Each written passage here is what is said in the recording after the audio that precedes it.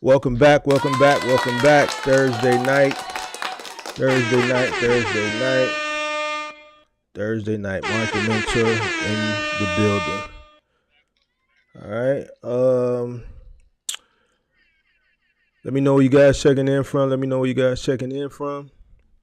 Make sure you hit that like button as you come on in.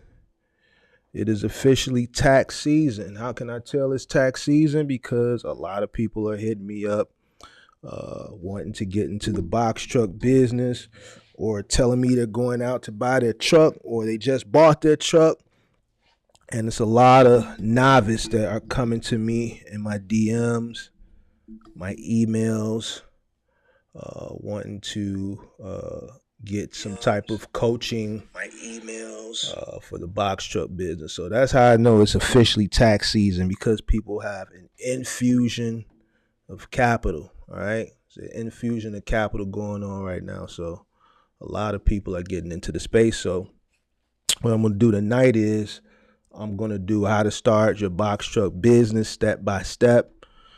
I know everybody did this video. Everybody that's in the space does this video sometime at the end of the year, because it's good for the algorithm and stuff like that. But I didn't do one because I don't follow trends. I do things when it makes sense to do them. All right. And it makes sense now, since I'm getting hit up with a lot of novice beginner questions. So let me just do the live stream, do the quick walkthrough. I know a lot of the subscribers that I have already went through these processes and procedures. So, if you want to hang out, you're welcome to hang out. If not, I completely understand, because this live stream will be based beginner based, for the beginners that have questions and just need this information. So go ahead and hit that like button. Let me know where you guys are checking in from.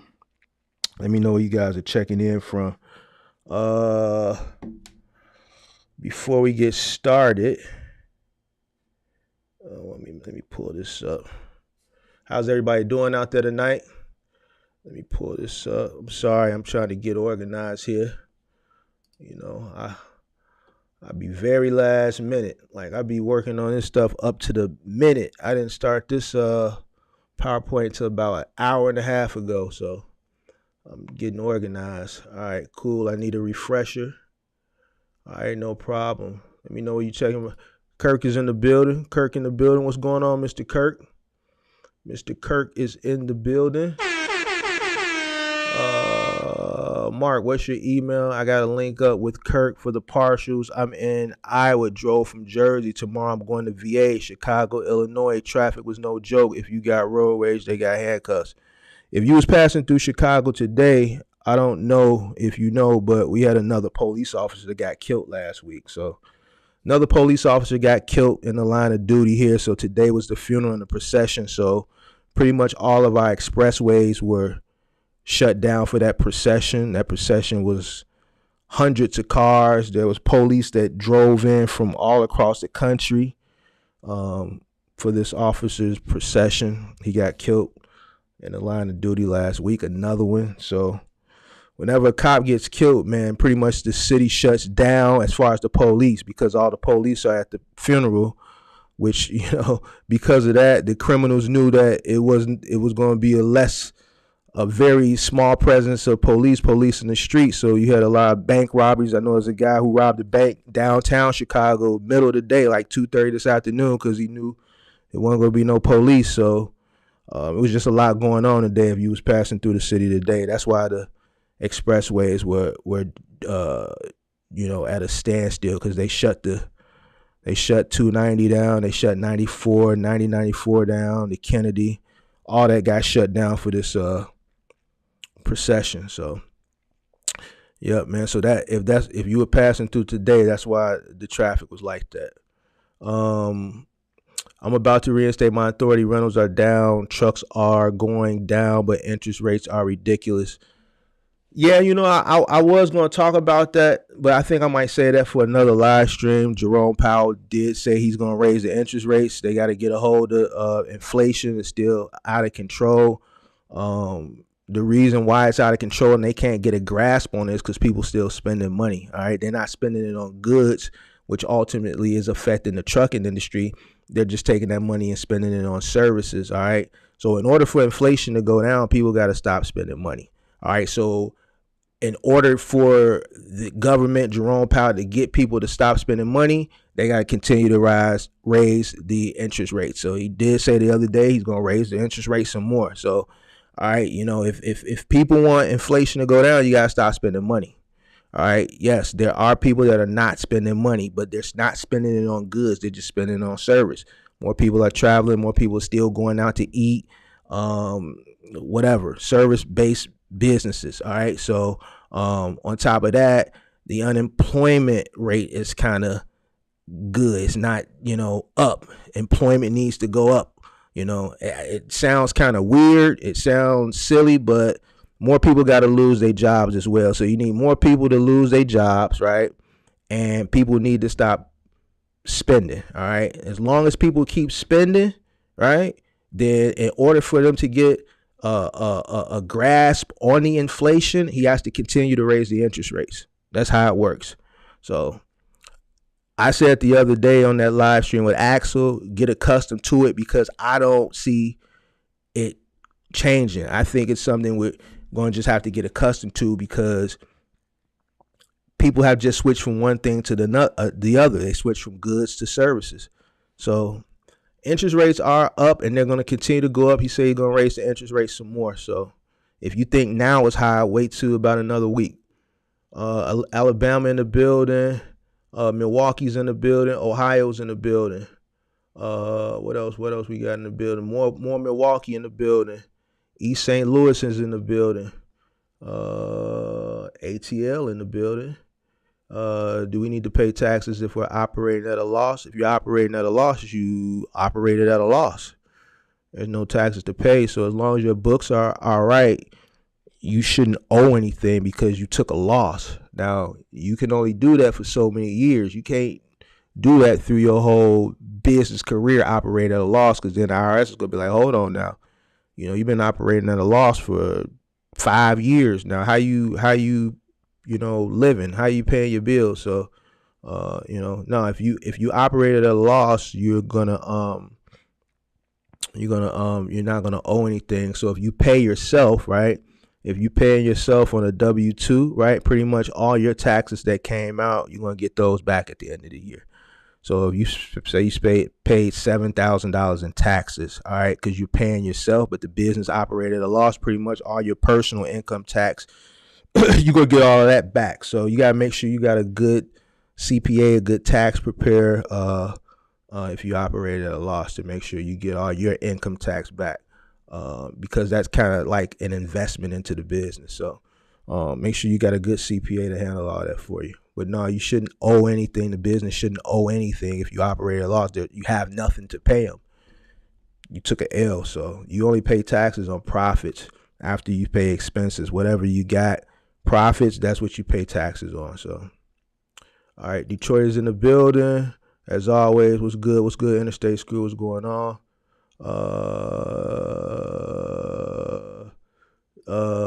Kirk says, yes, you need to pay taxes, but for the first 2 years you could take, right. So the first 3 years you could operate at a loss. After 3 years, you're gonna have to show some money. Let's see. That's what happened last month with 2 deputies, Riverside. Yeah, you know, it happens. I don't want to say it happens often here, but it happens more probably here than anywhere else. You know what I'm saying? People just not scared to shoot police officers here. So, but yeah, that's why the traffic was like that today. So I knew it was going to be like that because, like I said, it's not something that happens every week here, but it happens a couple times a year. So you kind of know that if a police officer gets killed in the line of duty, whatever day the funeral is, the procession is going to be, you know, so long that, you know, they're going to shut down the expressways. Ain't nothing going to move. North Carolina in the building, Philly in the building. All right, so let's get into it. Like I said, I'm gonna do this because it is tax season, and that's why I think I've been getting infusion of people wanting to know about the box truck business. Novice hit me up. Novice booking coaching sessions, beginner coaching sessions. So this is, I haven't done one of these how to start a box truck business because I feel like it just wasn't necessary, because there's other content creators that are out there that put this type of stuff out. So it was no need for me to do it. But now I think it's the right time for me to do it. All right. Since I'm getting hit up, so I can just direct people to this live stream, and then all their questions should be answered, and should nobody have to pay $20,000 for someone to tell them this simple information, because it's basically, it is simple information. It's the process of filling the paperwork out. The applications may take a little time, not much time, but it's only really a few steps, and we'll go through them real quick right now. All right, so come on in, hit that like button, and let's go ahead and pull this up real quick. All right, so how to start a box truck business. This is going to be the 2023 Mark the Mentor edition. And, I like to make it real simple. All right, we're not going to make it hard, because it's not hard. You know what I'm saying? It's not hard. It's real simple. I'm going to throw myself on the screen. First thing you need to do, DER says, do a live on how to start a dispatching service. That's what seems hot in the ATL. Somebody earlier today asked me about a dispatching service, and someone else asked me about a brokering. Actually, I had a few people that hit me up this week and asked me about both. Not something that I am gonna do. I'm not a bandwagon person. You know what I'm saying? Since my inception on YouTube, I've been spitting the same stuff. I don't ride the waves when people were making fun of last mile because it's a lot of work and a lot of heavy lifting. I still talked about final mile because that's what I do. And now here we are now, where a lot of people are trying to get into final mile. So, people gonna jump from one thing to the next when whatever they had that was working for them, that was making them money online, ain't working no more. You know what I'm saying? I'm not here to, be a content creator to make money. I'm really here to help people. That's why I'm here twice a week, and I give out all this free information. So people shouldn't have to. I'm not talking to you, DER. I know you're not a novice in this. You've been around. But to the people who are new, I put out this information twice a week. I don't really do videos that much anymore, but I'm on live stream twice a week, sometimes 3 times a week. And I give you all this information, so you shouldn't have to go pay nobody thousands and thousands of dollars. Yeah, they might not like me, you know what I'm saying? But at the end of the day, I really don't care. You know what I'm saying? So this is my philanthropy of giving back to people. So you shouldn't have to go pay for this information. All right. But yeah, I get you. I know what you're getting at too, DR. Yeah, when things ain't working no more, they got to switch it up, man. I heard people dropping DAT courses and all type of stuff now, but it is what it is, man. We're gonna just continue to do what we do over here, man, and then just get to it. So, man, all right. First thing I know you should do, all right, when you're looking to get into this business or any business, is write a business plan. You have to create a business plan. All right. You can't just jump into it. And I'm telling you, this is the first mistake that a lot of people I talk to make. Outside of the fact that they don't know how to pay themselves, they don't know how much it's costing them to run, and all the things they should know when they come to me. This is the first mistake they make, is they don't create a business plan. All right. You got to create a business plan. You shouldn't come to me talking about, oh, Mark, what you think I should do? I can't answer these questions for you. You got to answer these questions for yourself. I can't structure your business for you. You have to structure your business for yourself. Now, you can come to me for strategy. You can come to me to kind of point you in the right direction for intermediate and advanced questions, because beginner stuff I'm giving it to you right now. But I can't, tell you, well, you should do final mile, you should do middle mile, you should do Amazon relay. That's why you create a business plan, because you're going to study all these different lanes and kind of figure out what works best for you and your market. You got to study your market. You got to study the competition in your market. All these things that go into a business plan, you need to create one. I did a live stream about a month ago on how to create a business plan. I also did a live stream on, if you didn't go to school for business and you don't know how to set up a business plan, you don't know how to outline a business plan, there's artificial intelligence technology now that will outline it for you, and then you can just input the information that you need. I showed you guys how to create a business plan on ChatGPT. All right, so that's going to do a lot of the work for you, and you're just going to input the information that is conducive to your market. All right, I gave you the cheat code for that, so it shouldn't be hard for each and every person out there that's looking to get into the box truck business, that's watching this live stream either now or at a later date, to come up and create a business plan. But it is important that you create a business plan, because if you don't create a business plan, you're not going to know what direction you need to go in. All right, and ultimately you're probably going to fail. All right, so creating a business plan is very, very important. Doesn't need to be very elaborate. You know what I'm saying? You're not creating, you're not trying to build something for the government, and you gotta walk in and you're creating missiles for the government, and you gotta create a business plan to show how the missile is gonna be launched from US and it's gonna go all the way over to Russia or nothing like that. You just create a simple business plan, your market analysis, study your competition, figure out what lane you want to run in, the simple stuff, so that your business will start off successful. So that's the first thing you need to do, is create a business plan. All right. Second thing you need to do is structure your business. All right. Structuring your business, you need to come up with your LLC or your S Corp. I'm not going to go into the differences of the two, right? Because I've done that before, so I don't want to keep repeating myself. And this is going to give you guys an opportunity to go watch some of the older content, but you need to decide if you want to do an LLC or an S Corp. Now, if you plan on just you running your truck, and you don't plan on scaling, then maybe an LLC is better for you. All right. LLC is pretty much just a sole proprietorship, but you got the protection, right, that a sole proprietorship doesn't offer you. All right.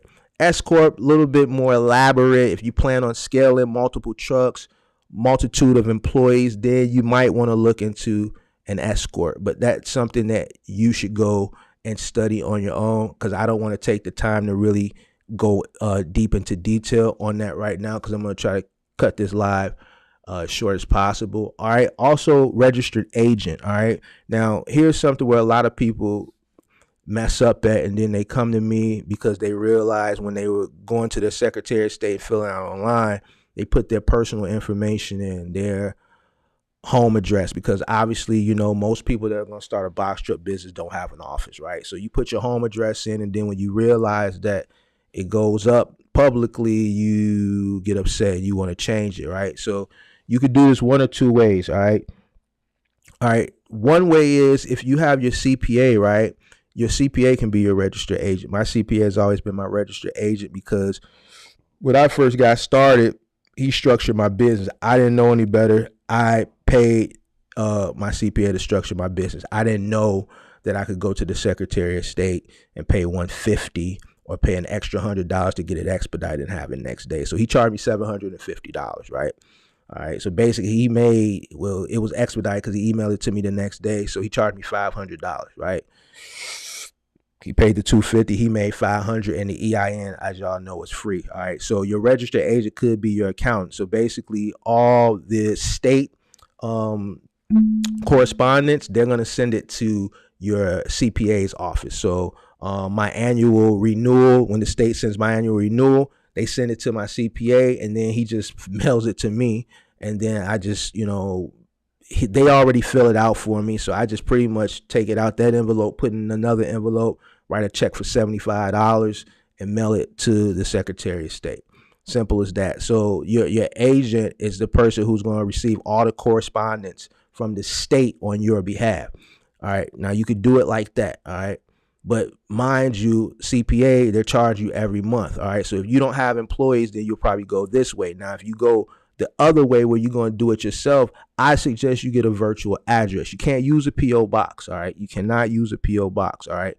So you can pay a subscription for a virtual address. All right. These virtual addresses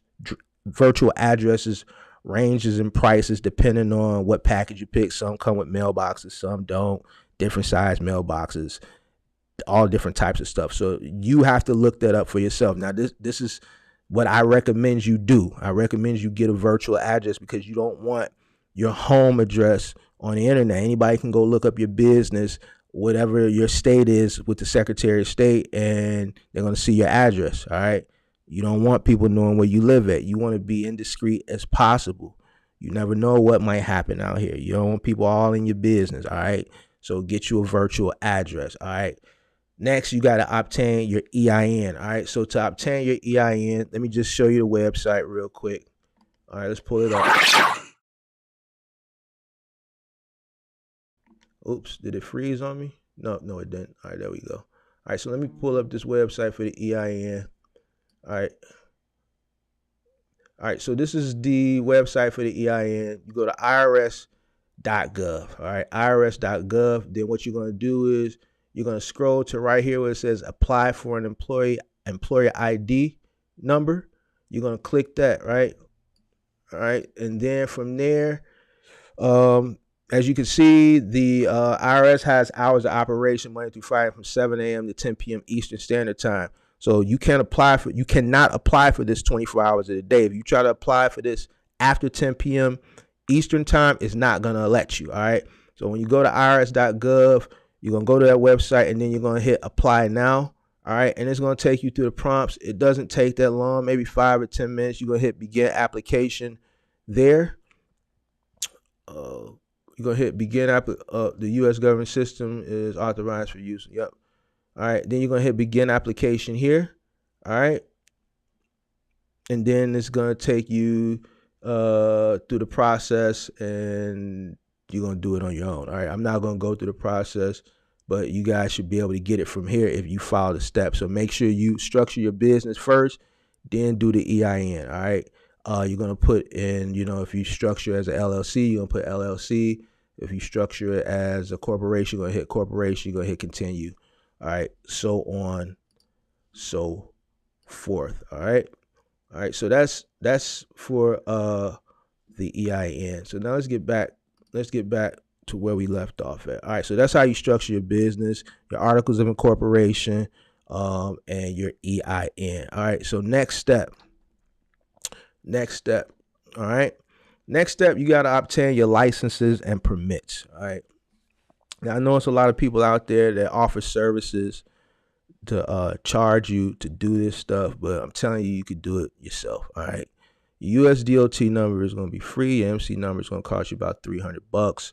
Your BOC at 3 is going to range depending on where you go to get it done at online. All right. So real quick, I'm going to show you about the USDOT. I know I've done it before, but let's do it again for laughs and giggles in this video. All right, your USDOT number is what you need so the U.S. government can recognize who you are when you're out perusing on the highways and byways of America. Yes, you need a DOT number. All right, so how do you get your DOT number? I'm going to show you how to get your DOT number. All right, I'm going to show you so you don't have to spend the money, because I heard people charging like $300, $400, $500 for this information. So let's go ahead and show you how to do it for free ski. All right, let me show you how to do it for the free ski. All right, let me pull this up. Boom. All right, so we on FMCSA website. All right, so what you're gonna do when you get to the FMCSA website, you're gonna go to registration. You're gonna hit apply for a new USDOT number. All right. All right. Once you hit apply for a new USDOT number, you're going to be a new applicant. So obviously you're going to click new applicant. Now I'm not going to take you through this process because it's long. So I'm just pointing you in the right direction. All right. All right. Is it? Oh, I didn't click it. My bad. Hold on. Let me move all this stuff out the way. Oh, my bad. I didn't hit continue. Let me move this stuff out the way. I got stuff all over the place on this screen. Let me move this to that screen. Let me move this to this screen. All right. Where's the next button? Hold on. I got too much stuff. Oh, there go. Let me move that over to that screen. All right. So then you're just going to continue to hit next. And then you're just going to follow the information. And you're just going to continue to hit next.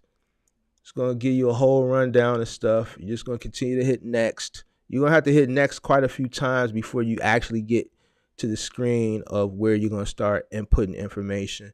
Right here it talks about the BOC3.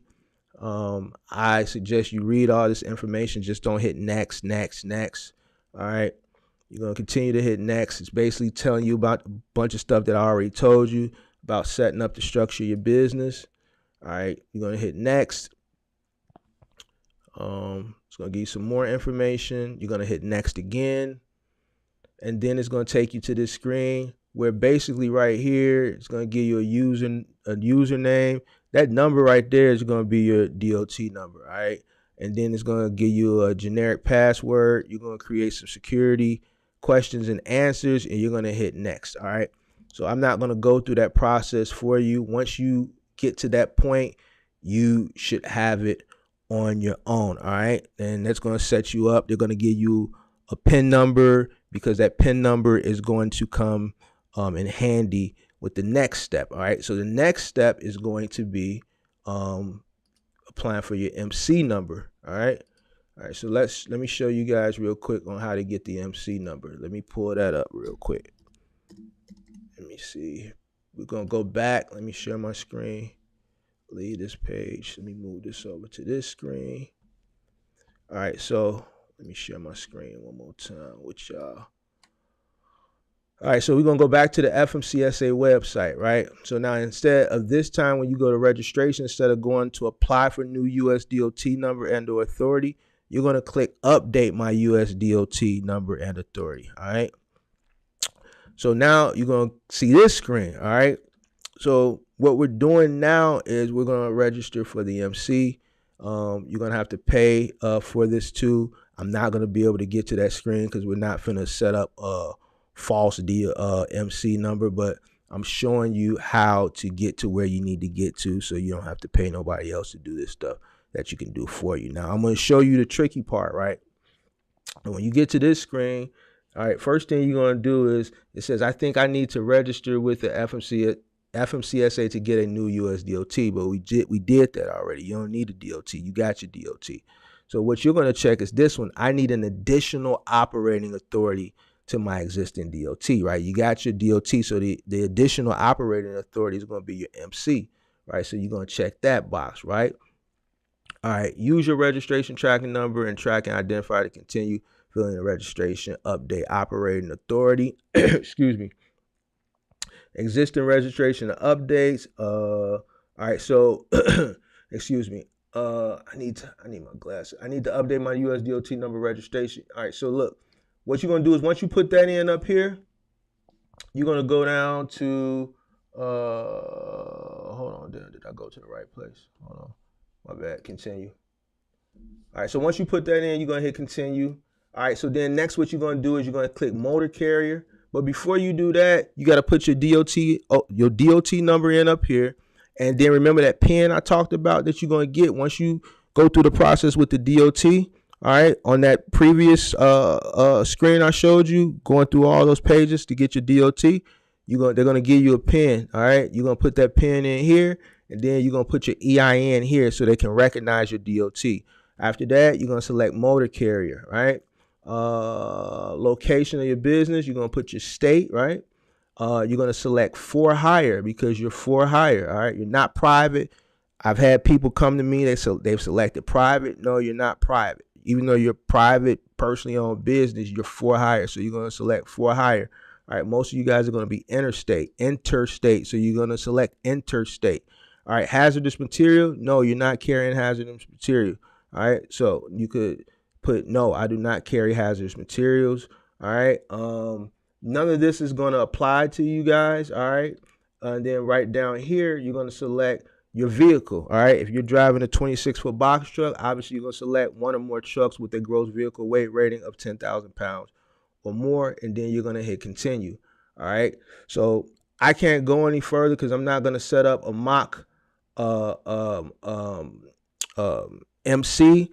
All right, so that's pretty much it. From there, you can go forward. Now, here's another mistake that people make, and actually I had someone come to me earlier this week, and they made this mistake as well. When you are applying for your DOT and your MC, The only thing you need to select is general freight. All right. I had somebody come to me, they selected household goods, and a plethora of other things. And what's going to happen is you're going to end up having to pay more money. All right.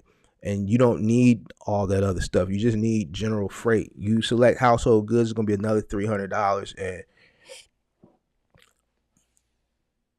household goods is moving. All right. So yeah, with Mark, I want to do moving too, but that's separate. That's separate from general freight. All right. You don't want to mix the two together. You want to keep them separate. All right.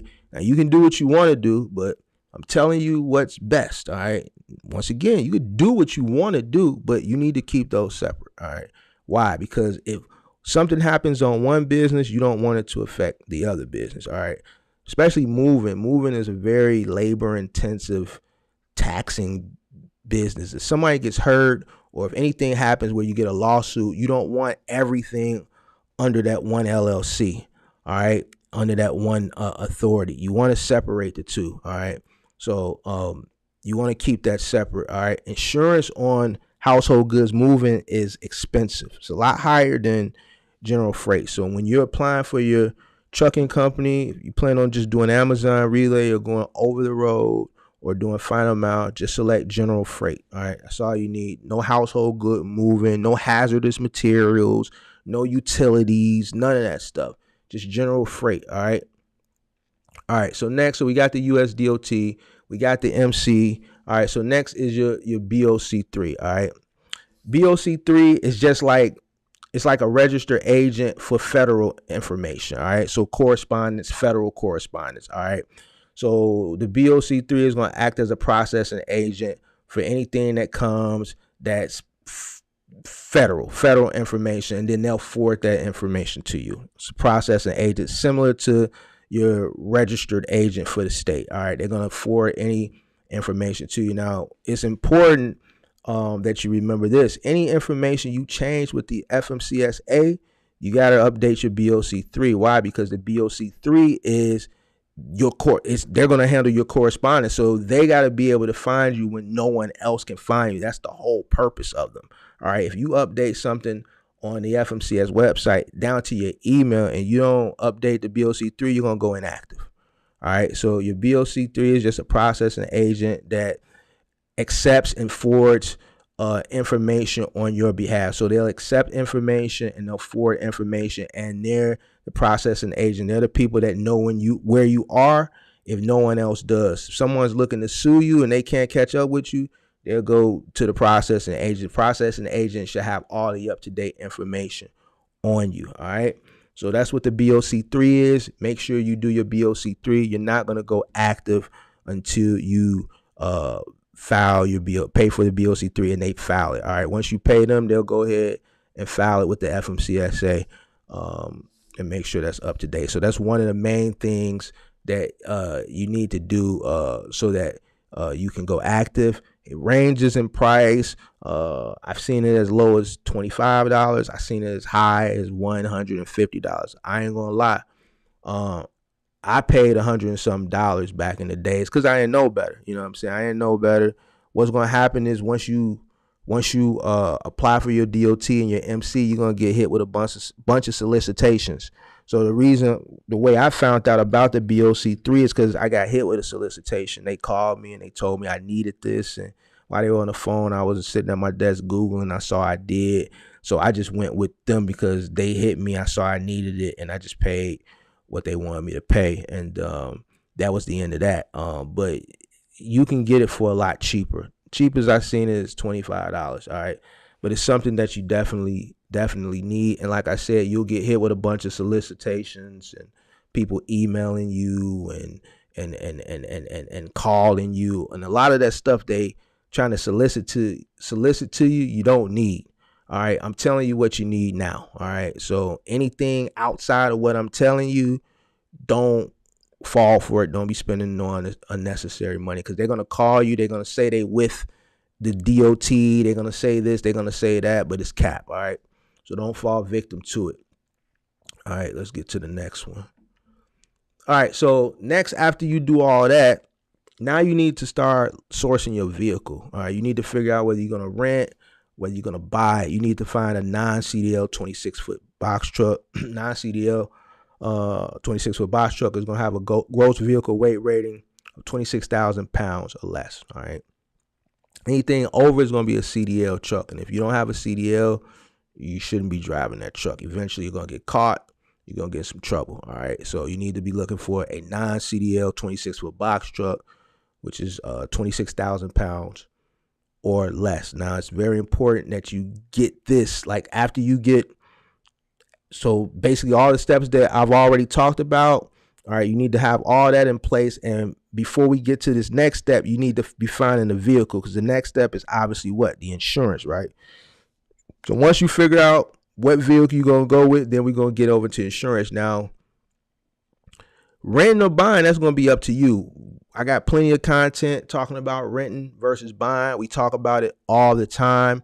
That's not something that I'm going to do on this live stream, because this is just the steps that you need to take as far as starting your business. So we're not going to dig deep into it. All right. So this is the next step. All right. Sourcing your box truck, whether you're going to rent or buy. What I will tell you is to do your due diligence at the time when you are at this step. All right. If it makes more sense to buy at that time because truck rentals are still high, then you might want to buy. If you can find a box truck rental at an affordable rate, right, while you're testing the waters out, then I don't have any issues with renting a truck. I have issues with renting a truck at a very exorbitant rate. So if the rate is really, really high and it's detrimental to your bottom line, then I suggest you probably finance a truck. All right. So, all right, let's get to the next one. All right, purchase insurance. Now, the first thing you need to do is find a broker. Find a commercial insurance broker who specializes in trucking. All right, now this is one of the questions I get all the time. Well, how do I find a broker? How do I find a broker? Because most people go through Progressive, and I'm really against Progressive. I had an exec on last Thursday from a third-party logistics company. Even he told you they against Progressive. Now, this is an exec with a logistics company saying they advise you to stay away from Progressive. So, like I say, get you a broker. Let the broker do the work for you. All right. Progressive is not the only game in town. It's the only game that allows you to sit down at the computer and go through the process yourself. All these other insurance companies, you got to have a broker, an agent to go through, because you can't just sit down at your computer and do all this stuff yourself. Because even with Progressive, what I find is when I talk to a lot of people that sat down and did it online themselves, they select a lot of the wrong stuff. So either their insurance is way too high because they selected a bunch of stuff they don't need, or it's way too low because they didn't select the right stuff. Like I was on a call the other day with someone. He got a brand new 2023 truck, and he's saying, man, he's paying $1,500 with Progressive, and that just don't sound right to me for no 2023. $1,500 brand new 2023, $1,500 early 30s. No, all right, truck $100,000. You run an interstate, that insurance should be well over $2,000. So that's what I'm saying. So first thing you need to do is get a broker. All right. So how do you get a broker? All right. I'm going to show you how you get a broker. I gave this little sauce, I think, last week on a live stream. I'm not for sure which one, but I'm going to show y'all how to find a broker if you don't have one. So let's do this. Let me share my screen again. All right. Let me pull that up, and then let's go to share screen. All right. So you can go to a commercial insurance company that won't allow you to, like how Progressives allows you to sit down at your computer and just go through the process yourself. All right, you got to find an insurance company that won't let you do it. All right, so you could use Acuity. All right, this is who I carry for general liability. So what you're going to do is you're going to hit business insurance. And then what you're going to do is you're going to scroll down here to industries, and then you're going to hit trucking insurance, right? All right. Then it's going to say contact an agent. Now, with these types of companies, Let me see if I can put myself on the screen real quick. Am I gonna pop up here? Y'all see me? Maybe not. All right. So with these types of companies, you can't fill this stuff out on your own. You got to go through a broker. All right. So once you get to insurance for truckers, you're gonna click contact an agent. All right. It's gonna take you here. Find an agent. You're gonna hit business again. You're gonna go down to trucking, and then you're just gonna put in your zip code. All right. So this is how you find a broker. All right. All right, let's say within 25 miles. That's fine. This is just for informational purposes only. All right, and then it's going to give you a list of brokers in your area. And this is how you can find a broker. I didn't find my broker like this. I went through someone that was in business that owned a liquor store that I knew had commercial insurance, and this person referred me to their broker. All right, and I've been with that broker for years. All right, but if you don't know anyone that's in business, that has a commercial business, whether it's trucking or another type of commercial business where you know they're insured, then this is a cheat code to finding a broker. All right. So as you see here, it's going to show me all the brokers that write for this agency. All right. Northwest, CAM, Northwest Insurance Brokers, CAM, blah, blah, blah. And then from there, you can research these companies and decide which broker you want to go with. You can go meet with them.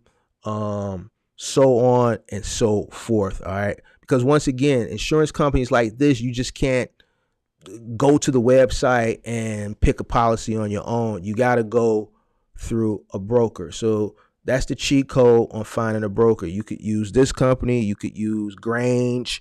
You could use Mercury. You could use any insurance company that requires you to have a middleman, which is a broker. All right. That's how you find a broker. All right. So for everybody that always asks you, more, how do you find a broker? That's how you find a broker. All right. So let's get back to this PowerPoint. All right. So that's how you find a commercial broker. Now you're going to need 1 million general liability. You're going to need 1 million in commercial auto. You're going to need 100,000 in commercial cargo. All right. Now you may find a broker that's lazy. A lot of people come and say, yeah, I got a broker, Mark. That broker told me I got to go with Progressive. No, you don't. You don't have to go with Progressive. A broker that tells you you have to go with Progressive is a lazy broker. Hit the like button. All right. It's a lazy broker. They're going to tell you what they want to tell you because you don't know no better. But I've been in the game long enough to tell you don't have to go with Progressive. You don't have to. I went with Progressive for 1 year because I didn't have a choice. Why didn't I have a choice? Something happened. I can't remember. I think one of my trucks got into an accident. Something happened that year. This is a long time ago, 2014 or something, right? And Grange didn't renew me. They didn't drop me whenever the event happened. They paid the event. It was a high claim. But what happened when it came up time for renewal, they didn't renew me. And we didn't find out until the last minute, right? So it takes some time for your broker to shop you on the market to see what comes back. All right. So because it was so last minute, when Grange decided they weren't going to renew my policy, my broker was basically like, hey, Mark, I don't have enough time to shop you. It was a couple weeks out. He's like, I don't have enough time to shop you, go through the paperwork, get it written up and go through the whole thing. The only person I can get you with really, really quick is Progressive, and it's going to be really expensive. You're going to have to deal with Progressive for a year, and then 60 days out from when your policy is up for renewal, I'm going to start shopping you 2 months before the renewal date. All right. I spent 50 that year on insurance with Progressive, 50 grand. All right. And this is about 10 years ago. All right. So in today's money, it probably would have been upwards of 80, 90 grand. All right. For that year. All right. So this is back then. So I spent 50 grand. And then sure enough, April of the following year came around, April 2015, because my policy renews in June. He was shopping me. All right. He was shopping me. And then that's when we left Progressive, right, and went with Mercury. But that year I was with Progressive, it was a lot of money. All right. So you don't have to go with Progressive. The broker will tell you to go with Progressive because it's easy for them. All right. And then it's a lot of money. You got to understand the broker is getting a kickback. You don't pay the broker. All right. The broker is a middleman. The broker gets paid off you paying your insurance every month. That kickback comes from the insurance agency. All right. So the broker's job is to really work for you. All right. If they have a moral compass, they're gonna ultimately want you to save money. But some brokers, they'll prey on people who don't know no better, and they'll stick you with an expensive company because now their commission is higher. Or, it might not be a commission thing. It's just maybe they're just lazy. They don't want to shop you, and they can just hit you with Progressive. Won't bam, thank you, ma'am. There's a plethora of commercial insurance companies out there that will write new policies. All right. So, don't fall for it. I had somebody hit me up last week, and I think she hit me up yesterday, forced to go with Progressive through the broker. And I'm like, no, you don't. You don't have to go with Progressive. It's a plenty of insurance companies out here. You don't have to have the same insurance company for all three of these things. You don't have to have the same insurance company for your general liability, commercial cargo. You don't. How you know, Mark? Because I got three. I got one separate one for each one. Every year, my broker is working. He's working. Listen, if Grange ain't giving the best deal for all three, but Acuity for general liability, Mercury for commercial auto, and National Fire and liability for cargo, I'm getting a better rate just separating and going with three separate companies, then so be it. That's a broker that's working in my behalf. You want a broker that's working in your behalf. So I'm giving you the sauce. Now, closed mouths don't get fed. Just don't go with what a person's telling you. Well, the only thing, because you don't have to. You don't. All right. So now that's the game.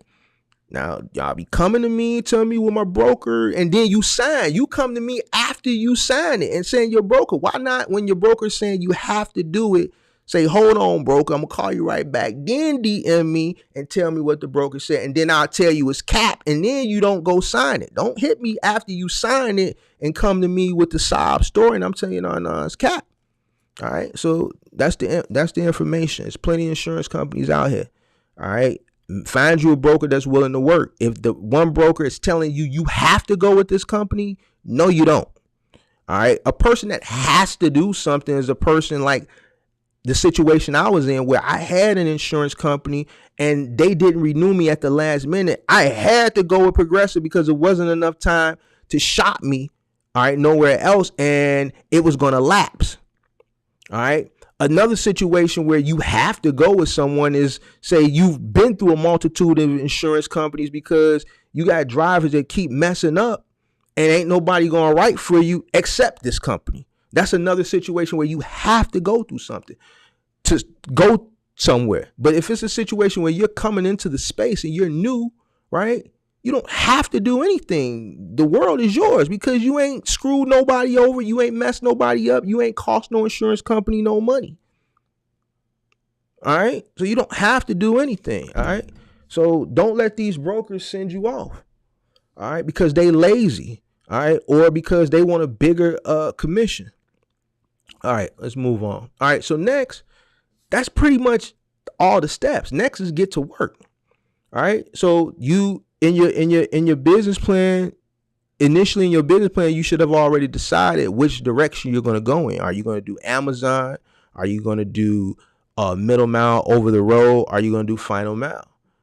You need to know what you're going to do and already be in the process of lining up where you're going to apply to. If you know you're going to do Amazon Relay, you need to start researching Amazon Relay. Obviously, Amazon Relay recently changed their requirements, so this is not something that you will be able to, start your business and get right to work. All right, you got to wait 6 months with Amazon, so that's out the window. So you have an option now of middle mile, right, OTR, or final mile. All right, some final mile companies, like I think XBO, JB Hunt, won't touch you unless you've been in for 28, 30 days. The other ones will. All right. Middle mile, there's a lot of brokers that won't touch you as well unless you've been in business 90 days. Some will. All right. So, if you're new coming into the space, there may be challenges at the beginning, but this is stuff that you need to research at the beginning before you start the process. And I'm telling you to research it at the beginning while you're creating your business plan, so that once you go through all these steps and you get to this point, you already know what direction you need to go in. You won't have a truck, paying for insurance and paying all these bills, and now you're in limbo because you're getting rejected everywhere. So you need to be making these calls early on before going through these processes. And step one, way back when I said create a business plan, so you'll know when you get to this step, step 6, what you're going to do. All right. And you won't have to go through those rejections. And it's as simple as that. It's not something that you need to go pay $1,000 for with some of these people that are charging you all this money to set this up for you. You can set this up for yourself. I just showed you how simple it is. It's going to take a little time with the research, filling this stuff out, creating your business plan. But ultimately, if this is what you want to do, then you're going to do it. I gave you the inside scoop on the insurance, on how not to get got with that. And that's it. You know, it's really as simple as that, and then you should be off and running. All right. So what I'm going to do now is I'm going to open the floor up for questions. Make sure you hit that like button. I appreciate everybody for tuning in. Hopefully, you know, some of the new people that are looking to get into the space that are using this content for research, you got some type of value from it. The people that's in here that I know that know this stuff already, I appreciate you for hanging out and rocking with your boy. All right, so go ahead and hit that like button for me. Let me get back to where I left off in these comments. Tracy says people need to be truthful. Yeah, people do need to be truthful, but this is the real world. You're going to have people that are going to be opportunists, and that's not going to change. So you just got to know how to maneuver around the cap. You know, not everybody knows how to maneuver around the cap. You know, I always say people, middle America, that just don't know no better. You know, you're going to always have people like that, you know, grew up in a small place where, you know, small town where everyone knows each other and everything's been, you know, just goody all their life. And then when they step out into the real world in one of these big cities with some of these city slickers that's fast talking, and they get enthused and mesmerized by the words that's coming out their mouth and some of the trinkets that people put around them, you know, they don't know they getting a dream sold to them. And then those are the people that get got. So at the end of the day, man, you know, that ain't gonna never go nowhere. So it's gonna always be a victim.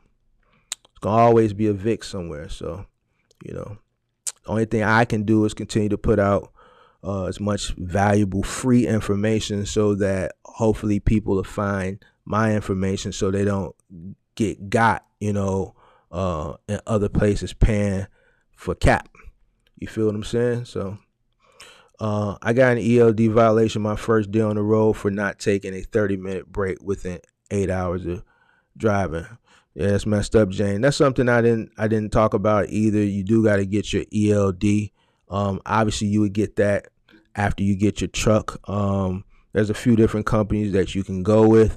I'm not gonna say any companies because I'm gonna start getting away from saying that names of companies, because all these companies hit me up but they don't want to pay. All right, so you know, I'm not going to be promoting companies. You can go do a little research. It's one company that's very popular that has been on my bumper for the past 4 months, but they don't want to pay, so I'm not going to say their name. Now, I will say this company, all right?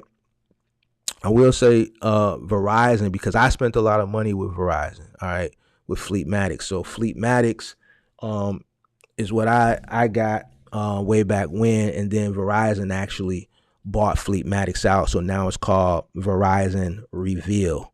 All right, now that's pretty good. The only reason I'm saying that is because I spent a lot of money with them, and I can attest to that. I'm not going to mention any other company that I haven't used, and they don't want to pay me. All right, but they want me to advertise them for crumbs, so I'm not doing it. I just won't say y'all at all, because I'm not taking crumbs. What else? They have a 100-foot yacht party in Miami coming up. Yeah, I know what you're talking about. Hey man, listen, the people sponsoring that, I can't knock nobody's hustle. I can't knock nobody's hustle, you know. It is what it is, you know. So, man, hey, it is what it is, man. Hey man. Hey, see how quick they pivot though? So, as soon as one thing gets shut down, you pivot. You can't knock the man hustle. Man, it's people gonna get got all the time. It is what it is. Thank you for your time, Sheridan. Thank you for your time. Thank you for tuning in. Appreciate you. DER as always. Appreciate your time and info. Appreciate you. Entre Guru, I just was on a contractual last mile call yesterday, and the number one thing that was a requirement was business plan. Gotta have a business plan nowadays. Anything you do in business, you gotta have a plan. Don't just jump into nothing willy-nilly, because more times than not, you'll fail. You know what I'm saying? So it's good to just have a plan, just some type of outline of what you want to do, research, like I said, even with this. Once you go through all those steps and you get to the last step of starting the business, actually going out doing the business, now you're calling and brokers saying, nah, you ain't, you got to be 90 days. This is something you need to know, which companies are going to work with you as a new carrier. All right. That doesn't require you to be 90 days active. All right. You can't do Amazon anymore. It's fresh out the gate. All right. So you got to kind of know exactly where you're going. Once you go active, you got your truck, you're going active. As soon as the day you go active, you ready to work. So these things you need to know already. You know what I'm saying? So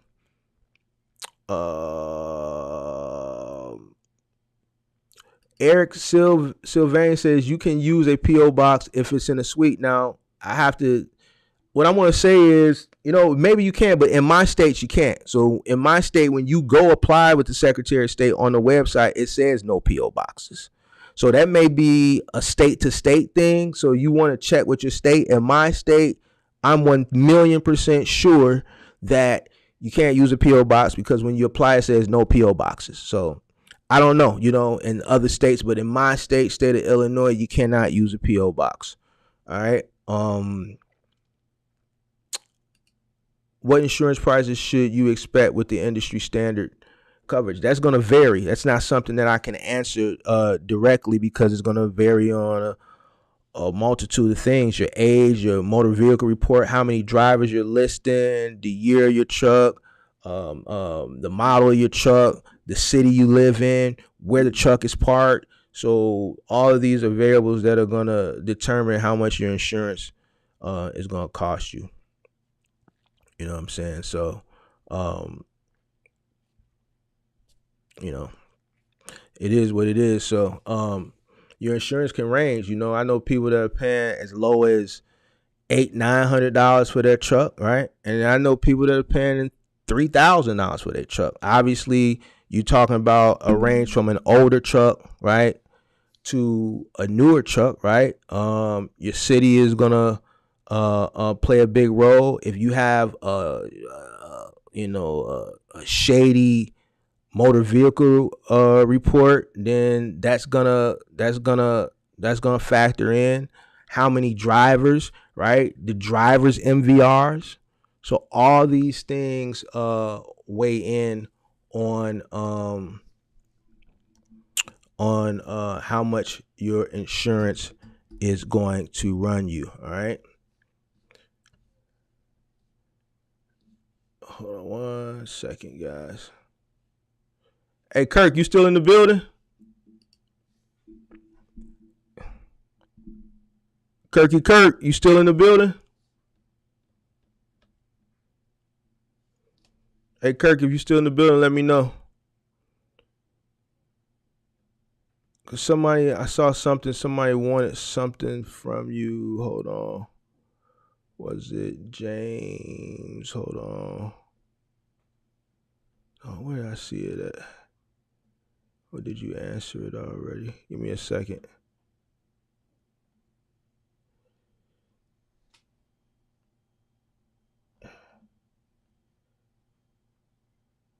Hold on. I saw somebody ask something about Kurt. Let me see.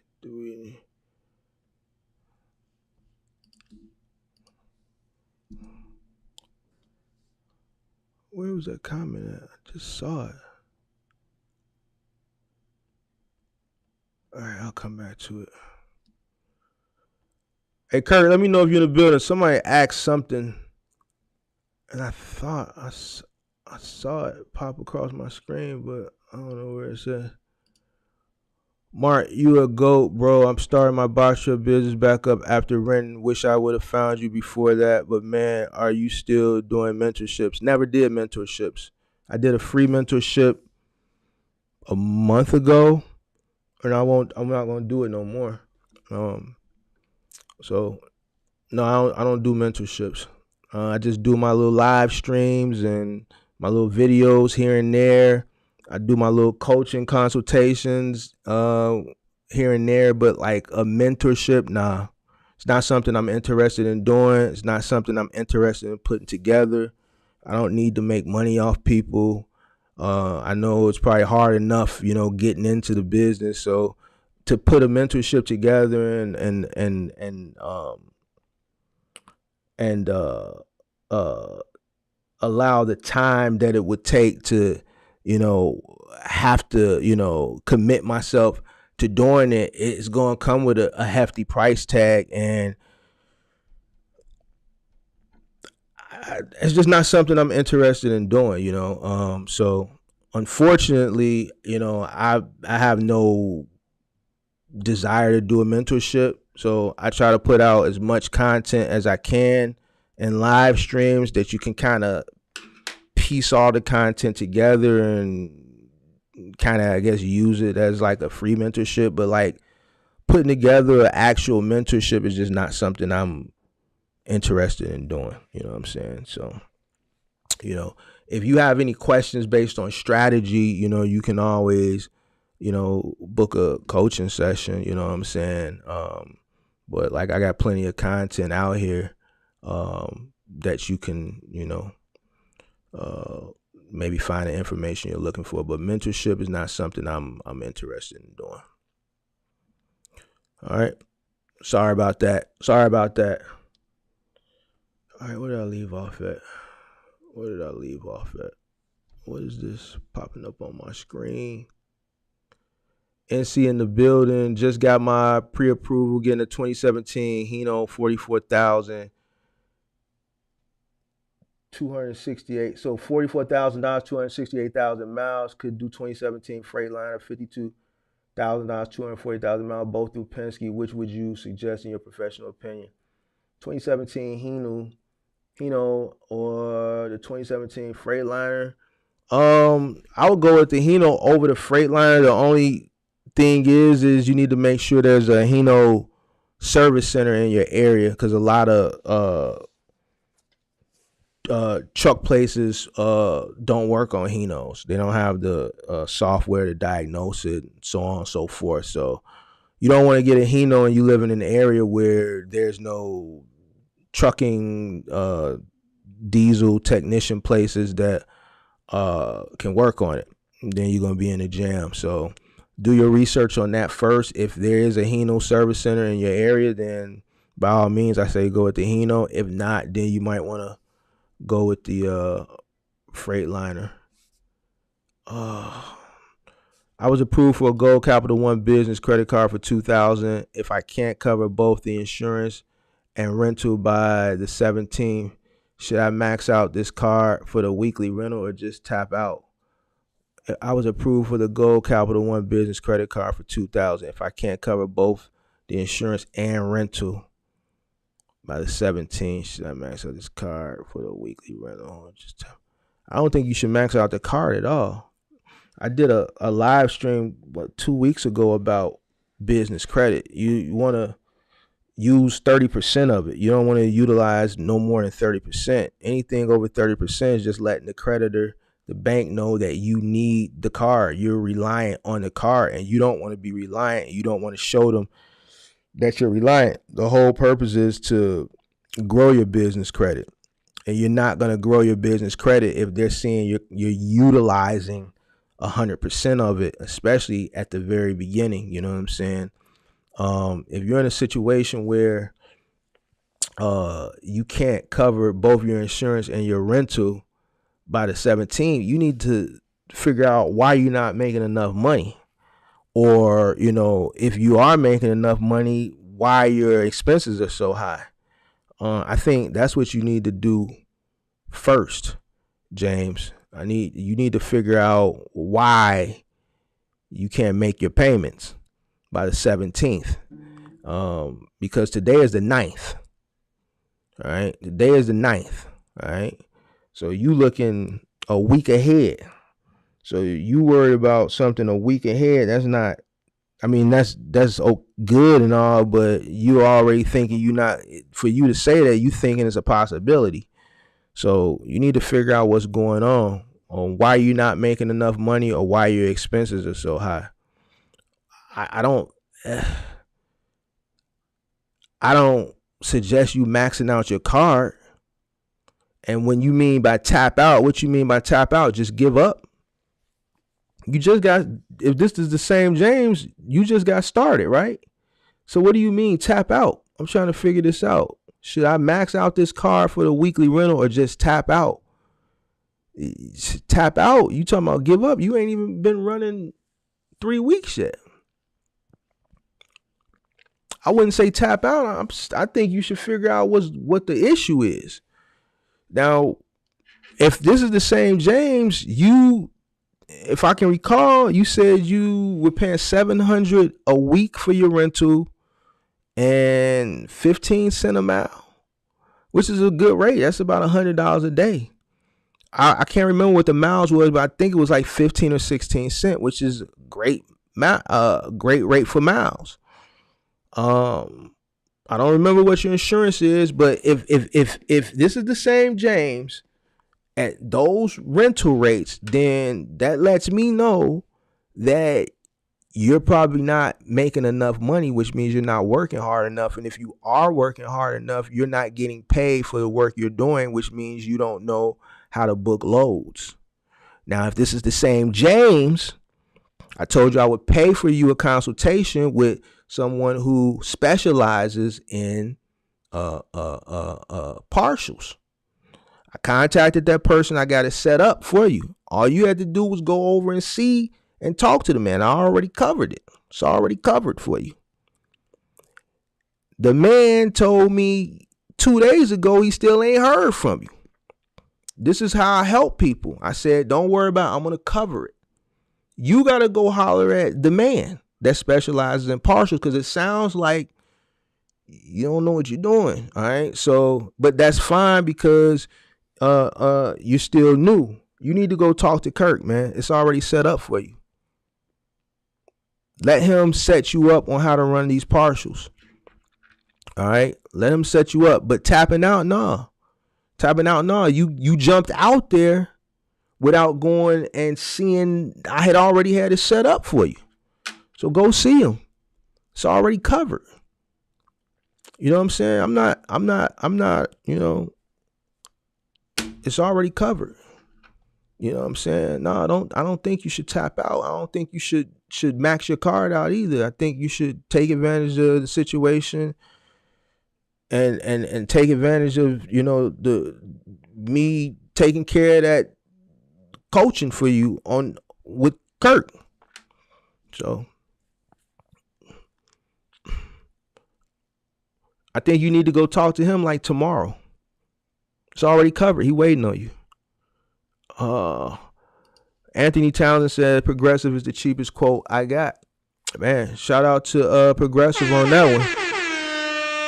Let me ask you a question. What year is your truck and how old are you?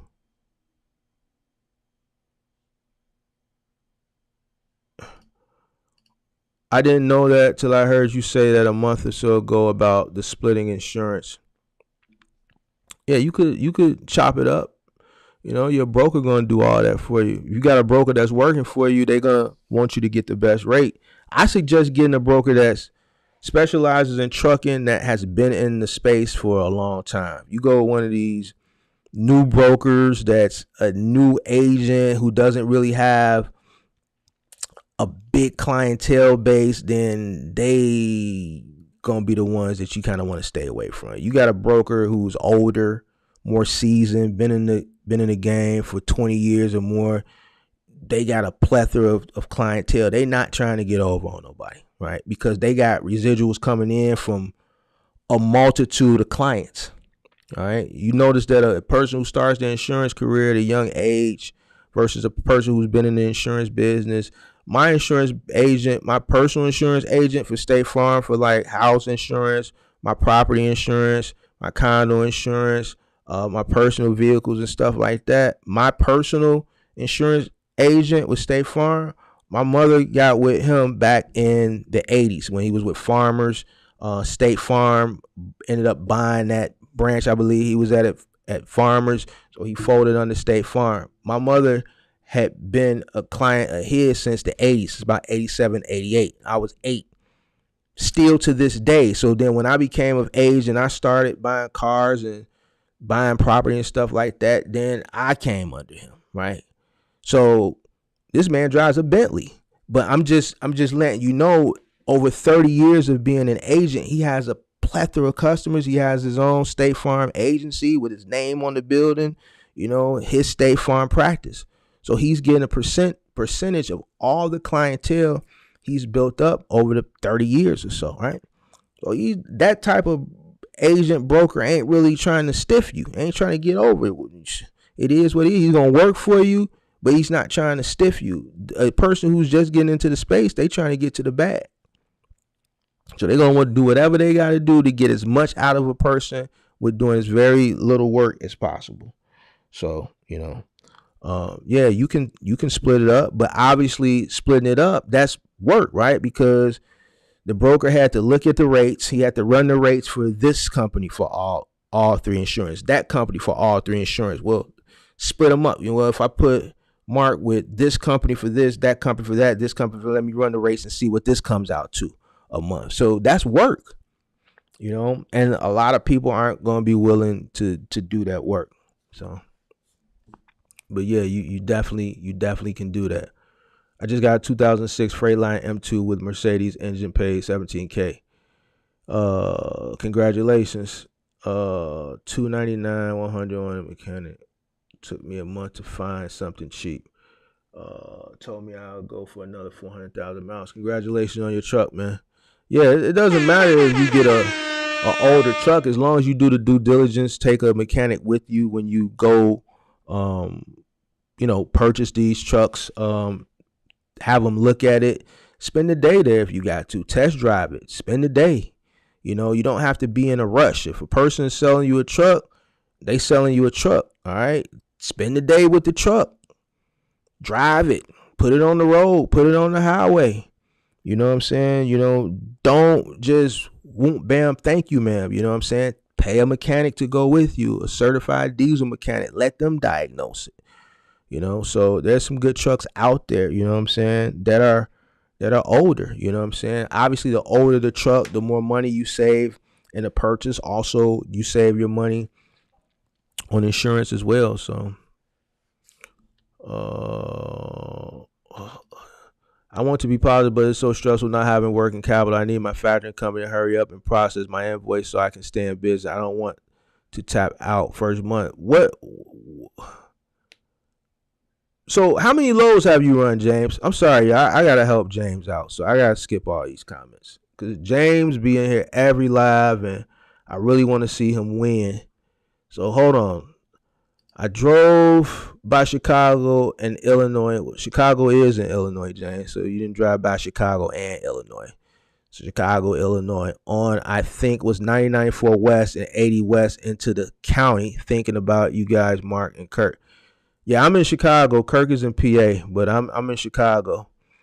Mark, any advice for diesel mechanic or shop to get regular maintenance for a box truck, or have someone come with to inspect a box truck before you buy it? You need to hire a mechanic. You can find a diesel mechanic on, I don't know, Thumbtack, hire helper. Maybe you could put an ad up on Craigslist, go to a certified diesel mechanic shop, see who's in there, ask around, hey, any one of you guys want to make some extra money on your off day? I'm looking at buying this truck. I kind of want somebody to diagnose it. Well, I'll do it. I'm off on Tuesday. All right, well, how much is it going to cost you? Yeah, give me $150. Okay. Let's change numbers, you know what I'm saying? Do what you got to do to get a diesel mechanic to go with you and look at that truck.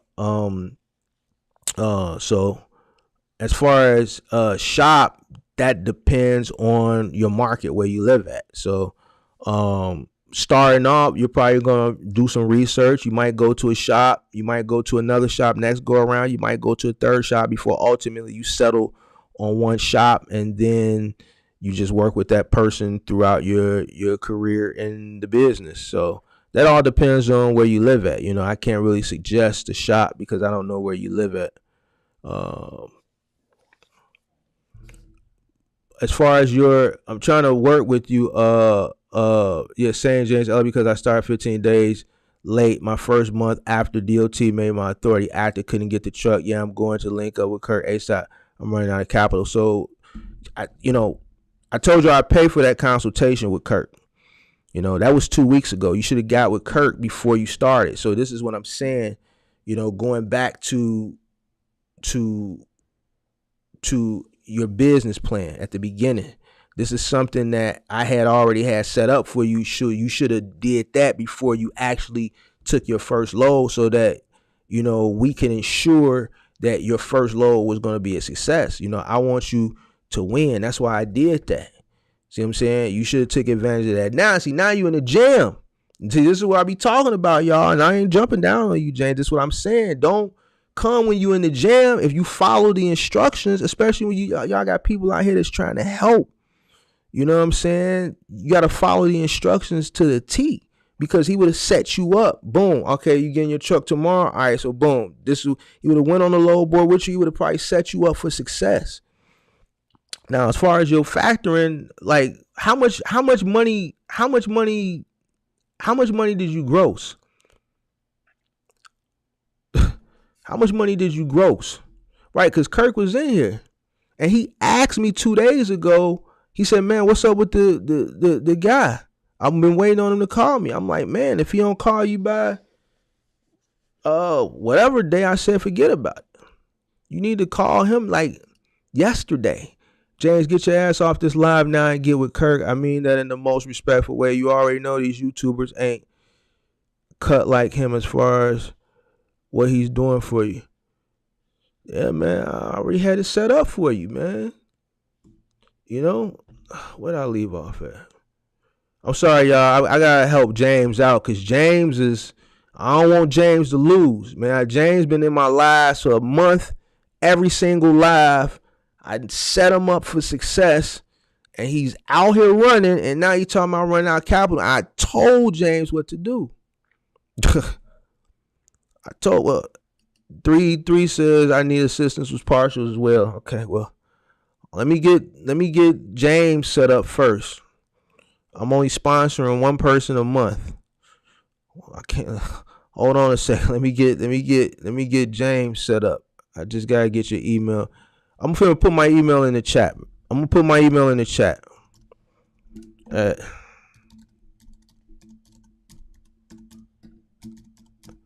gonna put my email in the chat, and then you can email me, and then I'll set you up. That's my email. All right. You finna run out of capital, man. How much did you make? How much money you waiting on? I skipped over 100 comments trying to help you out. I put it up there.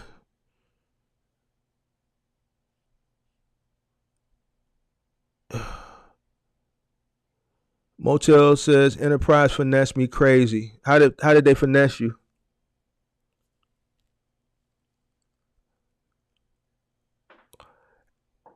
How did they finesse you? I'll have my authority and be active next Friday. I'm in Cleveland. I'm sorry, y'all, I'm jumping over the comments, man, because I'm trying to help James. So if I missed you, I'm sorry. I'll have my authority and be active next Friday. I'm in Cleveland, Ohio, and rental rates are sky high out here. Where you in Cleveland? Well, if rental rates are sky high, then you know what you got to do. You know what I'm saying? But this goes back to creating that business plan. These are things that you got to know, before you get to that last step when your authority goes active and you're ready to roll. So if rental rates are high, then there's only other one other alternative, and that's to basically go out and buy a truck, either cash out on one or finance one. Ultimately, you need to keep your overhead as low as possible, because what you gotta understand is the spot market. If you're planning on running middle mile, the spot market rates are low. All right, and they're very low to a person who has a very exorbitant overhead. All right, so if your overhead is high at the current spot market rates, it's probably going to be hard for you to make money. So that's something that you need to keep in mind before you just, jump in. Because what happens is people, they just go and rent the expensive truck and, say God got me or something like that, which he does have you. But at the end of the day, if you're spending $1,500-$1,800 a month on a week on a rental and 35 cents a mile, then the rates are just the rates, and like I said earlier in the beginning part of this live, a question that I get asked a lot, when do I think things are going to retrace? I don't think it's going to happen anytime soon. I think, this country, that things are in just a bad place right now, and the Fed is just having a problem trying to figure things out. So, it's kind of messed up out here. So I think people need to get accustomed to what's out there. And if you're getting into the space and you're saying rental rates are high, then you're probably going to have to buy a truck if you're capable of buying a truck. All right. So, it's only really one or two ways you can really handle that, because that's just one of those situations where it is what it is. It is what it is. It is what it is. All right, let me see. Gross 1350. That's not enough. That's not enough, James. 1350 ain't enough money for the week, bro. You're gonna lose. Raven says Chicago in the building. I just subscribed to your channel. Love what you're doing. Shout out to Raven. Africa says thanks for the advice. No problem. Hey, James, man, that's not enough money, man. That's not enough money. If you're a week and you only make $1,350, you're that's not enough money, man. Is that for the whole week or is that for one run? Talk to me, James. Matter of fact, I'm gonna drop the link, James, because we got to talk face to face. I done gave you enough free sauce. I done sponsored you a consultation with somebody else. You know what I'm saying? I ain't no hater.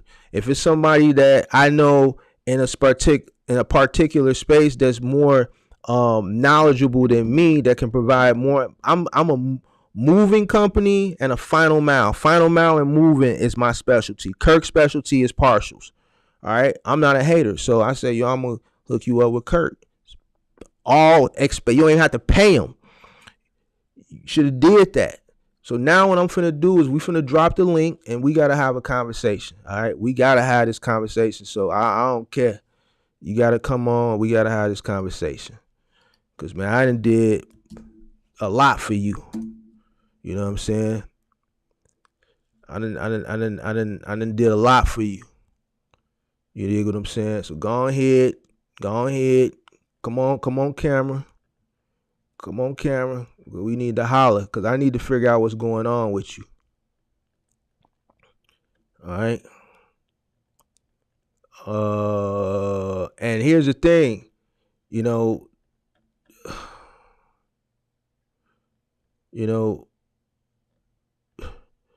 everybody want Kirk information. Kirk be on my channel all the time. He was just on here earlier. If you scroll up, you'll see.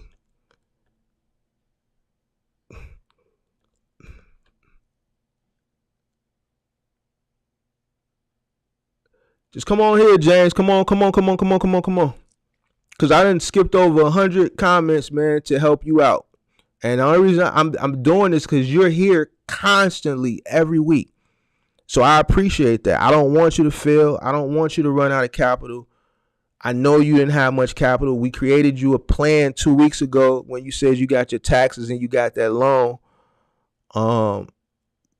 which should have been enough for you to get through the first week. But I was expecting that you were going to at least do at least 4 or 5 grand. I didn't know you was gonna do 1350. 1350 is not a lot of money. It's not a lot of money. Your rental is 700.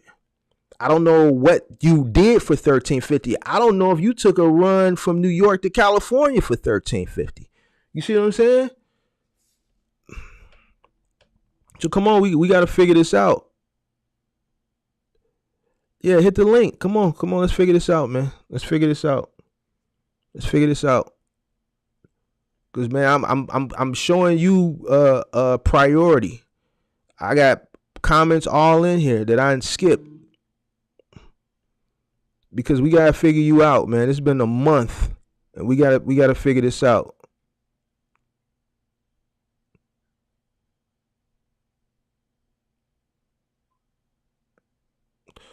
Anthony Townsend, all these folks you bless, mentorship and paid consultant, and they don't take advantage. Shaking my head. Unfortunately, that's probably why folks are failing. I appreciate all this free info from you. I use it. LOL. Appreciate you. And that's the thing, like I said, I'm not no hater. You know, I know partials is not my lane. I'm final mile and moving. That's me. Partials. Do I know partials? Yeah, I know partials, right? But if I know somebody that does partials day in and day out, man, here, go holler at him. I ain't no hater. You know what I'm saying? I rock with Kirk. You know what I'm saying? So, you know, and if I know somebody that's in a situation like James, and I'm not, you know, James is public with his information. He comes in and tells all his business. So it's not like, you know, I'm telling his business because he puts it in the chat, you know, as y'all can see. So I covered the coaching for him. You know what I'm saying? So I'm trying my best to help everybody. You know what I'm saying? Come on, James. Hit the like or whatever, the link. let's figure this out, because this has been a month. Let's figure this out. Come on. Let me put a come on. We got to figure this out. You had 7 grand. I gave you a plan to work that 7 grand. All right. Let me pull James up. What is that? Hold on. Let me pull this up. Let me see. Interview. James, you got to call back. There you go. I don't see your camera, James. James, can you hear me? James, what's up, man? What's up, Mark? How you feeling? How you doing? I'm feeling good. That's good. So, no, talk to me, man. Talk to me. Tell me how your week went. Let's figure this out. Do we got echo here, or we're good? Hold on, I can turn the echo off. I don't hear an echo, but let me just make sure I put the echo cancellation All right. on. Yeah, All right. me neither. We good. Talk to me. I'm in the country, like the mountainside. It's So I don't know. good. I might be cutting in and out. It's all good. Let's get to it. Talk to me. Let's figure this out. So right now I got like let me see. I got like 4,000, a little bit over 4,000. And you breaking so up a little bit. Is like 36. Hold on, James. You breaking up a little bit.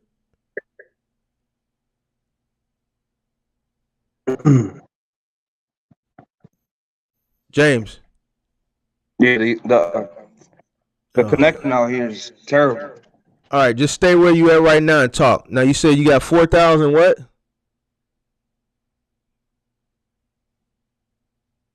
I got a little bit over 4,000 in working capital, and my insurance is 3026. My what else? So the rental is good, but the thing is, I don't think I'll have enough by the 17th. I can extend the insurance to the 22nd, and I might be able to extend it to the 1st, but I want to pay it off by like the 29th. All right. So how much is the insurance?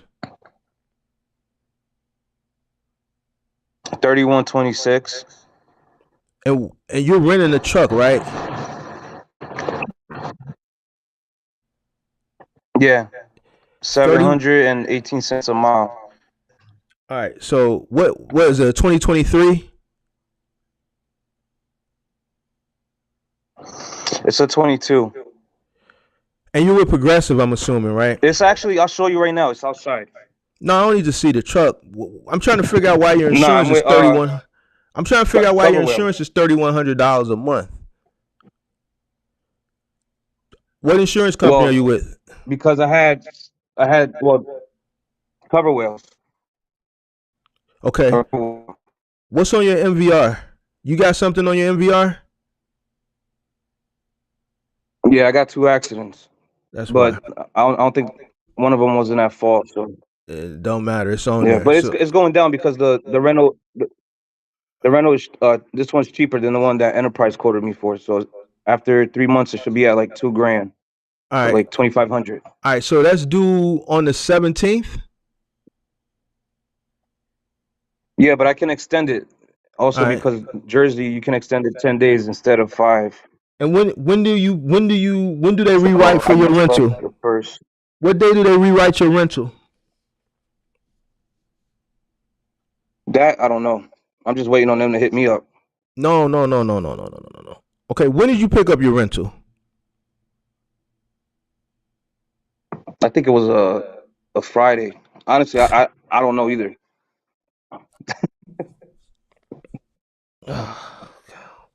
How long have you had your rental, James?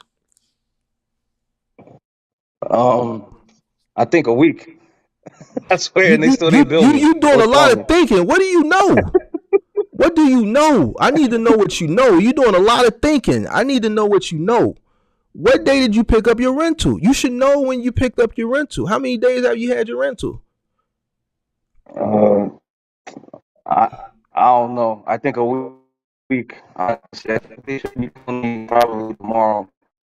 So James, man, I don't know what to tell you, man. I don't know, man. I don't know. I don't know. Listen, your rental gets rewritten every week. So if you picked up your rental last Monday, today is Thursday. All right. Your rental gets rewritten every week on the day from when you picked it up. So if you picked it up on a Monday, that means they're going to rewrite it on a Monday. If you picked it up on a Tuesday, they rewrite it on a Tuesday. So that means every Monday or every Tuesday, they're going to hit your card. all right, All so it's right. probably tomorrow. So you picked it up last Friday? Yeah. All right. So they're going to rewrite it tomorrow. That's 700 plus the miles. All right. You got $4, right? You got 4,000, right? Right? Yeah. All right. Actually, I think I picked it up on Monday. Sorry, I think I picked it up on Monday. This Picked it Monday up or on last Monday. Monday? Uh, this Monday. So 4 days ago. Yeah. Okay, so next Monday they're gonna rewrite it. So it's gonna be $700 plus the miles. You made $1,350, right? On one load, I'm assuming. Yeah. From where to where? Jersey to hold on, let me see. What's this town? What state was it in? Iowa. Right next to Mississippi River. Wait. You went from Jersey to Iowa, one pick, one drop for $1,350. Yeah. Hey man, call Kirk. And it was a dedicated. Call Kirk, man. Just call him, man. I will. Yeah, call Kirk, man. I just you email me, right? Cause I'm just gonna let him talk to you, man. I done did as much as I could do for you. So call him because you should have hit him up first.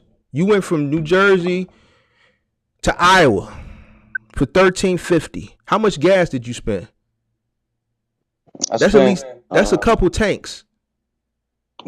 Well, I spent about 350 or 400.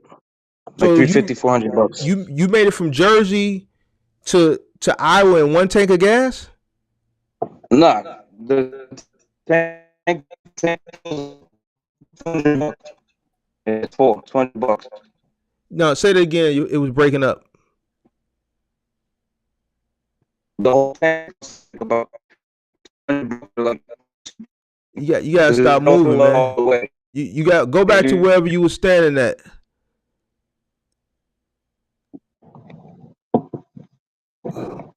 That's better? Yeah, it's better. Now, how much gas did you use? About 400. I spent 2 tanks of gas to get here. So, and it's 200 bucks for the whole tank. All right, so you spent 400, right? Yeah. All right, so and you made 1350, right? Yeah. And that's your week. Yeah. And then your rental is $700, right? Plus, how many miles was that from New Jersey to Iowa? I mean, with Deadhead and then driving to find a hotel and stuff, it was like. Oh, you stayed in the hotel too? I'm gonna say. Yeah, because the truck turns off every 5 minutes. The rental, I can't. I gotta keep. Listen, I was gonna sleep in the truck. I was laying on the floor, but the thing is, the truck turns off every 5 minutes because it's the Right. rental. So I gotta keep hitting the. I mean, I came out here with just the clothes on my back. I swear to God, I didn't even know I was gonna come out this far. I just saw the load. I saw $1,000. I said, "Yo, let's do it." And I said, $1,000 is a lot of what did money. I say? What did I say a few weeks ago? I said, man, people, they jump into this game, they look on the load board, they see $1,000, they see $2,000, and they just jump on it. You took a loss. Yeah. So $1,350, your week is gone. You spent $400 in fuel. You spent $700 on a rental, right? All right, that's $1,100 right there. You in a hotel, there go your $1,300 right there. But I got here today. I did the load in 3 days. It took you 3 days. It took me. I left Tuesday and I got here and I delivered it. No, it took me. I could have got here. Yeah, it took me on the third day I got here, but I could have delivered it earlier. The thing is, it was scheduled for Thursday. Yeah, you need help, bro. I'm not gonna go on how much money you lost, but right now it's costing you money to do that load. Yeah. It's costing you money to do that load. So what you made on that load got eaten up with just your truck rental and the fuel. I haven't even included the mileage. So you figure New Jersey to Iowa, that's what, 600 miles Almost. maybe? Nah, it's almost 1,300 miles. 1,300? You sure? Almost. Hold on, It's 1,000 on what part of Iowa you in? I'm in Wisconsin. I'm in. I thought you said you was in Iowa.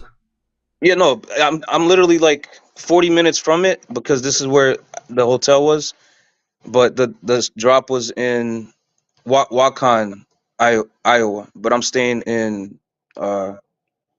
Fiskby something. Okay, all right. So you said 1,300 miles. How many miles you say? That's what I'm giving it as an estimate. Don't give me an estimate. You supposed to know exactly. See, this is what I'm talking about. You supposed to know this stuff exactly.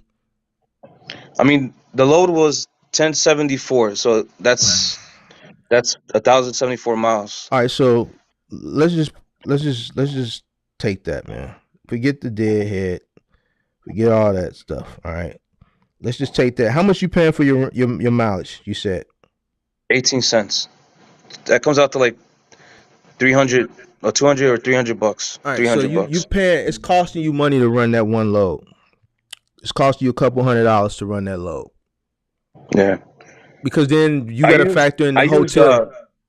I use trucker calculator. It's free. And then like I put everything, my ELD costs, my low board costs, my insurance. I put 35% in taxes. I mean, when I saw it, it wasn't. I was operating at a loss, but I just took it. So you knew you was operating at a loss? Yeah, but then I tried to, like, no, my bad. Because I removed. This is what I did. I removed taxes because I figured I would be operating at a loss. So I removed taxes, and then I removed the dispatch fee because I'm the one that booked the load. Then it was profitable. It was like 200 or $200 profit. That's why I took it. Where'd you come up with that $200 at? Because I removed taxes and the 35%, and then I removed the 10% from. But you're over two. You're it's costing you money already without even adding that stuff.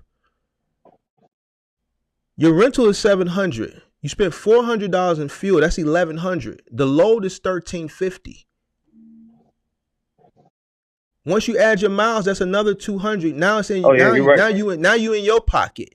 You at a hotel. You further in your pocket. You got to eat.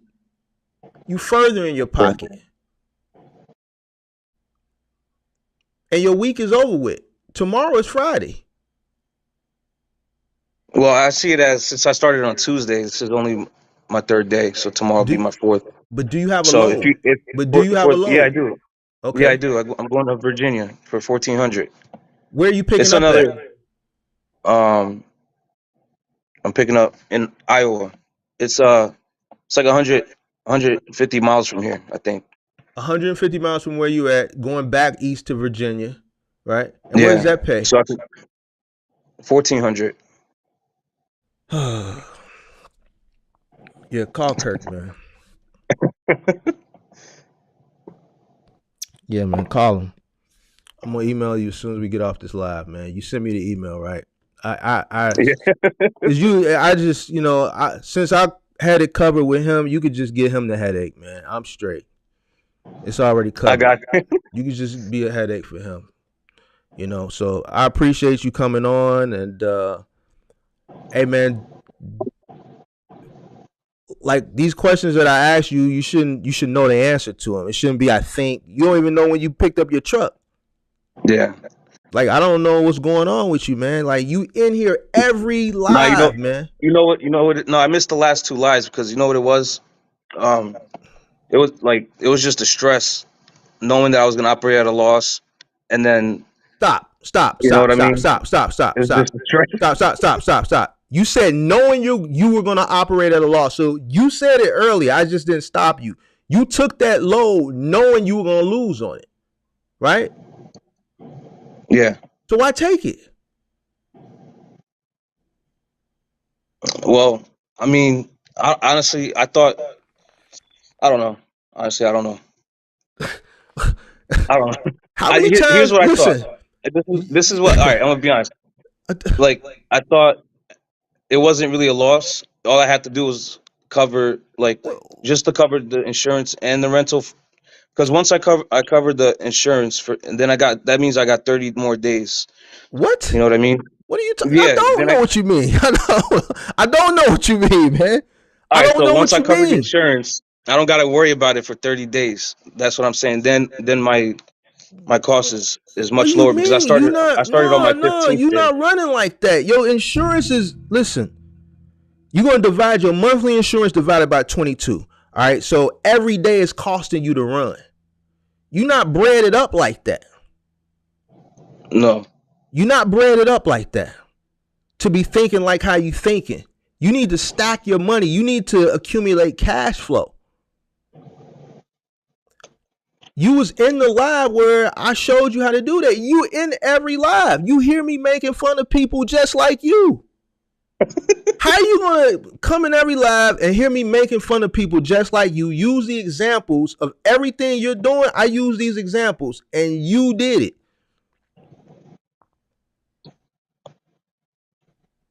I mean, I appreciate you for, being honest, but man, you said some things that just behoove me. You said you took the load knowing you were going to take a loss. This is your first load. This is what happened, right? I'm going to tell you what happened. This is what happened. When I took that load, I thought I would be able to get more loads going this way because that's what I had told my dispatcher. But when I got there, they put the seal on there. Wait a minute. You got a dispatcher? You just said you dispatched it yourself. No, I do. I got one, but I got to meet this load. He can't really get me any loads. I don't know why. So, but I don't pay him unless he books a load. He only gets paid if he booked the load for me. So all these lives that you've been here watching, what have you learned? I mean, I learned a lot, honestly, to not keep doing what I'm doing. What I did this one time. I mean, it was my first load. You know, it was my first load, so I Oh just man, figured I'm just trying to go back east. I bro. just want to go Nah, back east, bro, see my bro, son. bro. Man. You went into it knowing you was gonna take a loss. You already said it, bro. So why take it? That's what I'm trying to figure out. I've Well, asked you the question. it was a dedicated freight, so I didn't know if like I What didn't that really got to know if do they with were it? gonna, huh? What does that have to do with anything? Well, because if it wasn't dedicated, I figured maybe my dispatcher would have found me another load, You partially out you that way. you're not But getting what I'm saying to you, bro. You're not getting what I'm saying to you. You took something knowing you were gonna lose on it. Why take it? You would have came out better just leaving your truck parked.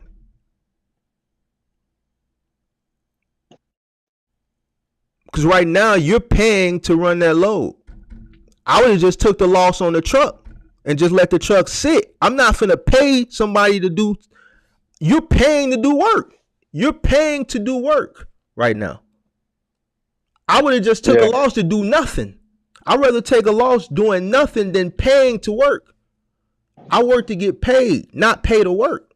You see what I'm saying? I don't do nothing knowing I'm going to go in and take a loss. That's why I do the due diligence and do the knowledge and do the math before I do it. right. And you know your situation is, You came in here saying, man, you don't have the working capital. So what did I tell you 2 weeks ago? I said, yo, you don't have no room for mistakes. Did I tell you or did I not tell you that? Yeah, you did. And then what did I do? I said, you running middle mile? I said, man, I'm going to pay for you a consultation with Kirk, right? Yeah. So why you didn't go see Kirk? I mean, it was just that one little like 3 or 4 days of that week was just kind of hard because I still didn't have a truck. I was still trying to figure out that. I was calling every single day trying to see, how to get that truck so I Listen, could start moving. listen. What does that have to do with what I'm asking you? Right now I'm being hard on you because you've been in here every week. I've helped you more than I probably helped a lot of people. And I went outside of my channel to another channel that somebody specializes in what you do and covered Yeah. it. Ain't nobody gonna do that for you. Ain't no other Yeah, I know. channel gonna go say, man, I'm gonna pay for a consultation with somebody else that specializes in this. I know. So do you think I don't want you to win? So you No, let I me, think you do. you I let want to me. win too. Okay, so you I let want to me. win too. Okay, cause see, I'm you letting me down. Yeah, I know. I got you. I'm gonna hit up Kirk. I'm gonna hit Kirk up. Because see, what you're going through right now, you wouldn't have went through it. I set you up for success.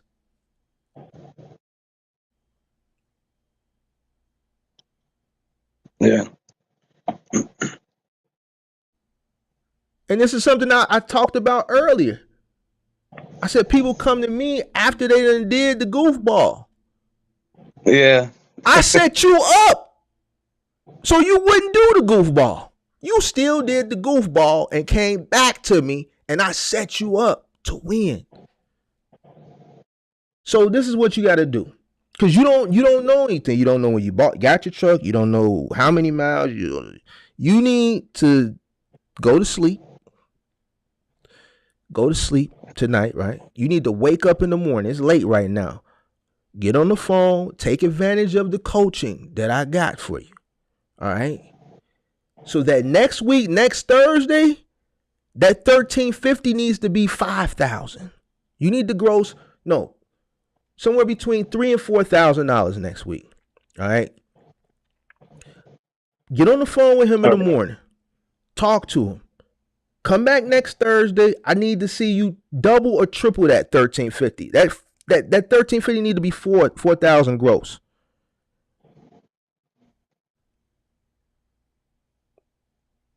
All right. You need to do all this math before you take anything. I just said, man, people look on the load board, they see 1,300, they see 1,200, they see 1,500, they see 2,000, they just book it. And they don't do the math. It You was don't like know what's your cost per a mile? $1.30. What's your My cost per cost per mile? mile, Yeah. I mean, it Don't depends. worry about Depends it. on the load that I'm gonna It take. ain't depend on nothing. Ain't no I mean. See, that's Okay. what I'm saying. That's what I'm saying. You know why I can jump down your throat? Because I done did a lot for you.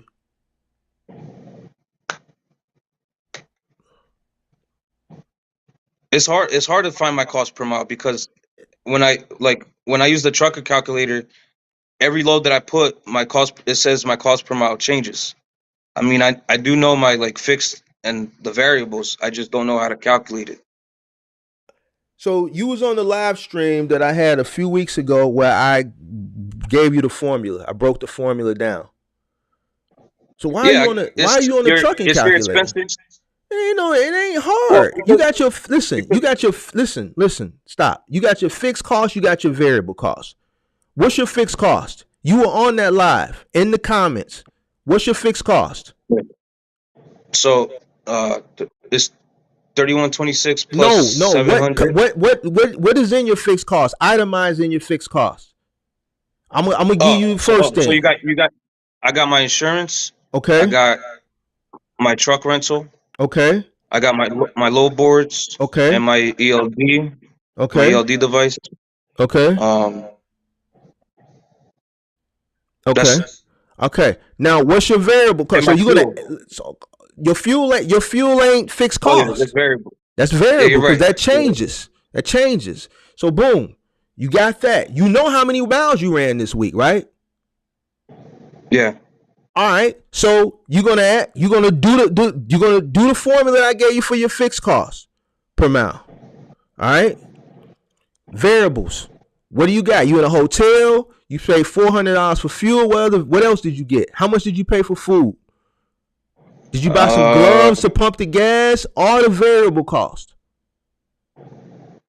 So food for the last 3 days was like 110, about 110 bucks. Okay. So food, your fuel, your hotel, and what other thing did you buy? Gloves to pump gas? Any? Did you buy anything for the truck? I bought some def. That honestly, I don't remember how much the def was. I didn't look. You didn't look. I just no. I just went and I bought it. You tweaking, bro. You tweaking, bro. Listen. Which I had to buy it. You know, I But was here's running the out of thing. def. How do you I was plan to running get your right? Listen, I did a live stream about accounting. You was in that live. How Yeah. do you plan to get your write-offs if you're not keeping account of what you're spending? Well, on this is how I was gonna do it. Was I was gonna whenever I got a rest for my 6th day, that was my day to start doing like the QuickBook, you know, do all of that my whole day. That was my entire day to do that. It was like basically all office work on my 6th Bro, day. check it out. Check it out. You do that each day. What did I tell you on the live stream? I say get the app. As soon as you done pumping the gas, boom, it takes a minute. Okay. You could either take a picture of receipt or you could put fuel, 100 and 200 bucks. Boom. And it's done. It takes 10 seconds, bro. What are you talking about on Saturday? That's how you don't do it. How did you pay for the death? How did you pay for the death? How did you pay for the I death? paid with the company card. Okay, so Because I do fuel with the fuel card. I don't have the line of credit, so I okay, don't so use the we fuel card saved that, so for we debt. know that we could just pull that statement. All right, we know we can Yeah. just pull that statement. So you got your fixed cost, you got your variable cost, with your miles, right? You're gonna add those two together, right? And that's gonna give you your cost per mile. All right, I'm not finna go through everything you spent, but you keep talking about this trucking calculator. When you were on the live and I did the formula for you. So go back, look at that live, get the formula, add your fixed cost with the miles, add your variable cost with the miles, add the two together. That's going to give you your total cost per mile, right? Okay. So if I was to do it the next day, like, do I keep track of the miles I did the week prior? Like the first week I'll do that my first week, right? So and then my following week, Yes, do I man. add on to what I? No, you don't add on to anything. Your cost per mile, it may change, all right? because you're gonna have some Okay. things that are gonna change. All right, you should know what your cost per mile is not gonna fluctuate that much. Your cost per mile last week should be different from your cost per mile this week coming up, obviously, because if you do what I tell you to do, you should make more money next week, which means you're going to do more miles next week, which means you're going to spend more money in fuel next week. So this week, I'm really counting this. This is not really, this to me is a loss. This is not really accurate information.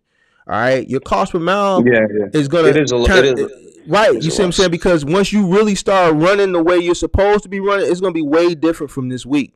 And then once you run consistently week after week, 3,000 miles, 3,500 miles, it should average out to be around the same. You see what I'm saying? But if you do what I tell you to do, tomorrow, get on the phone. Next week, you should have a much more profitable. You should gross much more next week, and it should be a big difference, right? Okay. And I would really take that number versus this number because this number is not right. You should be doing way more than $1,350. All right. So I so if I like I'm gonna give you an example. So if I'm dropping this load on Monday and then I did 1350, so I would say in 1 week I made 13, well not made, but I grossed 1350 plus 1400. That's 20 2750. What are you talking about? So gross, I'm saying if I combine both loads together, that's 1400 plus 1350. So my gross this week was So this load that you picking 2750. up, when are you picking up this load in Iowa? Tomorrow? Yeah, at Walmart. Picking it up at Walmart, And when is and it I'm due? delivering it When are you delivering it? on Monday in Virginia. And then what?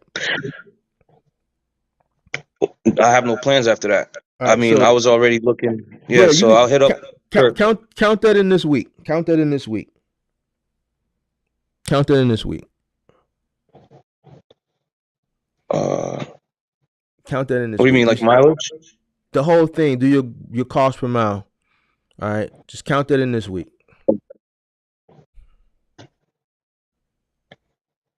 All right, and then what you need to do is get with him tomorrow, man. Okay. All right, because you at a loss, bro. You ain't got too much more money to play with, man. I only got one. I only got 1 month. That's Hold it. on, man. That's all I got. I'm finna bring Kirk in, man. Kirk been sitting back quietly waiting, man. Hold on, man. Let me see if I can do this. Hold on. Let me see. I got a way I can add. Hold on a second. Let me see something. Hold on. It might get a little choppy. Hold on. You got 3 screens now. I've been had 3 screens. It might freeze up, but we can hear you because I wasn't expecting.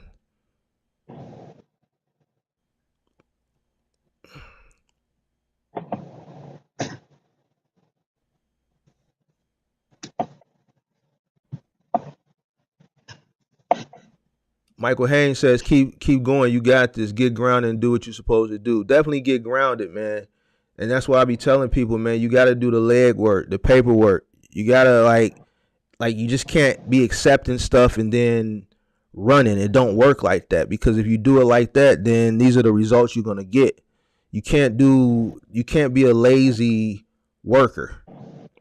You know what I'm saying? I did a whole live stream last week about lazy accounting. All right, you can't get lazy when it comes to that, man. You gotta map this stuff out. Hold on, man. Let me assign this here. Oh man, that don't look right. Hold on. I don't like the way that look. Hold on. Hello? Yeah, can you hear me? Yeah, I can hear you. Oh man, I don't like the You way might that look. can't see me because I'm the truck is dark. Yeah, I can't see you. Yeah, that's cool. Man, Axel trying to join too. Hold on, man. It's just too many people trying to join, man. Hold on, man. Hold on. I don't know if I can. Hold on. Let me see something. I gotta figure out how to put 4 people on the screen though. So this is what I'm gonna do. I'm gonna leave y'all in there. Hold on. I gotta add him. I got him in the green room. I got 3 people in the green room. So let me go to interview. Hold on. So let me add you. Let me add right.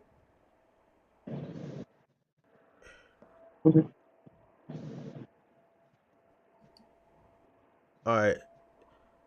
All right, now let me add. Okay, hold on. Add right. Hold on, let me figure this out. And let me add him too. Hey, Kirk. Yeah. What's up, Mark? What up? What up? I just figured I'd give you a little background view, but it's kind of dark, man. Some of us gotta work. What you mean by that? I'm working. I know. I just don't have to work as hard as you.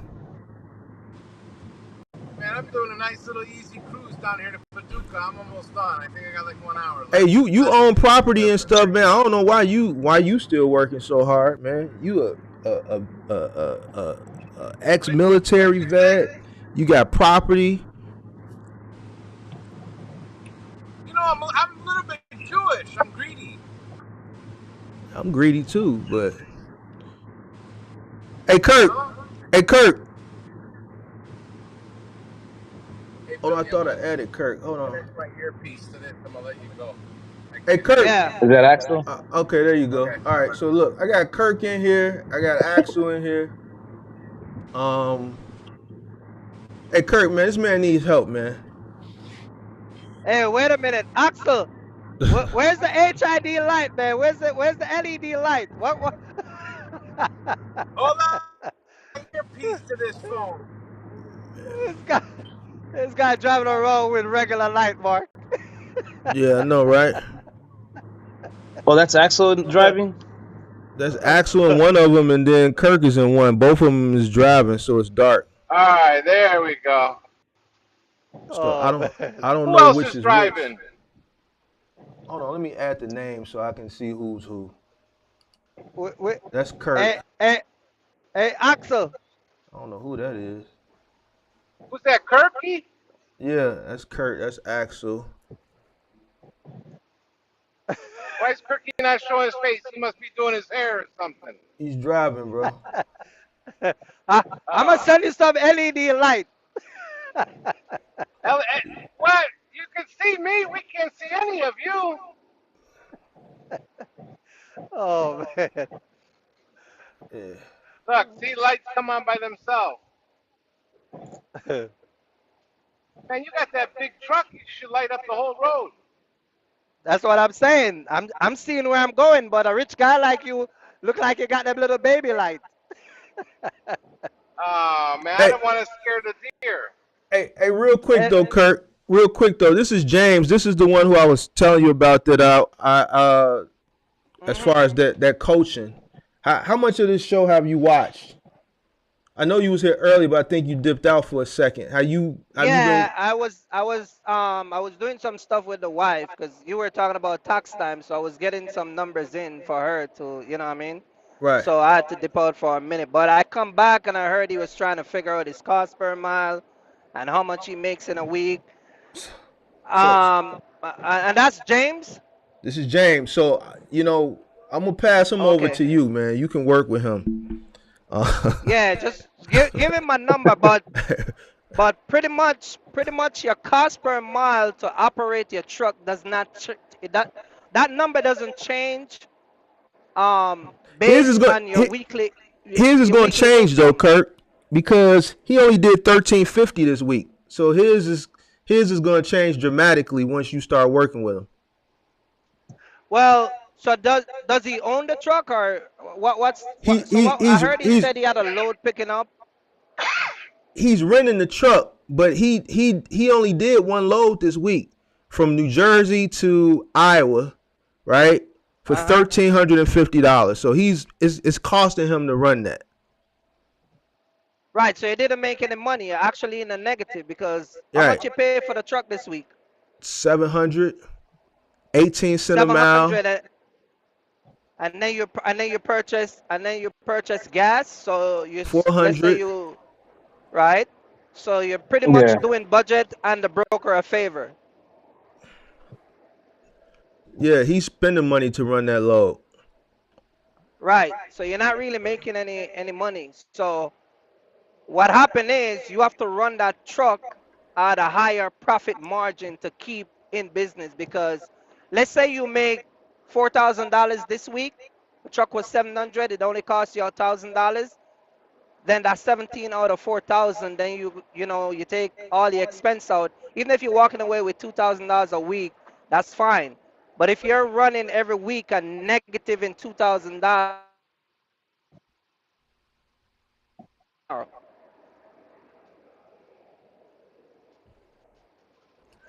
You there? yeah, I'm there. Okay, yeah, you kind of cut out for a sec. Did Now, you? yeah, yeah. No, I was just telling him that if he's negative in $2,000, might as well he return the truck. That's James. You say it's James, right? That's him, yeah. Okay, yeah, James. So if you need to be at least a minimum um every week to maintain a rental truck, and $1,300 is not gonna cut it. You cannot do one pick one drop in a rental truck. You Okay. understand what I'm saying? Yeah. So you need to be picking up.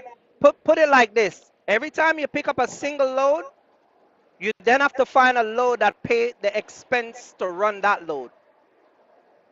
You get what I'm saying? So if I pick up a load from Jersey coming over to what? Where did he take that load for 1,300? Iowa. Iowa. So oh my goodness, Iowa. Who sent it to Iowa? What broker sent it to Iowa? TQL. Oh! Right. The best brokers for the inexperienced. But if you get a load for 1,300, then you'd have to turn around and find you a load that cover gas, right? And at least a Yeah. portion of that, and then you'd have to find that same load to cover a portion of that renter expense. So if it's $700, you want to find a load that at least gonna be a next $900. So it'd be 13 plus 9. And then if you go to Iowa with whatever that is, at least you know that cost is been covered by a next load. So your profit would be off the $1,300. He You see he what I'm Okay. running. saying? He running from You have to constantly rotate that. he running from Iowa to where you going? Virginia Yeah. For 1,400. for 1,400. So he in Iowa now. So he's gonna run from Iowa to Virginia for 1,400. One pick, one drop. So 1 week Right. it was. So So in 1 week your it was like first week was 2750. $1,300. Well, my first week No, was 2750. your first week was You can't count you're that picking up the 14 yet Iowa. because it's not on your truck. You can't count it. Your first week was Yeah, you're right. $1,300. You got- So Saturday morning you gotta pay the rental truck. You gotta pay the rental truck their money, right? And then you still gotta take your gas out of that. So your work for 5 days was $1,300. Your second truck and a month, your second load on that truck Monday morning should be at least another $900 on top of that $1,300. And you should have been in Iowa by Wednesday, and your second load should be on the way to Iowa. So when I'm doing mentorship with my guys, I don't look to Iowa load unless it's paying real good. I look a load that I can drop in Indiana, Ohio, Chicago, and then I keep moving over. So by the time I get to Iowa, my guys is already at $3,000 on a Wednesday. That's how you got to run that truck, whether it's a rental or if you own your own truck. But the problem with you is that your demand is going to be higher because your overhead expense is higher because you're running a truck that's not yours. It's why we don't promote rental. It took him 3 days to get to Iowa. So And he 3 days, you should have been already.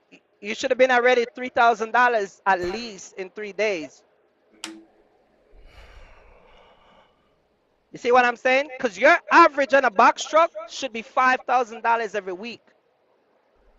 I told you.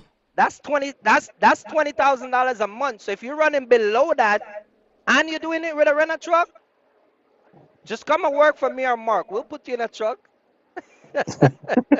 Nah, he You know can't what come I work for me. No. He can't come work for me, man.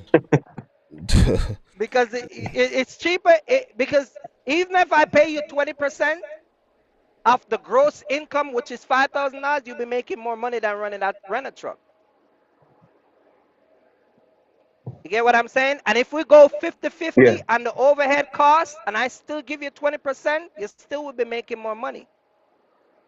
See So what I'm saying? like, yeah. So like, for example, when I was looking for partial loads, um, I had one Uh-huh. person trying to send me to Utah with it was some tires for $300, but it wasn't dedicated freight. It was one tire, and then in my mind, I was like, all right, so if I'm going that way, I mean, the freight's not dedicated, which means I could get more freight in that truck. But Mm-hmm. $300 for like 1,000 miles sounded crazy to me.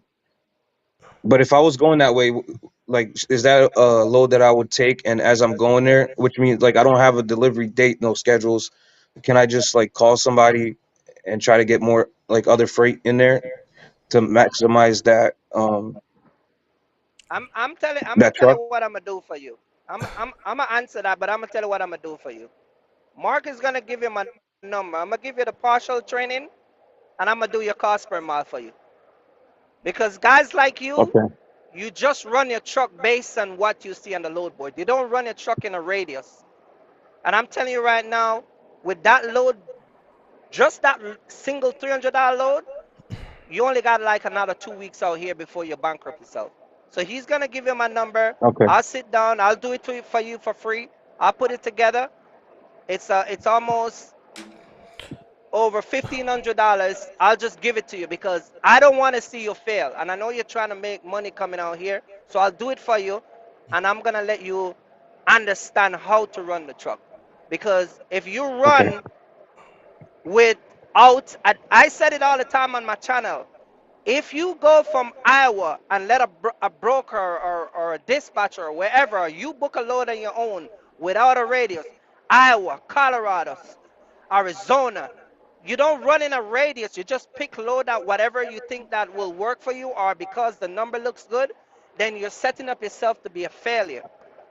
You get what I'm saying? If you leave from New Yeah. Jersey, you should be focusing on Chicago. That should be a radius. Then you leave from there, you hit Kentucky, Indiana, Missouri, Dallas. You get what I'm saying? Then you go to Houston, Atlanta, Georgia. You stay away from Miami, down in Chicago, Miami, down in Florida. You come back to Atlanta, North Carolina, South Carolina. What state are you from? I'm from Jersey. You're from New Jersey, and you work your way right back around into New Jersey. With a rental truck, with the inexperience that you have no business doing into. I tell people all the time, just open Google Map. Wherever you see it's brown, don't go there. You get what I'm saying? So, Okay. but to answer your question, you cannot take a $300 load even if you got 5 days to deliver it on 1,000 miles, because again, your overhead is too high because you're running on a rental truck. Yeah, it just didn't make sense. That's why I didn't take it. But But you know, see, but see, you run from Jersey, that didn't hey, make sense, hey Kirk, and then, yeah, just talk to him, bro, because I gave him your info. I set this up Thank three you, Mark. weeks ago. uh-huh, 3 weeks ago, we wouldn't even be having this conversation publicly if he would have just did what I told him to do. You see what I'm saying? I set him up for success. right, You see what I'm saying? So yeah, Yeah, just reach out to me and I'll sit down and just I'll do it yeah. for you, and we can do it this Sunday. I'll go through the training with you and I show you how to use the whole entire partial thing. But leaving out a jersey with just that single load, that in itself tells me that you really need to sit down with somebody that can show you, because you're talking about Newark, New Jersey, you're talking about Jersey City, you're talking about all those areas right there where there's partial everywhere. You shouldn't be leaving out with one. You get what I'm saying? Turkey, you missed something. You missed something. Talk What to about me. his tolls? What about Say his that what? again. He My had to have toll had cost. tolls crossing through there. Oh yeah, your toes. You took I got 90 all the I What's way. got You that? took 90 through from Jersey, right? Because you said you came through Chicago, so you took 90, right? Through Pennsylvania, through and Ohio, through Indiana. I think he took 80 all the way Yeah, over. 80. You took 80 all the way, right? yeah. So you Yeah, paid well, tolls. his toll is gonna be included in the cost per mile. You get what I'm saying? So I'll do your cost per mile for you and tell you how much it is and how much you need to be booking a load and be at. You get what I'm saying? Yeah. And then once you have your cost per mile, once you negotiate with a broker, I'm gonna tell you how to look at the load and negotiate that with a broker. You get what I'm saying? And then Okay. if a load is posted for $1,000 and the mileage says 1,000 or $1,100, I'm going to tell you what number to present to that broker, and that will put you in a negotiation position. Not these crazy numbers where people be telling brokers. All right? All right. But you have to know your cost per mile. So Mark is going to give you my stuff. I think he gave it to you. I was just waiting on your call. But just Yeah. reach out and I'll take care of you. It was a crazy week. This week, just to get this truck and just do something with it was just kind of crazy. You Excuses. reach out tomorrow. I Excuses. can do it for you on Sunday, and you can have it to use Monday, and I'll send you all the documents. I'm not gonna charge you, and we'll get you on the run. All right. Thank you, Kirk. Thank you, Mark. All All right. Hey all right. Kirk, stay on. Hey James, I'm gonna kick you back down to the audience. All right. All right. We gotta Later. all right. I'm gonna kick you back down. So just hey you still there, Kirk? Let me get rid of Yeah, him. I'm still here. Yeah, appreciate that, man. Cause man, like I told you on the phone, like every week he's here. So, and his Yeah. capital ain't, working with limited capital, and he damn near about to run out of it. So, That's dangerous Yeah. going in Yeah. those kind I'll of show him. states right now. yeah, hook him up. But that was just a one time because I see a lot of people in the chat. Hey, listen, that's why I wanted to keep it on the low. You know what I'm saying? Because now I'm getting emails. I got people in the chat. You know, these connections. Hey Mark, where's Kirk? Where's Kirk with mine? You know what I'm saying? So I mean, that was a phone call I made. So I can't guarantee that he's gonna do that for everybody that needs partial training. So, I You think know, I you think know, Kirk's you know driving what? with night vision. and the reason why I did that for him is because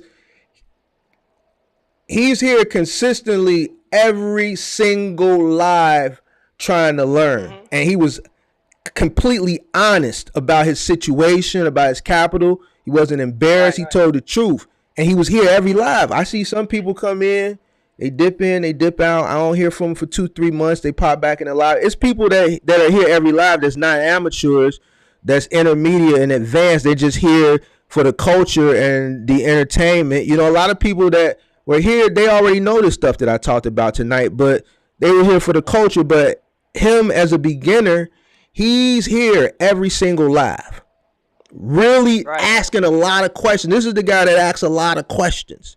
So, I wanted to, help him out.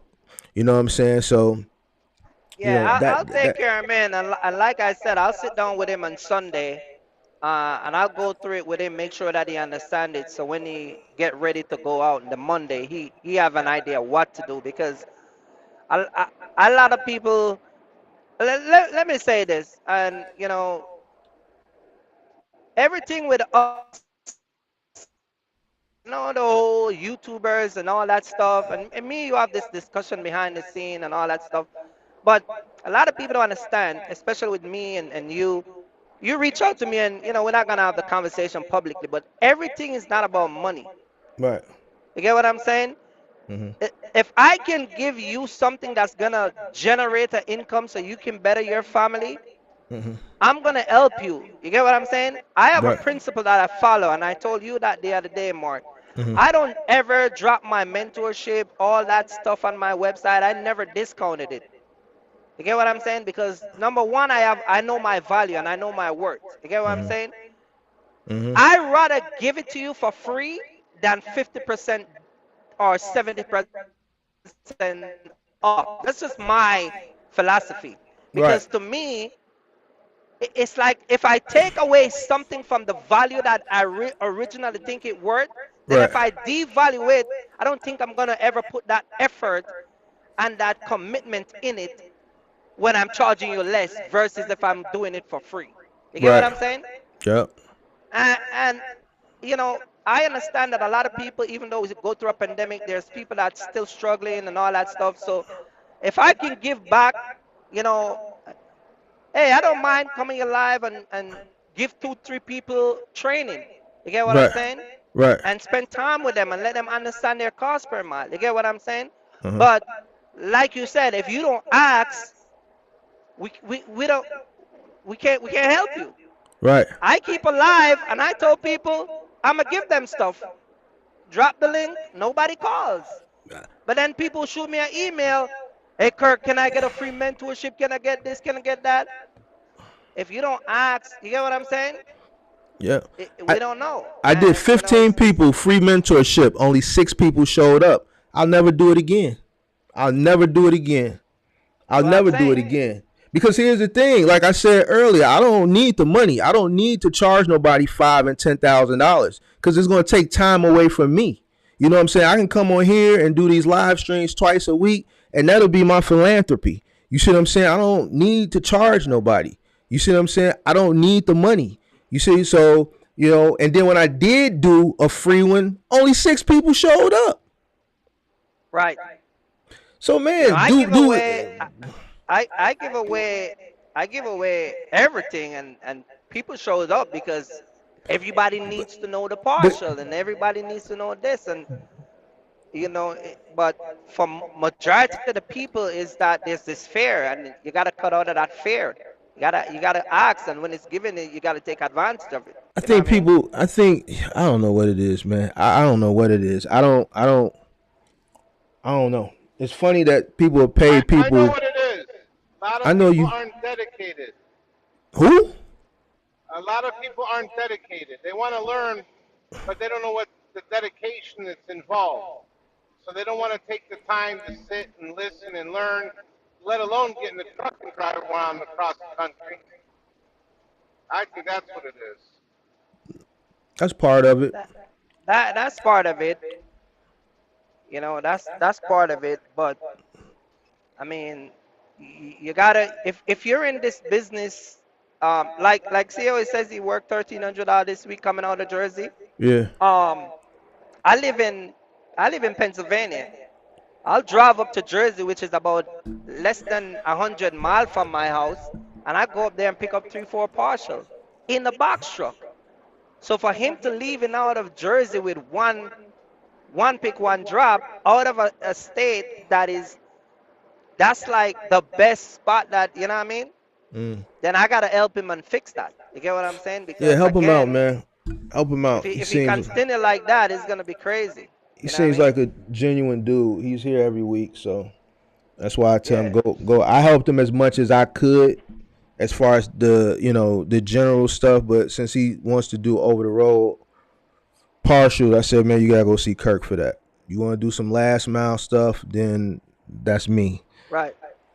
Partials, that's Yeah. Kirk. So like I said, I ain't no hater. I'm gonna always send a person to where Kirk is the specialist in partials. That's his thing.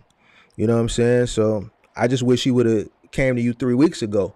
And everybody been seeing me tell this guy for 3 weeks, man, do what you I set it up for him. You know what I'm saying? So I Yeah. don't get it. But then he goes out here on his own and try to figure it out on his own, and now you in the jam. You see what I'm saying? Yeah. He in the Yeah. jam. Yeah. So like you drove past Chicago. Don't tell me you Right. driving through Chicago. You should be telling me I'm in Chicago. Right. Yeah, and that's the thing. That's another thing. Like people people sometimes think that this whole backstroke thing, it will work itself out. You get what I'm saying? Um, dispatchers is not gonna be committed to you in your business as you that own your business. You get what I'm saying? And so a lot of time I told people like all the opportunity that's given around you, take advantage of that. Like when he comes Sunday and I sit down with him and talk to him, I guarantee you, I'm gonna tell him to call you. I'm gonna say, call Mark, and you gonna watch what he's gonna tell you. What are you His gonna say? eyes is gonna open up to a whole bunch of stuff he didn't know. Yeah. I had a guy that come to me that was using the DAT board wrong. Just the whole setting was Mm. totally wrong. And when I showed it to him, he couldn't Mm. believe it. Just wrong. And those stuff let you don't see loads. He had the You get what I'm 39.99 saying? package. You have the guys with the low 39.99, 49, 79.99. You get what I'm saying? And then people don't understand when you go on the DAT load board and you start to do the search, put in your 26-foot box truck with your 9,500, weight capacity and all of that stuff. There's other option that's going to let you be able to see those loads, but people are not utilizing those options. And so if you're not utilizing those options and there's 20 load that attach to those options, you're not going to see it. And so when I do my dispatch training and cost per mile and all that stuff, and it's all included, people go, wow, I didn't know that. You know how many load I missed out because I didn't know that option was available? You get what I'm saying? And it's Mm-hmm. crazy. Somebody in the live, I'm going through all the comments now because I got sidetracked, but it's one that's standing out. Erica Rogers. I think I saw Hmm. something pop up in my email too. She wants your information. So his channel is On Track Trucking. What's your email again? It's My Red email Nemo. is rednemowork@yahoo.com. REDNEMOWORK@yahoo.com. Red Nemo work. All right. So Miss Erica, Tell, because I tell, her- see tell, she put a. tell her what I'm gonna do I'm tonight. put Tell it her what up I'm on the gonna do. screen. What you gonna With do? James, with James, I'm gonna give two more of your listeners Okay. the partial training with the cost per mile with James. So that's gonna be three per people. All right. So I'm gonna So pick them James then. and I'm gonna two pick more. them. I'm gonna pick them. You said two, All right? right? I'm gonna pick them. Yeah. So two more, but they gotta reach out to me tomorrow so we can do it on Sunday. They gotta reach out to me tomorrow so that way I can get all the info that I need so I can get it prepared so I can have it by Sunday and we all sit down and do the training on Sunday. I'll reach out to them and set up a time where we can do the training on Sunday.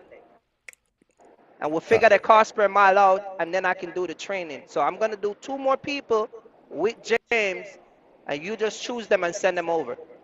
All right. All right? All right. And this is all courtesy of you gonna sponsor this? We're going, yeah, that's not gonna be no cost of anybody. All right. That's gonna be 100%, uh, that's a give back from you and me. It All ain't right. gonna be zero cost. All All right. right. See, that's what we get. So That's you what we choose doing over here, you choose the y'all. We person. okay. Yeah. So I'm people gotta take advantage of the opportunity. I'll do two more. They gotta reach out to me tomorrow so I can get all the information I need to do the cost per mile, and I'll do the partial training, the dispatch training, and I'll do their cost per mile, and I'll do it on Sunday. So if they're coming out on Monday, they can have it and come out here and better prepare themselves. So I'm gonna pick them right All now, right. real quick. I'm gonna pick them right now, and then we're gonna we're gonna we're gonna go ahead and get through it. But I think uh uh we should ask a question. Let them win it, because I don't want to be biased to anybody. So Whatever you want to do, as long as I said to reach out in a timely manner where I can, you know what I mean, I can do the paperwork for them. okay, And they're available for the training on Sunday, because Sunday is when I sit down between 10 in the morning and 3 o'clock, when before I do my live, right, I'll do all my training, because it takes about an hour and 45 minutes up to 2 hours, right. because I make sure that everybody get their question in.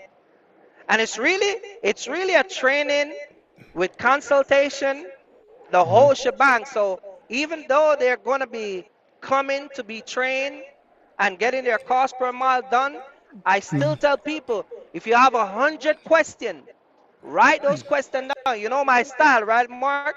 Mm-hmm. If you have any question about the trucking business, write those questions down and ask those questions, because it's really, you're getting a consultation, the training, and everything. So I don't want you to leave and said 3 days later you have 25 questions you want to ask because you didn't come prepared. You get what I'm saying?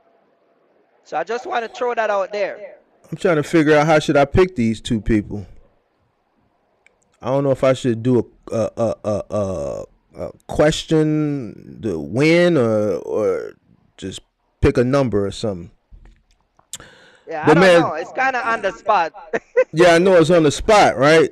Damn. So I'm Just gonna tell think them to about guess that. Kirk's shoe. Just tell them to guess Kirk's shoe size or something. I don't even know his shoe size. Hold on, I'll think of something. But while I got y'all two on here, I think I can make this announcement real quick. Yeah. We working on a show with me, Kirk, and Axel. So it'll be like in a podcast form. Don't know when it's coming, but it's something we've been talking about behind the scenes. All right, so we are working on it. So you're gonna get a three-headed monster. You're gonna get all the worlds. You're gonna get the middle mount king. You're gonna get the final mount king, and you're gonna get the cargo van expediting king, all on one show. And it's gonna be similar to kind of what me and Axel did Monday, where we're gonna talk about the industry, right? And we're going to talk about different things in the economy and how these things affect the trucking industry. And it may go off topic outside of trucking, but you're going to get three people with three different specialties, all in logistics, coming together. And we're probably going to do this maybe, I don't know, you know what I'm saying? These two guys be on the road, so we'll figure it out. It probably won't be anything where it'll be like every Monday night. So it might just be sporadic here and there when we can jump on. But that is something we're working on. All right, guys. So hope everybody tunes in to that when we put that channel together, because it'll be on a separate channel. So I'm looking forward to that. Right. Now back to this partial. If you want this partial training from Kirk, I need you to put one in the chat real quick. I need to see how many people actually want it. I need put one in the chat, one in the chat, one in the chat, one in the chat, one in the chat, one in the chat. It was just 65, 70 people in here. It's down to 40 now, so they missed out. So let's see. 1, 2, 3, 4, 5. Well, one time. I only need you to put it in there one time, because I'm just trying to see how many people. So 1, 2, 3, 4, 5. 1, 2, 3. Let me see. 1, 2, 3, 4, 5, 6, 7, 8, 9. James, you already getting it. All right. All right, so we're gonna do this. I'm gonna ask a question and see who's gonna win the first one. We're gonna have to do it like that. All right, so I'm thinking of a number, and y'all know I'm fair, so I ain't gonna cheat nobody. The number is 1 through 100. All right, I'm thinking of the number. All right, I got the number. Whoever put the closest number or hit the number on the head, that's gonna be the first winner. All right, so 1 through 100. I got a number in my head. So whoever wants this partial trainer, I need y'all to pick a number 1 through 100. Whoever guess it, that'll be the first winner.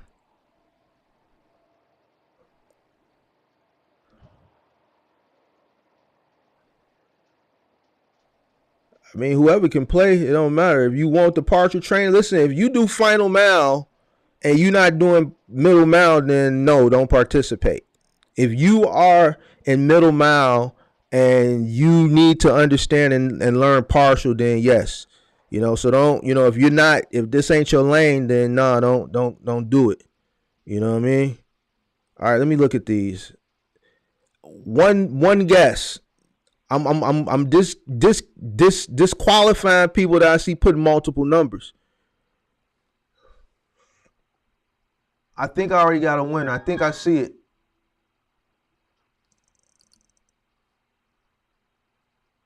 I think I see the winner.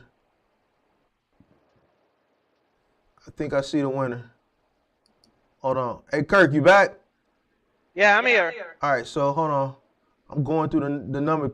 So whoever put multiple numbers, I'm only going with the first number you put. So,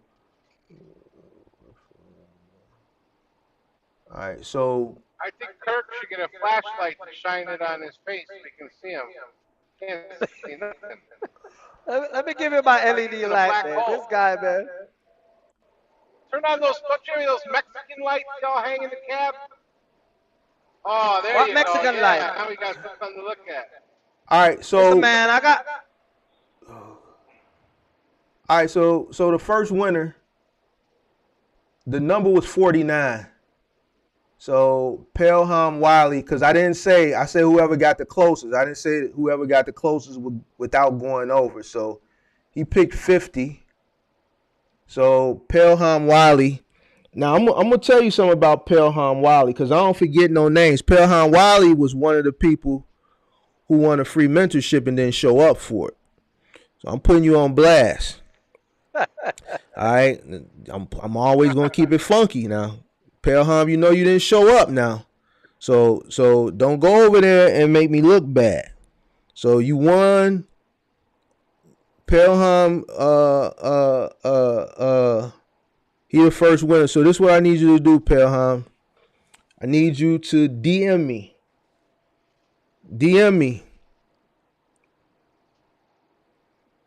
All right, DM me and then I'll give you what you want me to send. You want me to give him your number, Kurt? Yeah, just give him my number. DM me. I'll send you the number tomorrow morning. Probably ain't gonna be tonight, but I'll send it to you tomorrow morning. So DM me, Pelham. All right. So I'm gonna go with Axel's thing. Guess my shoe size. That'll be the second winner. Guess my shoe size. First person to guess my shoe size wins the second one.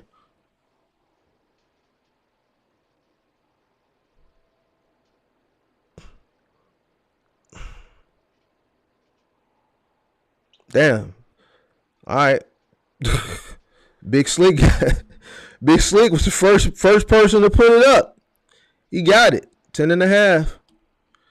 10.5. So Big Slick, second winner. Everybody else gonna have to pay. Small feet, man. A 10.5 is small. I know people that wear a size 7, 8. Man, So you know what they say about those guys with small feet? my feet ain't small, bro. I wear 13. Oh, look how big you are. How tall are you? What, 6'1"? Yeah. I'm not that tall. I'm 5'8". Oh. Right. Oh. So, Man. I don't know what they say. I don't. You said what? You get good deal on shoe prices, I bet. Man, I got shoes that cost $1,400. Man, What are you talking about? Good deal. That don't never go on sale.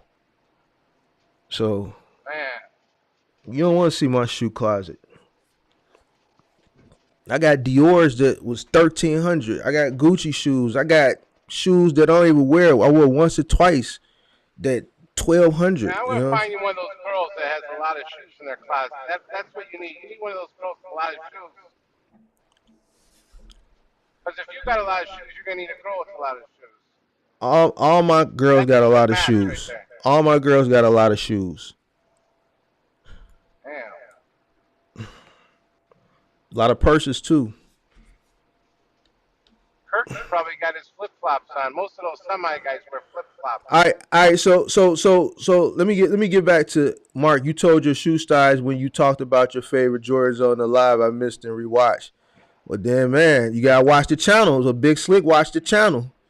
That's why I think I did. I think I did say it. So shout out to Big Slick. I had to be fair, man. I can't just be picking people eeny, meeny, miny, mo. So, you know, a lot of people want that information. So I had to be fair. Unfortunately, you know, it is what it is, you know. So Big Slick, do me a favor, go ahead and DM me so I can shoot you that number. Mike Poor said he got Reeboks worth 20. Hey man, I used to wear Pro Wings, man. I used to wear Pro Wings. Some people are like, man, what the hell are Pro Wings? Before I could have worn Nikes. I was wearing Pro Wings before I knew what Nikes was. The reason why I stopped wearing Pro Wings is because kids started making fun of me. You know, like I forget, that was kindergarten or first grade, and then I went home like, Mom, you gotta give me some Nikes. My mom, she got me some Nikes. And then I was like, Mom, you gotta give me some Jordans. And then she got me some Jordans. So I was blessed that my mother worked hard, but by my mother being an educator, she understood that kids are cruel. And by her being a school teacher, she made sure that as I grew up, she kept me laced, because kids making fun of kids is a distraction in classroom. So, you know, but I used to wear Pro Wings when I didn't know no better, and then I had to step it up, you know. So then I got into Jordans and LA Gears and lug boots and British Knights and Reebok pumps and all that stuff. But yeah, Pro Wings was the struggle. Yeah, Pro Wings was definitely the struggle. But you know, when you just a kid and you didn't know no better, I'm like, man, Mom, give me the shoes with the He-Man. He-Man was my favorite cartoon. So, but man, those days is over. We done worked hard. We done worked hard. We done worked hard now, so we can get what we want to get. All right, so you're finding two guys, right? Yeah, I got my two guys. Big Slick ain't respond out here on IG. Yeah, so Big Slick, hit me on IG. If they don't hit me, then you know it is what it is. But when they hit me, I'm gonna send them the numbers. I know Pal because he's DM'd me before. Big Slick, what's your handle on Instagram so I know who to look out for?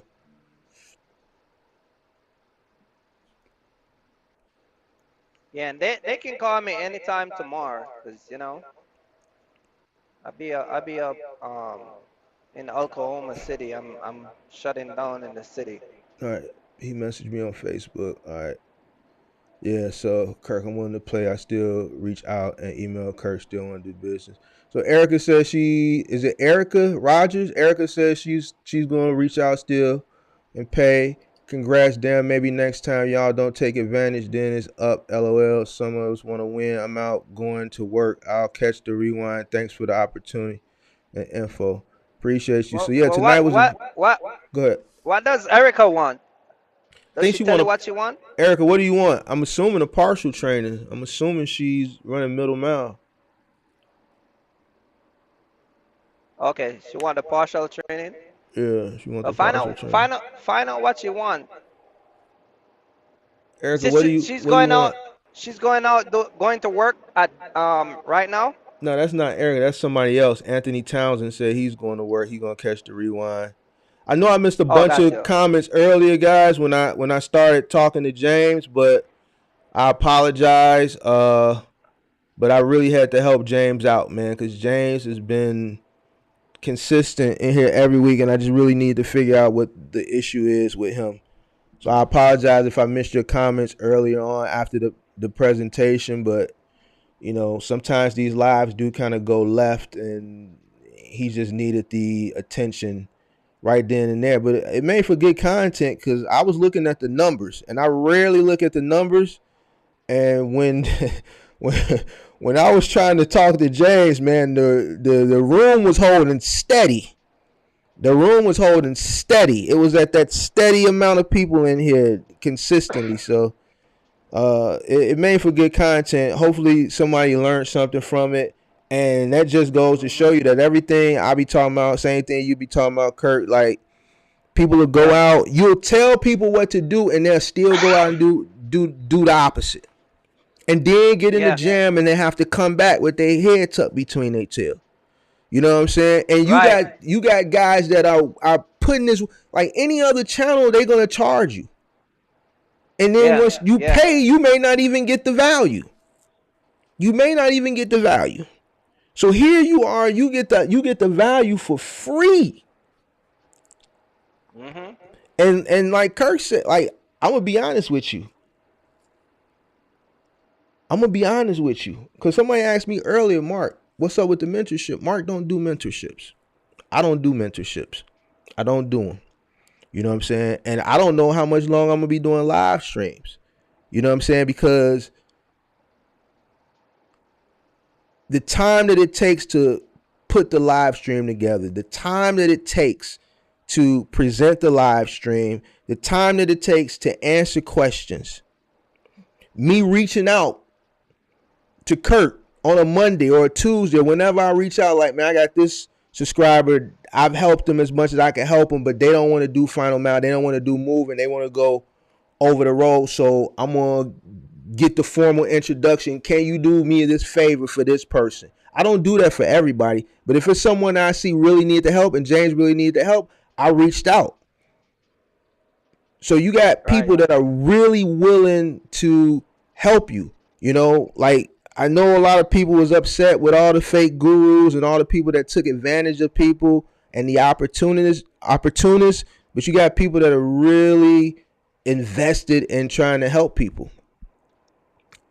So, you know, take advantage of the situation, learn from people that have experience in these different lanes and become successful. And then the only thing that I ask from a person, if I gave you free game and you learn something from me and you become successful 2-3 years down the line, just pass it along. Pay it forward. Don't charge nobody. Pay it forward. Right. That's it. That's it. Yeah, that's all it is, really. That's it. Just pay it forward. And that's all. It's philanthropy to me. It's philanthropy. That's all it is. So I feel good that I'm able to help people. And the more content I put out, I can dispel a lot of the BS that's out there.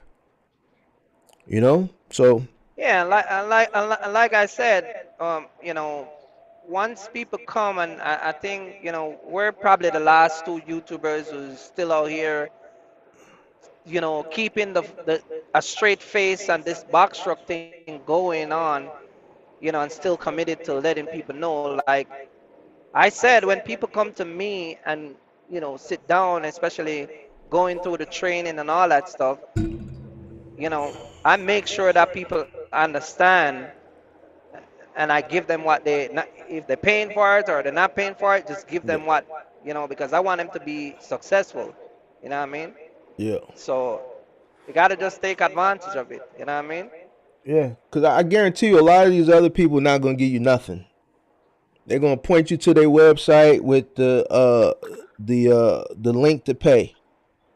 So I'll be right back. Right. I'm gonna go visit the porcelain real quick. go do what you got to do. And You this know, place they're got gonna some damn good fried chicken too. They're gonna want you to pay, and they always shoving something. Buy this course, buy that. You know, and I'm not speaking to anybody in particular. You know what I'm saying? But the complaining that I hear and that I get, you know what I'm saying, there's no need for complaints when you got people in both categories to learn from that's willing to help and sponsor if need be the information that you need to be successful, that have more than 10 years in the game. Me and Kirk combined, Kirk came in 2011, I came in 2010. So that's over 20 years combined of knowledge. All right. So, you know, I want to say something real quick because a lot of valuable information, even with the partial thing. I want to touch back on the partial real quick. Uh, people, a lot of people still trying to figure out the partial, and it's not complicated how to figure it out. I think one of the biggest issue that people have in doing the partial, one, the information they're observing is not correct. You know what I mean? I speak to a lot of people. They have bad broker information or bad dispatcher information, and I think one of the biggest thing why people cannot pull it off is just this whole entire not having their cost per mile, but not really taking the time to really sit down and figure out how to put two load on your truck. You get what I'm saying? The partial is something where you divided your truck up into pieces. You get what I'm saying?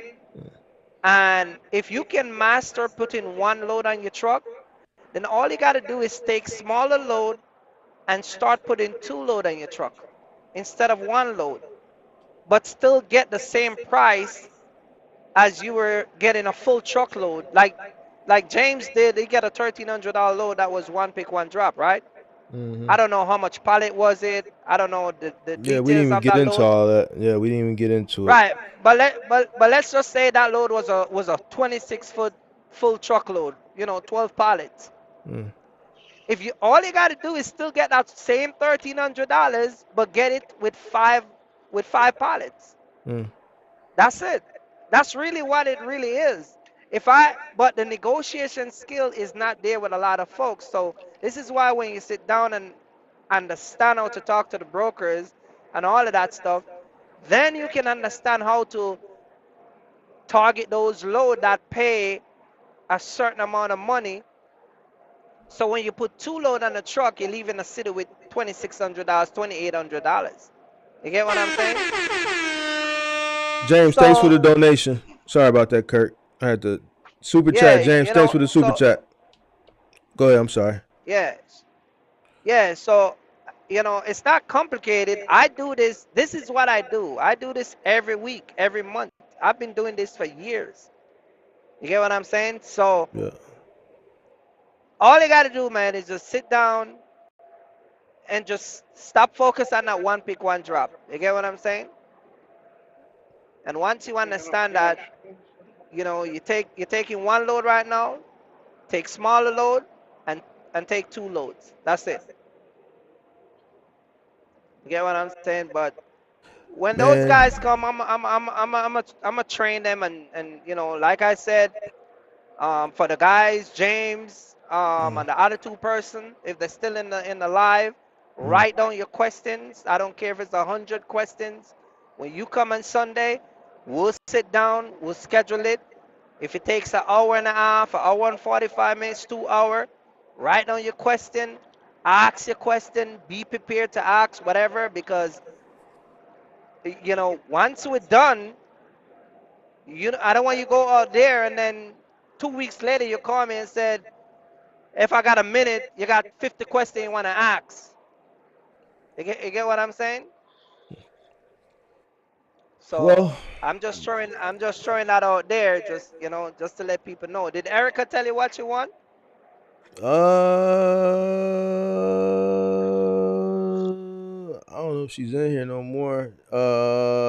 I'm in Cleveland, Ohio as a female operator starting off in a week and don't want to fail. I guess you just need basic training. I got her. She's my neighbor.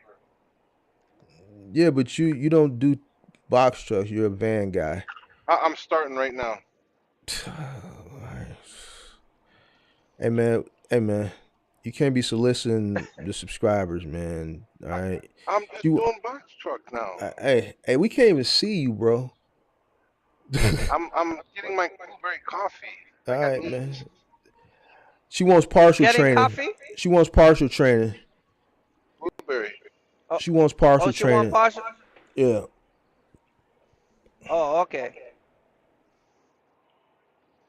So Kirk's channel is On Track Trucking, and I saw somebody. Kirk's channel is On Track Trucking, and Axel's channel is Axel Live, but Axel never posts anything. So he's on TikTok, man. He's on my channel more than he is on his own. So my channel is like his channel now. TikTok for 4 hours today. hey, wait a minute. Hey, wait a minute though. Wait a minute. Just let Erica DM you and send her the info, because I don't want you to say that we're biased and we give man and don't take care of her. So you gonna give it to her too? Yeah, I'm gonna give it to her. All right. All right. So Kirk is gonna add you too, Erica. All right. So that's Axel, you don't drink this type of coffee? The what? Oh yeah, Starbucks every once in a while. Mocha. This is not this is not Starbucks coffee. You don't know this coffee? Hey Erica, Kirk is gonna add you. All right, you good? Just email him. Email him. I put the email up, and you should be good. You don't even got a DM. I don't even think Kirk got an Instagram. You got the. I put the email up. Email him. Red Nemo work. Yeah, Red Nemo work at yahoo.com. At Yahoo.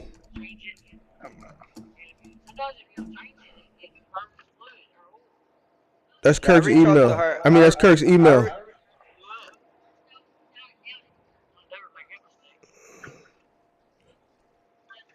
So that's what, 4 people, 3 people, 4 people, right? 4 people. 4 people, and we all do them on Sunday. Just make sure it's early, because you got a show Sunday night. Make sure that it's on, right. Make sure I'll call them and schedule it out, so, you know. So, yeah, just shoot me, just send me, as long as they send me the info. Yeah. Tomorrow is Friday, so, you know, I can prepare everything that they have, and then Sunday we'll just schedule it out, and then we'll just take care of it. Mark, is it snowing over there in Chicago? My truck is almost completely covered in it. I don't know. I heard big storm is coming across. Man, we've been hearing that all winter, man. We ain't got nothing. No. This week it was supposed to start today and start coming all the way through the next week. I don't know, James. I'm streaming right now in a room, so I'm not finna get up and go walk and look to see. But we were supposed to get snow. You're in Iowa, so I don't know. I'm in Chicago. It may be snowing. We're supposed to get it. It may not be. I'm not sure. Either way, it is what it is. Hey, real quick, I want to say this to you and Axel, especially Axel, and I think this is going to be a good subject when we start to do that other show. We're going to talk about it. I'm going to talk about it Sunday, but the FMCSA is now cracking down on brokers. I don't know if you guys see that in the media. It's out there now where they're actually asking carriers to report people who are doing double brokers, who are being, doing double broker, being a double broker, and people that are doing. I think actually you had mentioned that on one of your video with the Russians and all these guys. I'm telling you right now, I'm working with another guy, another carrier, and his girlfriend's reported 4 people already. She's filling out the complaints with FMCSA. The FMCSA is going to get blown up, and Uh-huh. I'm working on 15 of them. You over there snitching? You Oh snitching? yeah, we snitching. We snitching. You over there snitching? We Come are on now, man. snitching. I can't be associated with no snitches now, man. I know, I know, Man, I don't care. I Those know it's guys for a got good No, money, cause, man. but snitching is snitching. I had 3 of no, them they want freaking no, dispatchers they call me want to weed today. out. Go ahead, Axel. What You do you over there say? I telling? said 3 of those dispatchers call me today. I had one today call me, tell me he's out of Virginia. I said, bro, your phone number comes up as California. I had another one call me. The name comes up like Angelo Gelani or something, and he answers the phone. This is Omar. I'm calling from. I said, bro, now Omar and Angelo is way 2 different spectrums. I don't know how. Do you think we're dumb over here in the United States? And let me tell you our services. I said, I don't need nothing. The dispatchers and these double brokers, they're hunting like crazy now because, the rates are down and Hmm. everything's been kind of shitty. So they're hurting bad too. What's gonna Well, happen when guess what the? happened? Go ahead. Well, guess what? Guess what happened? Not only that, the rates are horrible, but there are guys who are booking load, whether it's a box truck or a semi, and they're booking load from these double brokers, and they're not getting paid. They're not getting paid Yep. because these guys are not legit. So the FMC now it want carriers and even dispatchers company to make sure that if they find these guys and they're setting up some type of portal on their website now where you can go in and pretty much report these guys because you know God forbid they pick up like the semi truck guys, the 26-foot box truck guys, they pick up 12 pallets. It's Mm. 6,000 pounds. It costs you $1,300 to bring it from one part of the country to a next part. You thought you was gonna get $3,500. Turns out the broker, was double broker, get paid because you send the BOL. He went and factor it through the factoring company, take off with that money, and now you don't, Yep. so Here, that I type of got thing 2 is it, stories. it, it start to go, it turned into $1 billion business, and now they finally start to cracking down on it. It's Listen, I crazy. got 2 stories, Kirk. One, last week, a guy was complaining on Facebook, and all the guys should at least know how to do this simple step to go on Safer and run the MC number. This guy was complaining he didn't get paid. And I Hmm. asked him what company, this and that, give me the number. And I open it up and it says not authorized. The broker authority wasn't even any good anymore. You talking about the person in the comment, Mike Poor? Or you talking about another story? Because Mike Poor said he didn't get paid by Landstar on one load, filed a claim against the No, bond. this was another brokerage, one of them Uh, shoe shop brokerages. And I looked up. I said, bro, I don't even know how you booked this load because they're not even supposed to give it any loads. They're not authorized. Their MC is shut off. On another story, year and a half ago, my factoring company told me how some Indians got them for 300,000, Hmm. and shut down shop. So that's what, and a lot of the factoring companies now, they talk to each other. So say one company has $100,000 credit with that factoring company, another company has Hmm. $100,000 credit. They talk to each other and they let, hey, no, they're high right now. I had one about 6 months ago. He said, don't take nothing from them because they owe 50 here, 50 here, 100 here. It's okay. Right. Everyone's starting to communicate more when it comes to the money. But when you stiff a factoring company 300,000, and they said that's what they do, they shut down and then they'll restart another one. Those guys they catch them, they're going to prison. you gonna Yeah, tell yeah. on The them? FMC is cracking down. It's cracking Hell down yeah. on that. That's why my brokers, like I told people, like, been out here so long, I narrow my list of brokers. I got a Yep. very short list of brokers that I work with. You know what I mean? And people got to know how to check their credit. You put in the MC number and check with RTS. It should be on your portal where you can check if they got credit or not. You know what I mean? So it's crazy. And here's Shout out to another Big thing, Slip Kurt. for the super chat. Shout out to Big Slip. So, Appreciate the super chat. Thank you. Thank you. Thank you. Thank you. Thank you. Go ahead, some of Axel. these brokers, some of these brokers only have their bond. They don't even have insurance. They're just paying Right. for the bond, and they don't even have any insurance. I would stay away from them. Let me ask you this, Kurt, because you didn't talk about it on your channel Sunday, and Hmm. I think you might have mentioned it, but you didn't really expound on it. The Amazon thing. What's your thoughts on that? Because everybody's been talking about, everybody's been making videos about it. I didn't make a video about it because I really don't care. I know you don't care. I talked about it Sunday. I talked about it a little Monday because Friday night when it happened, my DMs was off the chain. You know what I'm saying? What's your thoughts on that 180 day ruling that they switched up to? So what? They passed a new thing at Amazon last week. Yeah, your authority has to be active 180 days now before they onboard you.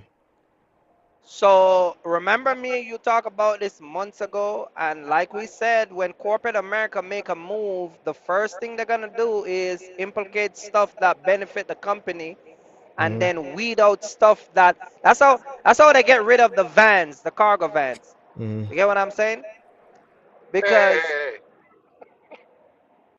Go ahead, I'm listening. anytime companies start to make move like that, they're basically weeding out people that are pretty much the vet. They have just moved the totem pole a little bit higher. You get what I'm saying? So Mhm. now if you're you could just run into Amazon after you get your authority yesterday, they're Mhm. not gonna do it no more. They're gonna do it like the brokers. You get what I'm saying? Yeah. Because too many guys are driving around with these trucks and damaging people property, damaging cars, damaging this, damaging that. You find Amazon drivers who are IC will put up at a post office and leave the post office with the lift the loading dock. I saw a video on the internet. Amazon guy went to the post office, backed up too hard. The loading dock was concrete. He'd pretty much run right into the concrete and Mhm. damage the whole entire thing. Mhm. You get what I'm saying? So Yeah. that's when they implement those type of system. It's to prevent those. It's to minimize those stuff, not to prevent it, but to minimize it. You get what I'm saying? Mhm. And so they So don't want to deal with you if you get your authority yesterday and now you drive a box truck that you purchased 2 weeks ago. Here you now go into a facility with not having that much experience, and that's what they use those type of implication to weed out. You get what I'm saying? I think it's a real quick shout out to Joe. Shout out to Joe Beetlecomb, who was a member. He gifted 5 memberships to 5 other subscribers. So Jordan, Tracy Taylor, Brian Watkins, Alexis, Abdullah, Joe gifted all you guys a 1-month membership. So shout out to you, Joe. Appreciate that. I'm pretty sure they'll appreciate it as well. I've been putting up some content for members. Um, I know the other day I put up a short list of carriers with the recruiting managers' actual phone numbers. All right, so if you're a member, you get a chance to access that information. So I gave you the direct recruiting managers direct phone numbers in the community post, so only members can see that. All right, so you don't have to join to be a member, but I have to do a little bit extra for the members because they are paying a monthly subscription. So members get a little bit extra on the channel. So shout out to you, Joe, for gifting those 5 memberships. Quick question from 3E3. Do y'all suggest having a factoring company? Let me answer it, and if y'all want to chime in, I say yes if you're running middle mile because you're gonna need that cash flow to carry you on throughout the week. All right, because you're spending a lot of money. If you're doing final mile, no, you should be able to hold out that week for your settlement payment. If you're doing middle mail, yes, you're gonna have to factor. You're gonna have to factor. Final mail, no. You wanna chime in on that, Kirk? Yeah, factoring is very important, especially if you're making $20,000 a month. If you have 20 grand a month coming in from a box truck, you cannot manage to invoice every one that you do work for on a week-to-week base and sit and wait on that money. You get what I'm saying? So Yeah. paying a factoring company 3% to handle all of that. Not only that, but what it does is make sure that you have, your cash flow, like you said, you have that turnover within a 2-day process. You get what I'm saying? Um, so I always recommend someone, do your factoring, get a factoring company and do factor your money through uh through your factoring company. Now, a lot of people would say sometime, and that happened to me a lot. Also, sometime one of the benefits of having a factoring company too, you actually sometime will make more money because sometimes they overpay you. You get what I'm saying? Yes. Yeah. Real So quick. Go ahead. there's Go ahead. benefit from it also.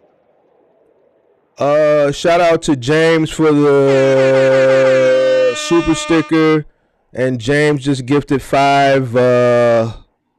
Okay, so James, you got a lot going on here. You just did a super chat, then you did another super chat. I appreciate it. Let's keep the live alive, Mark. And then you gifted 5 memberships. So James gifted 5 memberships. Erica Rogers was gifted a membership courtesy of James. Appreciate you. But James, what I need you to do. I appreciate the donations, but no more donations from you, okay? No more donations from you tonight. I appreciate it. Save your money. All right, save your money, James. Appreciate the donations. No more donations. I'm cutting your donations off. No more donations from you, James, because you need the money. So we don't want you to go out of business. The last thing I need you to do is go out of business because you donate. I know you feeling good. We helping you out. No more donations, James. Not from you. Not from you. All right. No more. That's it. James feeling good. I don't want your money, James.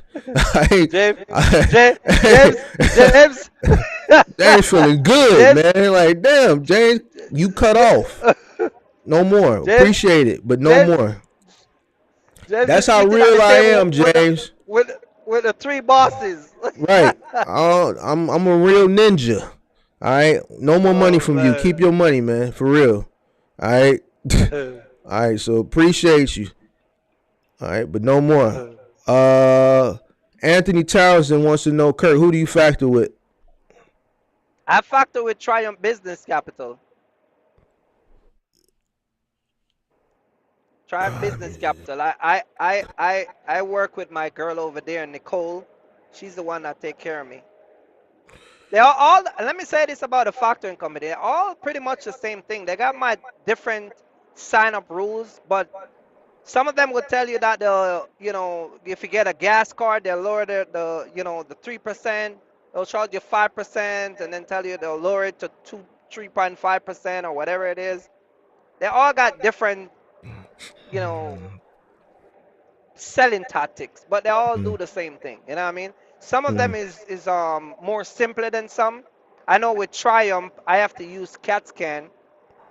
You can't just take a picture of the BOL and send it to them. You gotta actually scan it, and you gotta get a name. And let me say this real quick. Let me say this. Now that you talk about this whole factoring thing, Mm, there are a lot of carriers who are going to make their deliveries.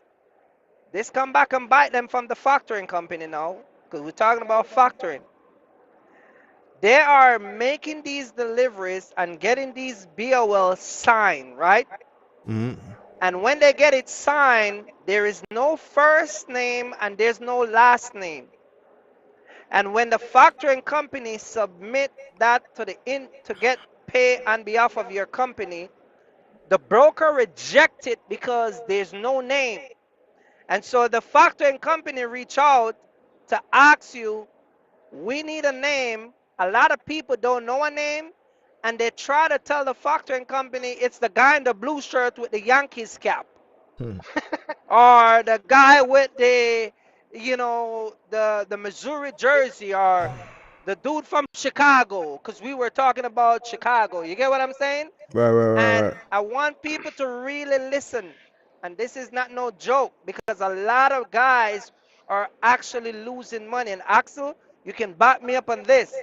You need a first and last name on every single BOL when you make a delivery. You need a first name of a person and a last name of a person. The Kirk, signature, it doesn't matter. You get what I'm saying? Kirk, on our paperwork, we get them to sign, print, date, and time. And then in the email on the load with the broker, I even tell them the name. So there's a record inside the Exactly. email also. Right. Because what happened is, sometime Mark will take the load and he'll put it in the back of the warehouse.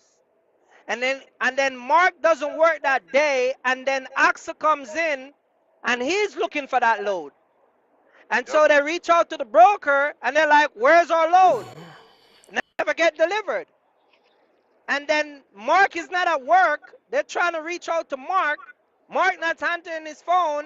So now the broker reach out to you, the carrier, and you don't have a name. You have a You know, signature, another but there's no name. on the same note too, Kirk. A lot of guys, and I don't know who started it. They're just taking a regular picture of that paperwork and sending it in. And I always try to explain it when you got to use a scanner or something, so that paper looks like you're holding the paper, because it's got to go to the broker, it's got to go to the factoring company. Or then they start that Right. nonsense like, we need the original, mail it in. I've never, ever in 4 years had to mail in any paperwork. You get what I'm saying? So when you have a first name, they have, like Axel said, you have a first name, last name, date and time, and a signature. Now when they look at the BOL, they can see that Mark signed at 2 o'clock and the 17, so it must be somewhere in the warehouse. We just got to find it. You get what I'm saying? And I see a I got lot of another good. guys who are getting rejected because you have to turn around, fight for all that money because you didn't get a first and last name. So I just want to throw that out there. I have another thing about that BOL too, Kirk. Maybe you can back me up. I had one time I took a Mm-hmm. load to Vegas, and the guy on the forklift, I even asked him, "Hey, is this guy know what he's doing?" Yeah, he's good. When he went to grab the crate out from the truck, he had it tilted and busted the top of the truck. And I said, "Okay." I went to the desk. I said, "You got to sign the paperwork, and you got to write on there damage to the truck." They're like, "What are you talking about?" I said, "Look at the truck." I made sure they Mm-hmm. signed it next to also where it said damage to the truck. When we turned it into the insurance company, everything, I remember the insurance guy calling us back and saying, "Well, they're saying they didn't do any damage." I said, "Look at the BOL I sent you." He goes, "Oh, very good, thank you." So if you get Right. damage to your Exactly. truck, make sure you put it on the BOL and they sign it, because they will Yeah, and deny it. take pictures. And take pictures Yeah, and right there, pictures too. because the Yep, pictures you can pull up your pictures and look at the date and the time and the location. You get what I'm saying? exactly, But exactly. but your paperwork, a lot of guys don't understand. Your paperwork is your paycheck. You got to keep your Yep. paperwork in order and keep a lot. Another thing a lot of guys are doing. Not everybody, but a lot of guys I see been doing this too. You get your BOL and you roll it up and you put it in your back pocket, and then you go in your truck and you sit on it. Hmm. And so when you're Or earning your coffee all paperwork, over it. whether it's to your factoring company or to the receiver or the shipper or whatever, your paperwork is all, it look like trash. No, I know stuff happen, but I'm just saying, if you do 5 load for the week, all your paperwork shouldn't look like, you get what I'm saying? You're disorganized. You get what I'm saying? And so A lot of guys get their paperwork rejected because the factoring company cannot read because you had folded your paperwork and now you take a picture of it and they can't make out the information. Sometimes they can't make out the rate confirmation number. I mean the BOL number. They can't make certain numbers out, so they'll just reject it. And here you have a load for $1,800, $2,100 that you now got to find a different way of getting a better paperwork to them. So I just wanted to say that out there because factoring company is in the business to offer you their money up front and then on the back end go get it. And they don't. The last thing they want to have is to argue with a broker about a missing name and disorganized paperwork. So I just want to throw that out there.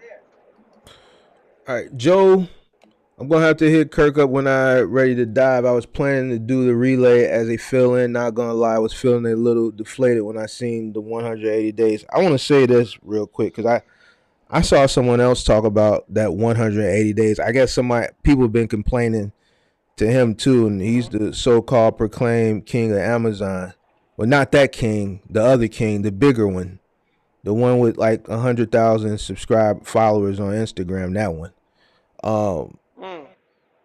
You can't put your eggs in one basket. So I don't, I know a lot of people that, like he said, that's one thing I can't agree with him on. He said, like, man, if you were planning to come into this space and they switch the game up, nothing stays the same forever. You shouldn't have all your eggs in one basket anyway. All right, you got to look at this industry like the stock market. You got to diversify your portfolio. You know what I'm saying? Like Kirk, you got more than one broker, right? Yeah. All right, so you don't keep all your eggs in one basket. So a lot of people that were just relying on Amazon, that were planning to get into this business within the next 30, 60 days, listen, there's other things out there you can do. Amazon is going to keep changing their requirements up. All right, they're putting the squeeze on. They're putting the squeeze. This is nothing but a squeeze play. That's all it is a squeeze play. They used everybody, and there's nothing wrong with that. It's business. They use everybody. Everything that they're doing now, they should have implemented from their inception. All these safety protocols that they're so concerned about now, they should have been concerned about this 5-6 years ago in 2017, 2018 when they launched Relay. If you look at a FedEx truck, you look at a UPS truck, and you look at an Amazon delivery truck, the FedEx truck and the UPS truck are going to look the same, except for the fact that the FedEx truck is white and the UPS truck is brown. But when I say the same, mean you don't see no dings, you don't see no dents, you don't see no blemishes. You look at an Amazon truck, the damn running board is hanging off, the front is crashed, the back is crashed, the door is dented, the side of the van got that yellow streak on it from when it looked like it turned the corner coming out of gas station and hit the concrete barrier that's painted yellow, right? Because they throw anybody in those vehicles. They didn't care. Like I said the other day, they needed all hands on deck, right? They got all this volume, right? They knew they didn't have the luxury of being compliant when it came to safety as far as really, really, really, really strict, because that would have deterred a lot of people from it would have deterred a lot of people from filling those positions, because a lot of people wouldn't have made the cut. They wouldn't have qualified, right? So they turned their head to a lot of safety protocols because they had to, because they needed all hands on deck. Now, since they're bringing in their own vehicles, I'm saying it again, right? Because clearly it's not just me, it's even him. You see what I'm saying? And I disagree with a lot of stuff he says, but this is one thing I can agree with. You know what I'm saying? Listen, they're bringing their own trucks in. They're going to continue to bring trucks in. All right. So guess what? Now they're going to tighten up and put the squeeze on. They're going to squeeze people out. Now we want the best of the best. We don't have to accept any and everybody no more. We don't have to. Right. We don't have to, because you know what? The DSPs that are buying into this program, they're hiring employees. So all that responsibility is now on them. But guess what? They're training those guys, and those guys are responsible that are on the clock. That level of responsibility, we can't legally, there's only so much that we can say to a contractor. Whether as an employee, it's certain things they can tell them to do and not do. because they're a direct employee, whereas Amazon can't tell a contractor certain things, right? So now, since, man, we have a less need for a multitude of owner operators, all right, we're going to put the squeeze on. Let's squeeze out all the bad people and keep the good people. So how do we do that? We tighten up on the rules and the regulations. This happens in big business all the time. It's called the squeeze. And I've been saying this for the longest. You forgot to mention that FedEx truck and UPS truck doesn't have a camera in it, but Amazon truck does, and it still look the way you just described. Exactly. But see, UPS and FedEx, they go through extreme training. You can't just get hired at UPS and get right on the truck. It don't work like that. You got to be with UPS 10 years to even drive CDL for them in the doubles and triples. But wait a minute. Even the FedEx contractor truck still doesn't look like the Amazon truck, which is that, those contractors, what they call those? The one with a little puppy on it. I forgot. The FedEx truck with a little puppy on it. The independent. FedEx Ground? Forgot. No, the one, you know the independent contractor that FedEx use, they got a little puppy on the truck? FedEx with the puppy. Those are the IC. Yeah, the FedEx truck, and it says FedEx, and then they got a little puppy and a little image of a puppy. I think he's talking about the Petco trucks. Petco? No, the FedEx truck. They're FedEx independent contractors. I think there's a FedEx Ground, right? Those are the IC guys, right? FedEx Ground is the ICs, yeah. Yeah, those guys, right. So those guys, even though they're ICs, those guys' trucks still don't look like the Amazon truck. No. Because, you know what I'm saying? Because I remember years ago, I tried to get a job with those guys years ago, and you had to go through a 3-week training to get into one of those trucks. Mm-hmm. Yeah, you can't just run with FedEx and UPS like that. But Amazon, yeah, you can. Yeah. And that's why their trucks look like that. That's why their vans look like that. And that's why their DSPs, when they end up leaving, or let's say Amazon terminates their contract for whatever reason, they end up owing Element 6 figures. See, Element is not charging them while they out there running, but if something happens and they got to turn those vans in, because those contractors don't own those vans, they're leasing them from Amazon. Yeah. All right. Element hits them with a bill. All that damage you see, somebody eventually ends up having to pay for that. You see what I'm saying? So at the end of the day, that's what's going on. It's a squeeze play. Like, man, and I said this the other day, man, it's crazy, man, some of these comments that I be reading. Like, I don't know why people think Amazon will fold if they get rid of Relay, or if they just continue to lessen the loads that go on the board. Like, why do people think, and I'm not saying y'all, like, people in the chat with this shit that I read, like, why do y'all think they can't afford gas? Why do y'all think they can't afford maintenance? Like, that shit is crazy to me, man. If you can afford maintenance, if you can afford to put gas in your truck, then goddamn it, they can too. Right. Because they got way more money. Way more money. All right, this is all for a reason. It's been coming, but people, like, man, and I nothing lasts forever. They used every single owner operator until they didn't have to no more. They did this twice already. I've been saying this since I came on YouTube. Like, man, history repeats itself. Listen, they did the same thing with DSP when it was the white vans. Mm-hmm. I said this over and over and over again. Like, yo, they're going to do it with middle mile eventually. They've done it twice already. What makes you think that they're not going to do it for the middle mile? And even still, with all this stuff going, I show people the inside information I got. I show them the DSPs hiring drivers on the job boards. People are constantly saying, "Yeah, Mark, I'm seeing them pull up," and people still holding on to faith, like this is like it's not coming. They still holding on to faith. Yeah, sometime some people like some of the time people like guarantee. When they look for these jobs, they like not guaranteed, job security. You get what I'm saying? And job security, well, when you're an independent contractor, you have to stay away from job security. You get what I'm saying? Job Mm. security does not give you the result that you want. What do I mean by that? Some people love going and have a route. You like to go in and have your paycheck secure. You get what I'm saying? But Mm. the downside of that is nothing is guaranteed at the end of the day.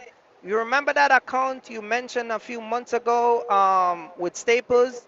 I think it was that company Dynamics. Remember you Yeah, yeah, mentioned Dynamics. yeah. Okay, how many uh, Eastern Connection had a QVC and QVC and one of those other account that was on those internet selling website Hmm. on the TV, QVC and HSN or something like Yeah, that. yeah, yeah, yeah, yeah. Well, they get those accounts, and what they did, they hire a bunch of guys to do those accounts. Mm. And the guys messed up so much because they didn't know that what they were doing and they weren't delivering on time and delivering their product the wrong places and stuff was being damaged. What happened was because those guys were so committed to those accounts, when Hmm. QVC pulled those accounts, when we were trying to tell those guys, take other routes, try to learn other different, stuff in the warehouse, Mm. just in case QVC pulled that account. No, Mm. man, I like being home at 10, 11 in the morning. I like being home at 1 o'clock in the daytime. You know what I mean? Mm. Guys will come with their return or whatever and just go home. And it's like, okay, well, when QVC pulled that account, you have them out front in the parking lot. They have to wait until guys like me and other guys who have our routes Mm. to see what they can find, what can't fit on a truck, or what's been left behind. Mm. That's because people they love this job security stuff. And so once you start to have that type of, and that's what Amazon does. A lot of guys, I can go to work like a 9 to 5, but it's my time and then come back home. And I'm not going to do anything outside of that radius. And then don't have an exterior plan to say, well, what if this go down? Think about it. You guys are doing Amazon. I'm not knocking you on Amazon. That's what you want to do. That's what you know. But use the opportunity. If you work at night, why don't you get up in the daytime and go find some logistic company in the area? Then you can get an extra pallet or two and and build a relationship. So that way, if Amazon falls in the night, you have a job in the daytime. You get what I'm saying? Anthony, I It's agree just with that you. job Go ahead, go ahead. security. A lot of people, you know what I mean? Yeah, Yeah, I'm sorry. It's just that job security that people like, and it's bad. Anthony, I agree with you. They're not. That I don't believe they're gonna get rid of it either. They're gonna treat it like flex, but there's gonna be a lot less work. So over the years, they've built up a network of owner operators that are reliant on it. A lot of the guys that are complaining now that the rates are what they call trash. You know what I'm saying? Those rates that's part of the squeeze play too. That's part of the squeeze play too. You know, it's true. The economy is messed up. Volume is a lot lower, but ultimately, there's a lot of people that rely on Amazon Relay, and the more trucks that they bring on board and DSP out, the less and less work is going to be on the board in all markets. So, eventually, a lot of these owner operators are going to have to look for other opportunities elsewhere. Um, they're just going to have to. So, no, I don't think they're going to get rid of it. I don't think they're going to get rid of it. They're definitely going to treat it like uh, flex. So, um, Al9932, pick a number one. Like what? I guess Pippi wasn't here tonight because I don't know what are you talking about. Pick a number. You know. So, Yeah. So yeah, I agree with you, Anthony. I don't think they're gonna get rid of it. They're just gonna treat it like flex. It's just gonna be a lot less work.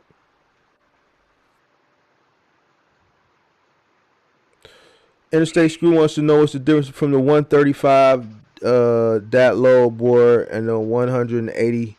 I guess he's talking about $180 load board. 180 versus the 135. More options, more loads. The $180 show you the live load. The 135 doesn't.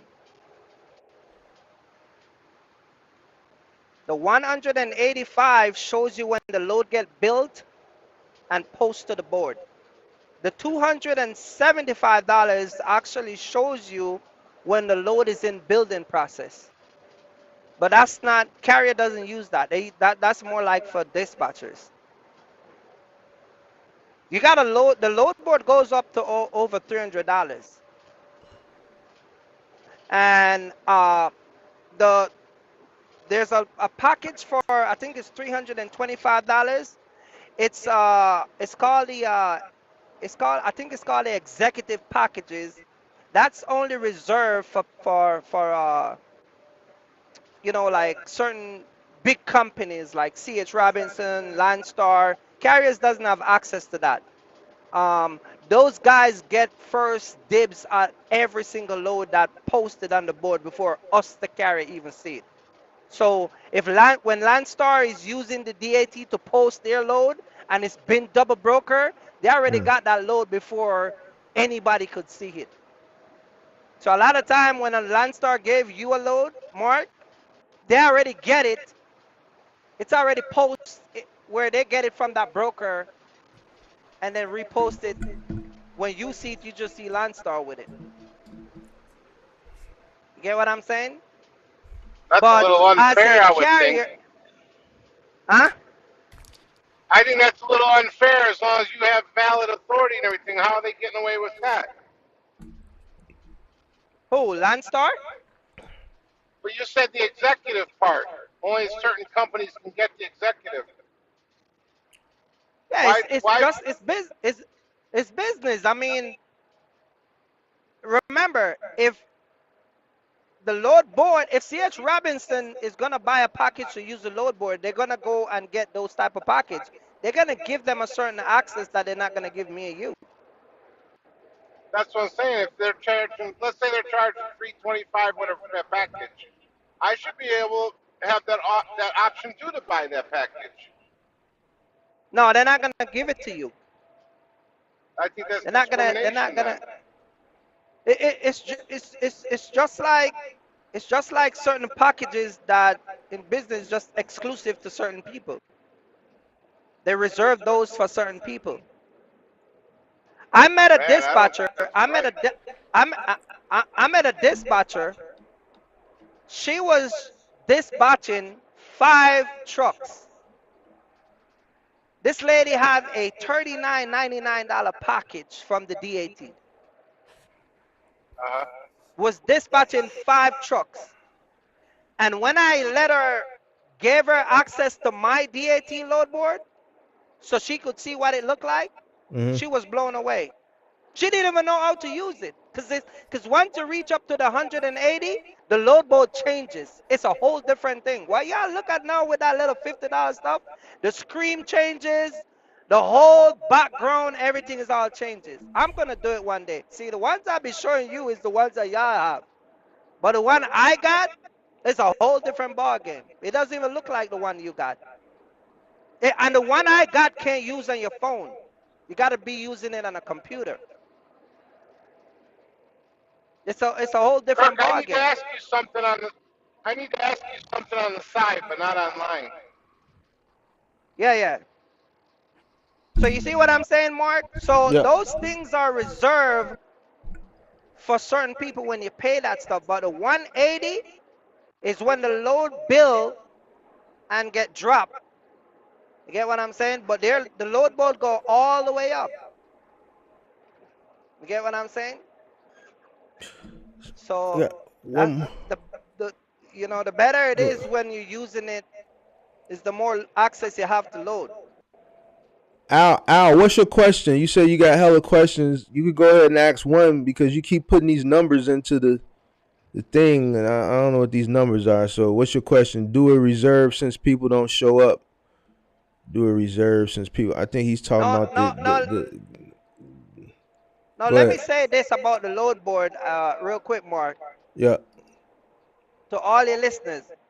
Everybody who purchased the DAT, you should also, once you qualify to register with TQL of a load board, you can go and register with that load board and have access to that load board. CH Robinson got their own load board. Echo Global Logistic, they got their load board, and a bunch of other people that got their load board. Now, the difference is, and I'm gonna just speak on this with just using CH Robinson as a 26-foot box truck. The key with most of these bigger, with these load board, like a CH Robinson, is a lot of time they'll post a load and they'll have van, or they'll say 53 footer, right? It'll be 6 pallet, 4,000 pound, but it would have van there, or it would say 53 footer, right? Mm. What you got to do is, once you see the pallet dimension, as long as it can fit in your box truck, you can book that load and go and pick it up. You get what I'm saying? Mm. Well, Kirk, somebody said, we've gotten those well, before. It'll be one pallet, huh? but it'll say 53. We've gotten those before. That's true. Exactly. But the thing is, the van on the CH Robinson, for some reason, CH Robinson don't use the small box truck options a lot. They mostly use the van, even if it's one single pallet. And so when I'm doing my mentorship with my guys, I would go on CH Robinson and I would find 3, 4 partial that would post it as if it's for 53 footer. Yep. A lot of, and then another thing, you can go on CH Robinson and you can bid on a load, and they'll give you a counter offer.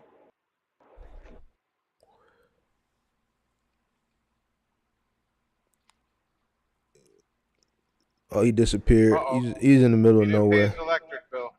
Nah, he's traveling, so he hit a dead Man, zone. that truck must run There you smooth. go. He ain't even bouncing in the You know, I just realized he was driving like not too long ago too.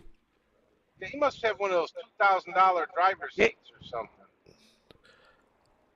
He got a fairly new truck. Well, you hearing me? Yeah, I hear you blacked out for a minute. We're talking about how you don't even move and you're driving.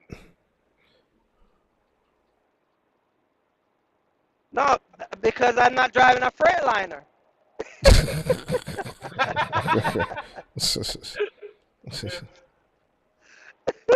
I drive a Freightliner, I'll be like this. Giving a lot of value out tonight, a lot of sauce. So the live went somewhere else thanks to James, but Yeah. James then got the sauce out of you while you driving. So I gotta make sure I come to your channel Sunday and show you some love. Yeah, we're gonna kick it off Sunday. So yeah, so all the people getting these who's using the DAT board, don't just rely on the DAT board.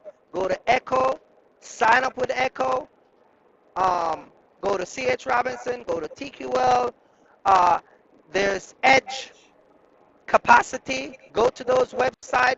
They got a lot of load that you can fit on a 26-foot box truck. That pays good. You get what I'm saying? And you can move around with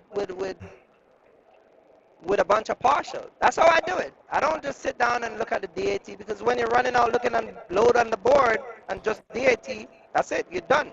You just But if I gave me got 5 board that I'm looking at, I got multiple options. Yeah, you just gave me a good business idea.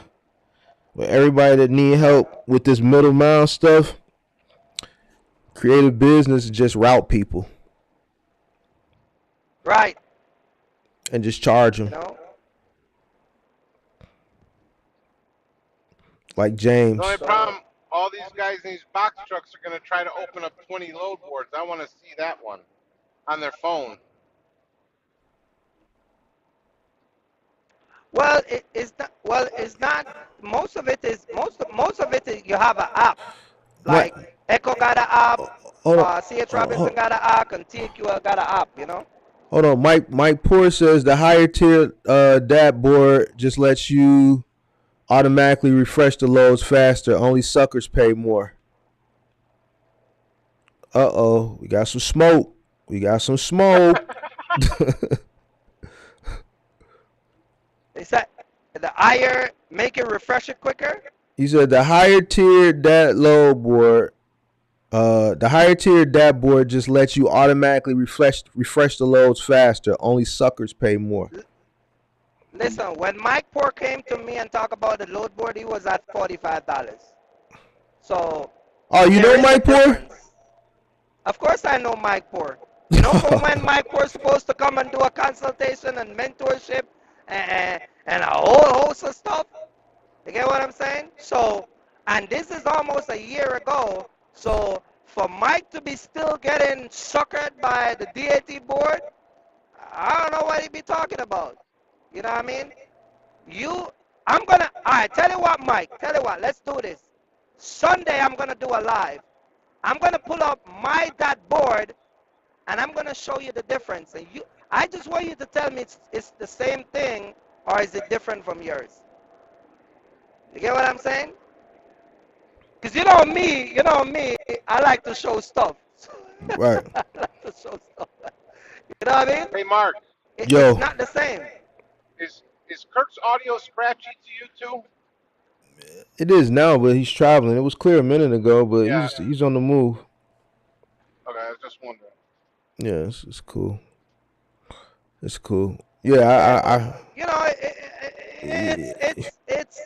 it is a difference. And like I said, a lot of guys, one of the things that a lot of people have to do is somebody will try something and it doesn't work, and they say, "Oh, I'm paying more. It's the same thing," you know. But Mike says he never got a consultation from anybody. I don't know, man. I don't want to get caught up in that, man. So Hey, Kirk, these guys all want to drive trucks and make money, but they don't want to spend any money to make money. I pay $420 a month for our board. $420. And these guys want to deal with $35 load board for the trucks?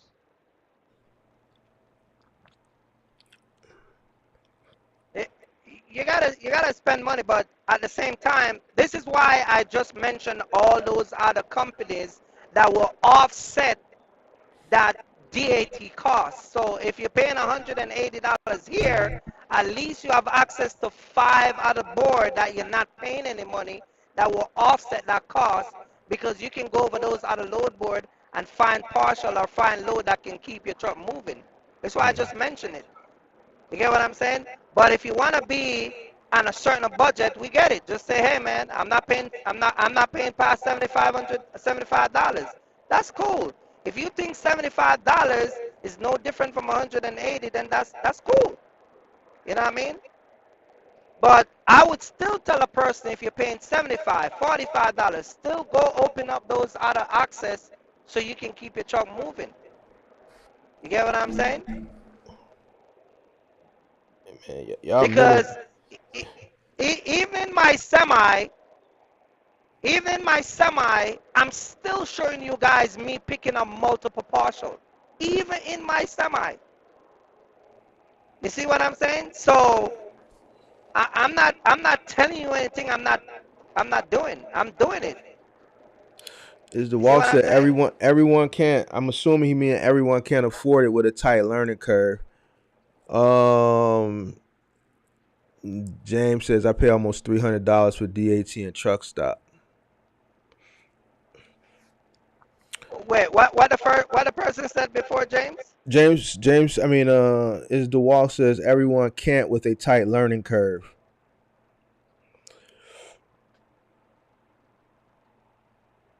Yeah, well, you know, everybody you gotta just sit down and figure it out. You know what I mean? Hey, you a different. So You know, starting off, yeah, it's gonna be tight starting off. I get it. I get it. But James here, James is paying almost $300, and we know he ain't got it. As far as we know, he ain't got the sauce down pat to run efficiently. But he, you, now, now let me you, now let me show you. Hold on. You ready to run out of your house? You ready to run out of your house? what you finna say? You want me to prove something to you? Go ahead. Ask James which one of those load board does he mainly get load from? And I He only guarantee ran you, one load. He only ran one load. This is first load ever. He ran ask for. him where did he get it from. Ask Hey, him what board gave it to him. hey James, where you get that load from? I think he got it from DAT. So a lot of guys pay for DAT and truck stop, and truck stop does not give them any load as much as DAT. So you're paying for truck stop, which is a total waste, not realizing that majority of the load that posts on DAT also goes on truck stop. It's just a next venue that DAT users use that post load for trucks. Oh no, he So you did. He guys are said that's paying for right. the My bad. He got it from TQL. My bad, Kurt. He did say that earlier. Yeah, a lot of guys right. don't So realize that the brokers post to multiple platforms. Yeah. exactly. And so you think it's a different set of load gonna pop up? It's the same thing, just replica on different platform. You understand? Yep. So, like I said, man,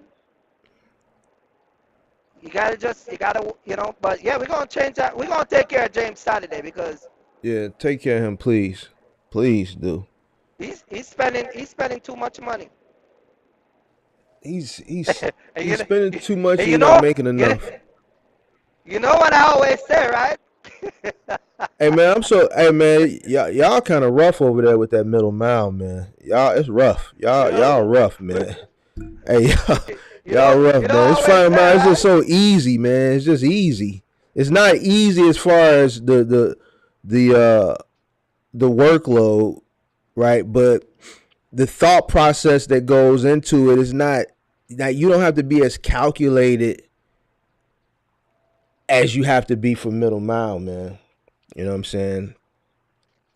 Hey man, I salute you, No, man. Cause he no, gonna I work your think he gonna work your nerves Sunday. I swear he is. He gonna work your nerves. no, I think no, it's the difference with what we do over here. This is where when they tell you to have a business plan, this is over here what it means.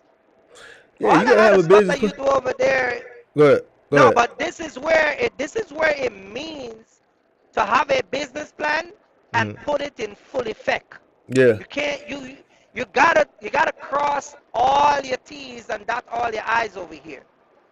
Ain't no doing it later on, no next week. You see, I just told you about the signature. Yeah. You in But Chicago, right? You yeah. right around the corner from the last customer. You can go back and get that tomorrow morning. All Right. here, we're 2 states away. Right. But see, I told him, like, I've been telling him this for the past month. You know what I'm saying? But yeah, and you still, and know, he's not the first. He's not the first, and he won't be the last. You know what I'm saying? So people gonna still do what they want to do. You can tell them right. the right way to do it. You can give them the blueprint, but at the end of the day, they still gonna do it the way they want to do it, and then they come back with their head tucked between their tail. Every week is Well, somebody different. I'm just telling you that when you go down tomorrow in Chicago downtown to that warehouse and load up your truck, and you can go back around and go get 2 signature because their one is 2 minutes away, one away. When you over here, you got to make sure that you get that name out of Louisiana because your next stop gonna be in Iowa. It ain't around the corner. You see what I'm saying? Shanti says, "Wow, you have to pay that much to try to find load." Shaking my head. That isn't guaranteed. Shanti, you must do final mile, right? Uh, My first load was from the DAT. Oh, it was from the DAT. But to be honest, I could have booked some loads from truck stop. I just wasn't sure which one. Yeah, the same loads is on both load boards. I'm glad I started. So that Go ahead. so that tells him that he's actually wasting money paying on one of the load board. And I see Yeah, guys do it all the time when they come to me. You get what I'm saying? Paying for 2 load board every month, thinking that it's somehow going. No, it doesn't. I'm glad I'm listening now because I haven't started with 26 foot of OTR writing and listening. Yeah, take notes. I Take don't notes. I don't get I don't get how some guys are at home paying $200 for direct TV with the works, but they're complaining about $300 for a load board that makes them money. I ain't heard nobody complaining about DirecTV. I'm saying compared, some guys have huge direct TV packages. Doesn't make them any money just because they want it. But $300 for whatever DAT, and they're complaining. Just pay the damn money. And man, it's a different time we living in, Axel. Amazon is Man, Amazon is decent right now because people are spending their tax return money. People are out spending their tax return money. I'm not. Well, I guess I'm gonna take your word for it. But overall, for throughout the country, services are still up over goods. So, that tax return spending right now is going to be limited. It's going to be limited. So it may be good right now. That volume may be picking up right now because of tax return. But once people run through that money like they always do, it's going to be back to normal. And inflation is going up. Jerome Powell said he adding a few more points to the interest rates. They gotta fix this inflation, and the only way to fix it is add more points to the interest rate. All right, add more points to the interest rates. All right, to kind of hopefully slow the economy down, and some more people got to get laid off. So we need more unemployment, and we need higher interest rates. So Right. people that's spending this money right now, they're gonna need this money later. All right, and it's gonna be another tax season. Is tax season. People are gonna do it anyway, but it's just gonna be a repeated cycle of the pandemic. People get an infusion of capital. Everybody going to Vegas. Everybody going to here. Everybody going to there. They spending money. I see an uptick in interest in getting into the box truck, getting the cargo van, getting the box truck because people getting that infusion of capital. But if they don't put use of that money and appropriate that money the right way, then when it's gone, it's going to go right back to where it was. And with Jerome Powell say he's raising the interest rates more, all right, inflation going to continue to go up. It needs to go back down. They want to get it down to 2%, all right, but it ain't looking good. So people really need to save this tax money and stop spending. If people want the spot market to do any changes, then you need to promote people to stop spending money. But when people get money and they spend it, it's making it worse. And I know it sounds crazy to people who don't understand economics, but trust me, I know what I'm talking about. You know what I'm saying? So let them spend it. I don't care, man. I got to eat. If I got to spend $10 on eggs, I'm going to spend $10 on eggs. But guess what? Somebody out there can't afford to spend $10 for a carton of eggs. You know what I'm saying? So let them spend their money. Let them spend their money. Jerome Powell just going to keep adding on to the interest rates. It is what it is. Mike Poor says they're setting the stage for World War III. I believe we on the cusp of a war. We touched on it Monday night, me and Axel. And that's another thing. We got an election coming up. We got Russia, man, tearing a hole in Ukraine. We sending billions of dollars over there to help them fight, which is really putting a Band-Aid when we have what it takes to end it. But Biden ain't ending it. We got balloons coming into our airspace, traveling around for 7 days. We ain't doing nothing about it. We had 2 Americans go down to Mexico, even though I don't agree with the way they went down there. And God rest her soul. You know what I'm saying? I don't agree with it. But at the end of the day, ain't been no repercussions behind that. We looking weak right now. So it is a possibility that we may go to war. All right, and They had earlier today, somebody did a cyber attack, making it look like it was a nuclear launch. right, I heard about that. So we definitely being toyed with right now from a few different places. You know, China and Russia, and China is our biggest threat right now. All right, China is our biggest threat. You know, so it's a possibility. Mike Poor, I 100% agree with you. So that's another big thing that people ain't looking at. Everybody's so focused on this 180 to 80 Amazon, and they ain't looking at the bigger picture. The reason why I've always been able to forecast stuff on this channel and tell you what's going to happen, because I pay attention to the bigger picture. I don't focus on the little things. 180 degree. It's people really upset about this 180 degree or 180 day Amazon thing. They really upset about this, bro. You know what I'm saying? And it's things that are gonna really affect their bread that they have no idea about. So it is what it is, man. I know one thing. Every single dime I get, I'm saving it.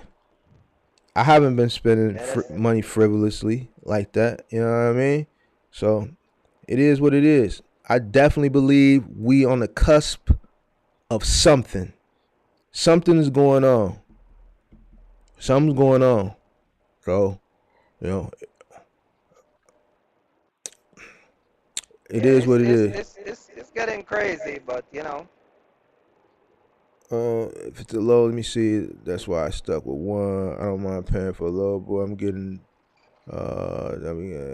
Kenny, we just cut cords nowadays. They're setting up the stage for World War Right trucking money, y'all. Probably nobody willing to. The problem is nobody's willing to work with me because I'm a new authority, and when they are, it's dedicated freight. That's why I took the crazy load. I was sitting. All right, stop making excuses. Stop making excuses. I don't want to hear that, because we set you up 3 weeks ago. All you had to do was follow the blueprint. I told you what to do. I took you as far as I could take you, and then when you said you wanted to do middle mile, I said, all right, I'm going to hook you up with Kirk. And you didn't go. Hold on a minute.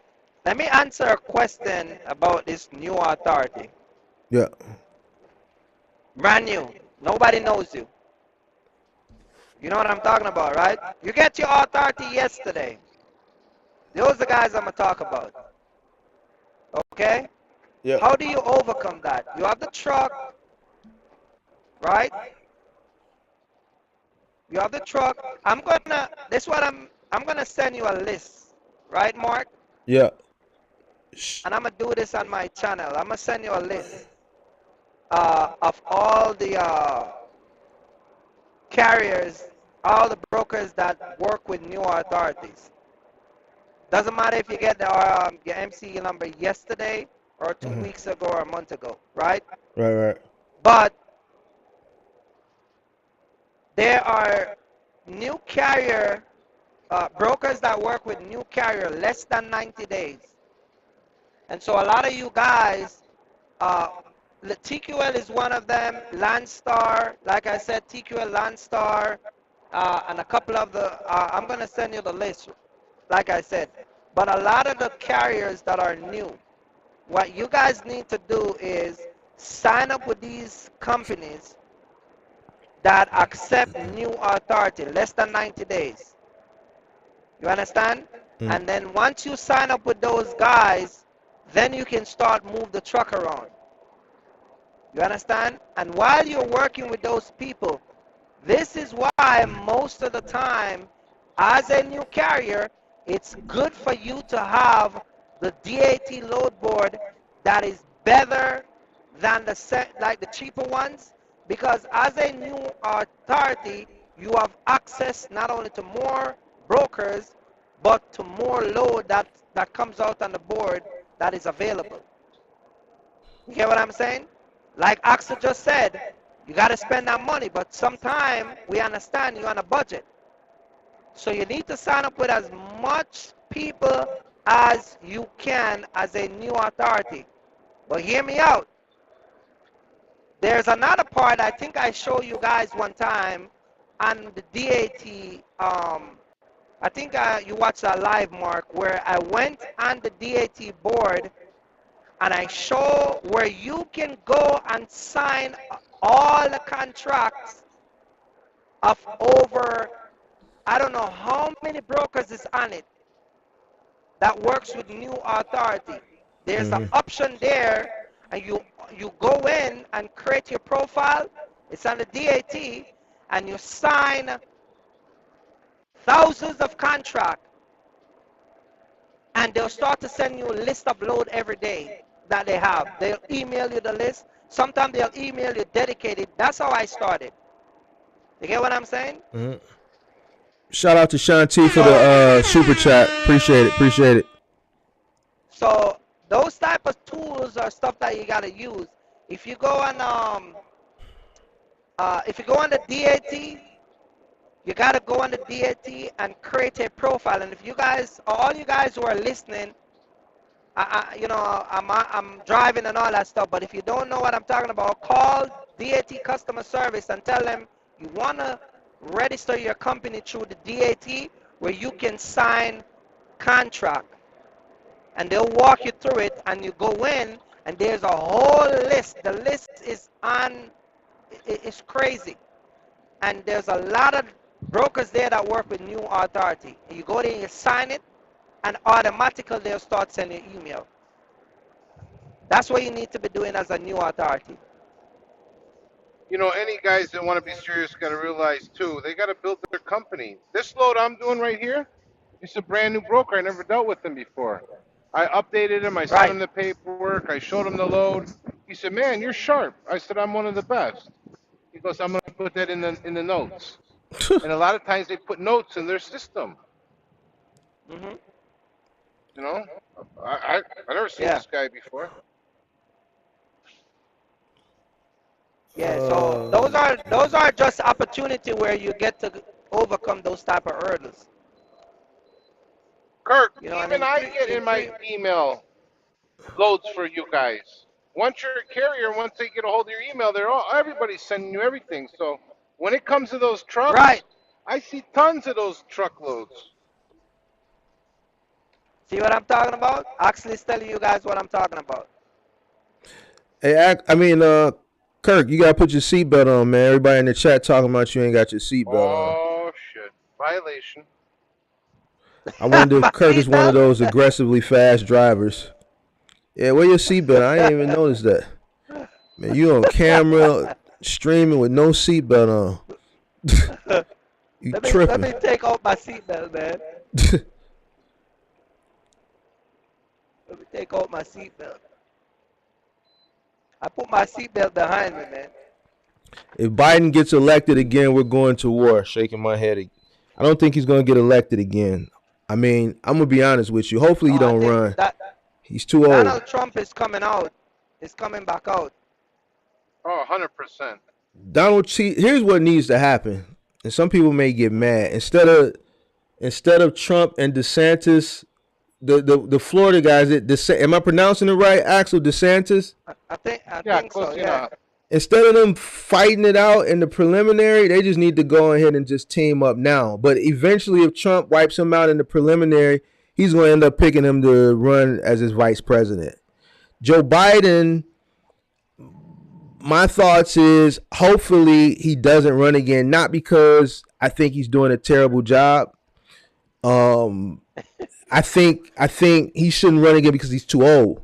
It's clear he's too old. He does speeches. He's talking slow. He's forgetting where he's at. He's forgetting what he needs to say. He can't read the teleprompter. He keeps falling down. We looking weak. We looking weak as a country. You know what I'm saying? Whether it was Trump, whether it was Obama, whether it was Bush, a lot of the stuff that he has allowed to happen, there would have been immediate, swift repercussions for some of the stuff that he's allowed to take place. You know what I'm saying? So I don't think the administration, I don't think Democrats want him to run again. I'm hearing but who they're gonna put up? Well, They want Michelle to run, but she's not gonna run because they too rich. She don't need to run. She don't need to be president. Hey man, Obama's got too Michelle much bread. Michelle Obama. She's not running. Yeah, they kind of want her to run now. Hillary, she might take another run at it. But here's the thing: man, with Donald Trump again. if Hillary takes a run at it, she's not gonna win. If She's Hillary not gonna tries to win. run again, Trump will definitely win because he Trump, will be dogging her so bad. here's why Hillary's not gonna win, and I don't want anybody in the chat to get upset. I'm just speaking on behalf of American people. Here's why Hillary won't win, and here's why Hillary came so close to winning. And if she was a man, she would have won. The reason why Hillary won't win, right? Even though she would be the strongest candidate, is because most Americans, right? They're gonna think like this. Look, if it's wartime, who would you want running the country? All right, so a lot of people, when they were asked, well, you know what, I wanted to vote for Hillary, but if we went to war, she's a woman. Nothing against women, but women draw off emotions. You know what I'm saying? Is she going to think twice about dropping a bomb on the country, knowing that there's going to be some casualties of war, knowing there's going to be some kids? You see what I'm saying? That was the reason why she lost. Really, she would have won. But the reason why a lot of people edged and just went on ahead and voted for Trump was because they thought about times of war. Who would you want? Who would you want running the country at a time of war? You need a lot of people. And if she come back now, she definitely gonna attack Putin for what he's doing. Yeah, but then at the end of the day, afford that. Go ahead. I'm sorry. Go ahead. No, I'm saying that we can't afford that. No, we can't afford it. But see here. We can't afford her going to war with Putin because of Ukraine right now. Because, you know what I mean? But here's the thing. We're going to have to do something eventually because Biden done put us in it.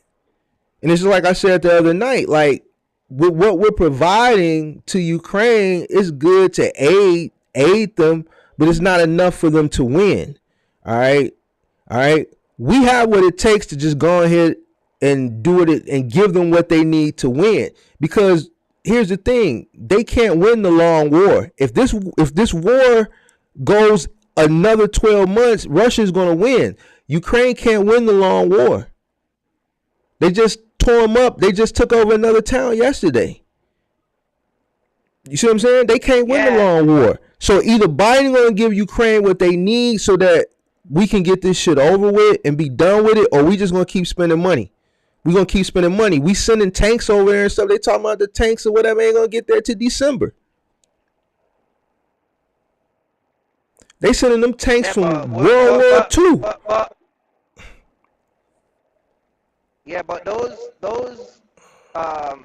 they want troops on the ground, and I think if America do that right now, Russia gonna see that as a threat. You get what I'm saying? Ain't no American soldier fighting over there. But we ain't fighting over there. We not on the ground. We not on the ground. But we that's training. what that's what they want. They want reinforcement. Not only they're getting tanks and guns and material to fight a war, but they need the boots on the ground. Now, the question is, what interest does America would have in Ukraine to go and help them fight? I mean, it's not like when they finish fight, Ukraine is an oil-based country, or there's no resource there. So remember, when a country they got a lot of resources, such as what? I think they have. Actually, I believe I even heard they have a lot of that. What is that stuff for the batteries? What the heck is that stuff called? Lithium? Yeah, I think they have a bunch of lithium too. I could be wrong, but there is some stuff over there. You'd have to look it up. Maybe Mark can look it up real quick.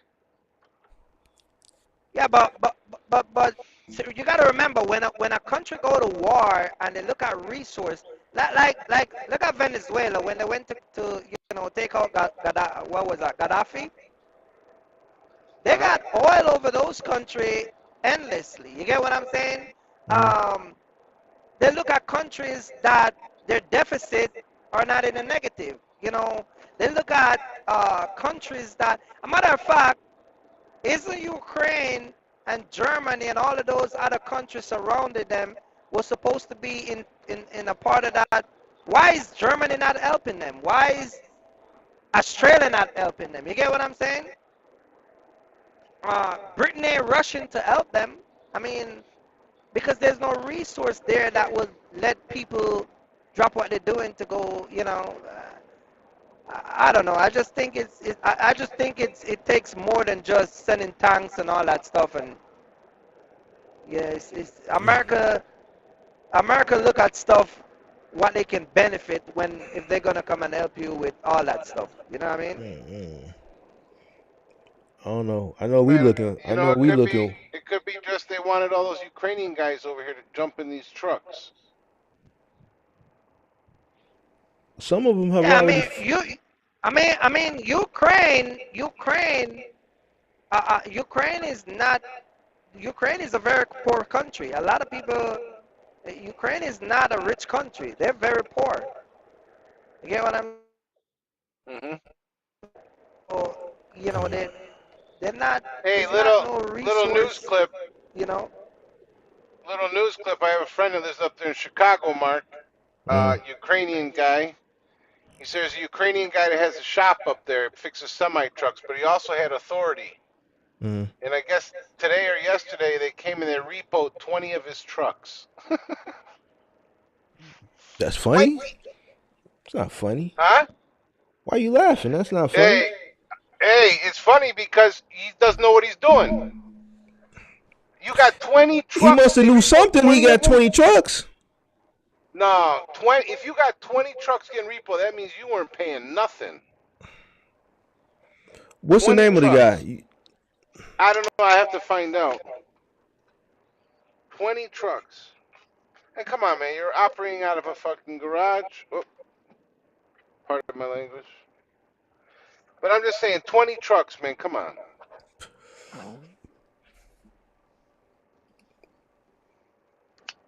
Anybody that believes that China won't send a missile to hit the U.S. is sadly mistaken. It's only a matter of time. China is not playing with the U.S. 11, I guess that's what you mean. XIS 11 already said they will be at war 2025. Right now, China got 44 warships around it. Well, I know from what I'm hearing, China is our biggest threat right now. It's not Russia, it's China. And It's crazy how America is China's biggest consumer of merchandise, make millions from America, and can just desecrate America in a heartbeat. You know they have 2 billion soldiers just in the reserves. If you look up military stats between the countries, just in their reserves, they have 2 billion guys. Well, China have the largest warhead machine. They have the largest Yeah. warhead fleet. that's You what get what I'm saying? Hurry Up and Buy is saying. Right now, China got 44 Yeah, warships surrounding Taiwan, and the head general is saying the first thing needs to go is them warships. yeah. How many ships? I didn't hear about this one. 44. Wow. Yeah. So And then we're gonna get And sucked and into and, that. and, a matter of fact, we're talking these things we're talking about is just boots on the ground material. We're not talking about the internet stuff that they can do. right, they You get already what I'm talking saying? about. They already talking about. I was listening to the news earlier, and they're talking about the TikTok thing. How Right. we need to hurry up and ban TikTok because they spying on us with Mhm. that. They have access. If you got it on your phone, even if you disable the location and all that stuff, it's still tracking you. Like they know everything. So Yeah.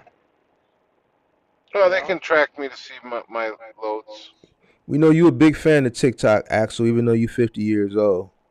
You know You're a why? The big only reason fan why I of like TikTok? TikTok. Because I can jam my tunes on there and I don't get blocked. If I could jam on YouTube, I'd be jamming on YouTube. Yeah, man. But China, man, they paying attention to you, man. They know where you at.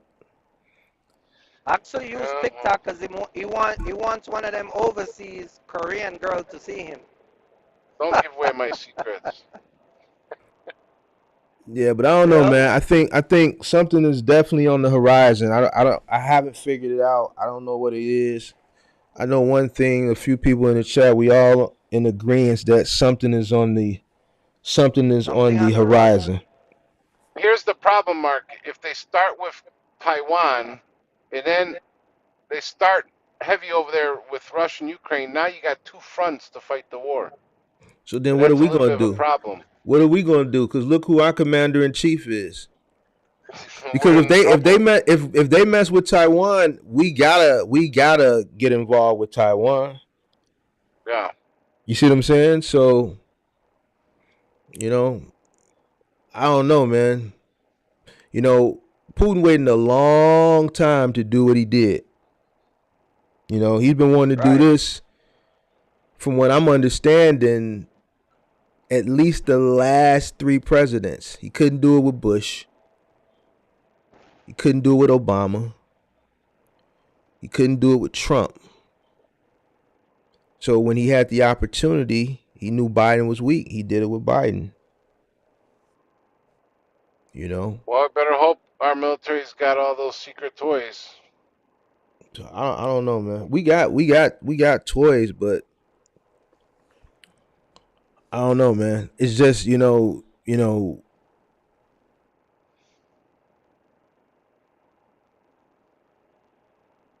the man is just exposing his hand of how weak he is, man. And it's just not a good look. It's not a good look. Not as commander in chief, man. Like you got to show some type of strength, something. Show something, man. Or people Well, gonna he keep might get picking woke, you. and then Kamala will step up to the plate. Bro, come on, man.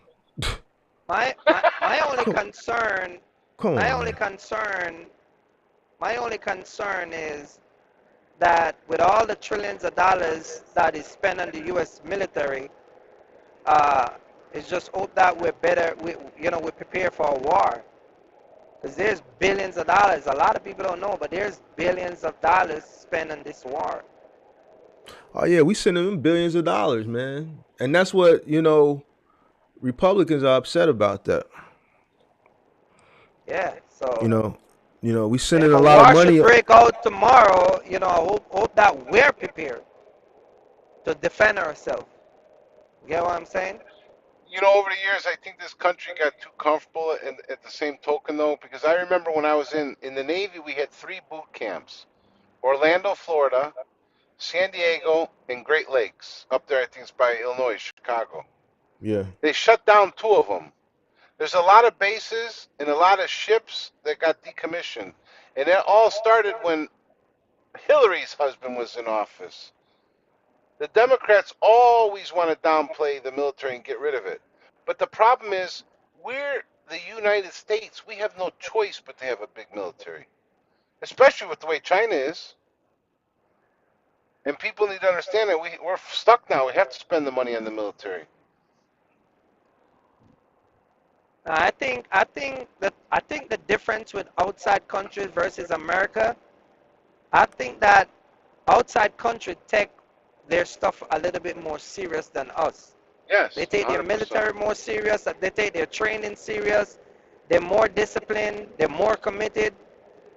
Just look at some of these uh, countries that have these military forces. Even just look at Russia, China, Israel. These guys spend millions of dollars to train their guys, get know to use their equipment, all that stuff. I think we're at a part in America where, you know, we're good. We think words can always intimidate people, and well, we'll get it if we'll get to it tomorrow. We like to procrastinate and postpone stuff. And even when you look at some of the average person in this country, it kind of trickled down to them too, where people are not immediate to react to things. It's always about later on, tomorrow, or next week. You get what I'm saying? When other countries, they're like, no, no, you gotta, in Israel, go look it up. In Israel, every male gotta go through a training for the military as a part of their schooling. You get what I'm saying? We used to do that in America, where you have to join the what was it? It's called a Selective service. Yeah, you gotta do it when you're 18, but you know. But how effective was that? Guys are coming out of school and never been in. But we haven't had to we haven't had to reenact the draft. So that's like if the president has to reenact the draft, that's when your selective service comes into play. I believe it's still protocol when you turn 18, you have to apply for selective service. But what a lot of the foreign countries do is you have to serve a minimum like 6 months in their military. Yeah, it's mandatory in other country, but over here it's whenever. You get what I'm saying? Yeah, because ain't nobody. So they know where you're at. I would have thought no one would be crazy enough to bring the war to our doorstep. You know what I'm saying? And that's we haven't. Problem. We haven't been. Yeah. Go ahead. Yeah, no, go ahead. And we haven't been in a war to the point where we just been getting killed off to the point where the president has to reenact the draft, because we need more troops. It just hasn't gotten to that point. Hopefully it never does. It don't matter to me. I'm too old anyway. They can't draft me. No. They go up, Mark. If they need more bodies, they run out. Okay, well, guess what? They got to go from everyone from 18 to 43 before they get to me. You see what I'm saying? So that's a lot of people. That's a lot of people. But here's the thing. If they call, then I got to go do what I got to do. You see what I'm saying? But, well, I'll drive and you can stream while we're shooting. I ain't going to stream. Listen. No, I ain't gonna stream. I was finna say something, but let me keep my mouth quiet. I don't need to tell. No, but what I'm saying, go back to what Mark said about bringing the war to our doorstep. See, Ukraine didn't expect that. And see what happened? A lot of the guys that were fleeing the country, remember, at one point they put a ban and say every male gotta stay and get a gun to go fight. Yeah. So war is not something that you can predict that's gonna war. We're in a certain part in life now where you can't say it's not gonna happen or you don't expect it. Like nowadays, you gotta expect anything from anybody. You see what I'm saying? You can expect your neighbor to steal your car and go sell it to pay his damn mortgage. Like nothing you can put past anyone. You get what I'm saying? I haven't heard nothing about Ukraine lately. It's like they're keeping it down low or something. What you mean? You don't watch the news. You don't listen to the news. See, that's the first thing I listen to. Drop a bomb, but listen. Russia just sent sent a bunch of soldiers over 2 days ago with shovels. They fighting with shovels. Shovels? Man, yeah, I guess they ran out of guns or something. But they said like the bodies is piled up. They sent like thousands of soldiers over with shovels. So, it's Putin just unleashed like another 200,000 soldiers. So, they just pushing through. They shot 5 missiles the other night and took over another city. I saw one thing where they had like some kind of special drones that come and drop and blow stuff up. But that's what they saying that like they saying Biden need to just go ahead and pull out some of our toys and just go ahead and go up. We don't have to fight the war. We don't have to help them fight the war boots on the ground. We have tools that we can fight it from, the air. We could use drones and there's other things that we could use. But from my understanding, we have what it takes to go ahead and end this war. But Biden ain't he's not hitting that button. And I feel like we're in it now, we might as well just finish it. You know what I'm saying? Stop wasting money just go ahead and get it out the way. But I don't know, man. I'm not the president, man. So I don't understand some of the stuff he's doing. I don't know who's running the country. It just I don't know. You But know what happens if when the leader gets out of control and gets a little loud? He just has but an I don't think accident he's or in something. control. See, that's the thing. I don't think he's in control. I think No. he's taking a nap. I think he's asleep. No, I'm not talking You about. know I'm what not talking about. I'm not talking about Biden. I'm talking about Putin. Oh well, you know, That, listen, Putin been waiting on this for damn near 20 years. they might take him out on the side like Bin Laden or something. Well, I don't know. I don't know. I don't think I don't know, man. Let me just stop. Mark, I you mean, want if to hear they can some? get to him, if it came to that, I think they would just try to remove him to avoid a bigger problem. Well, it's too late for that, right? Gaddafi, Saddam Hussein, Well, all these guys, they take him out. Bush killed Saddam and Obama killed Osama. So what you saying? Joe Biden gonna kill Putin? I don't know. Mark, you It'll want to be hear some interesting. crazy? What if the Fed keeping the rates high because they know war is coming and trucking is gonna bust loose in the next 12 to 24 months? You saying bust loose in a good way or bust loose in a bad way?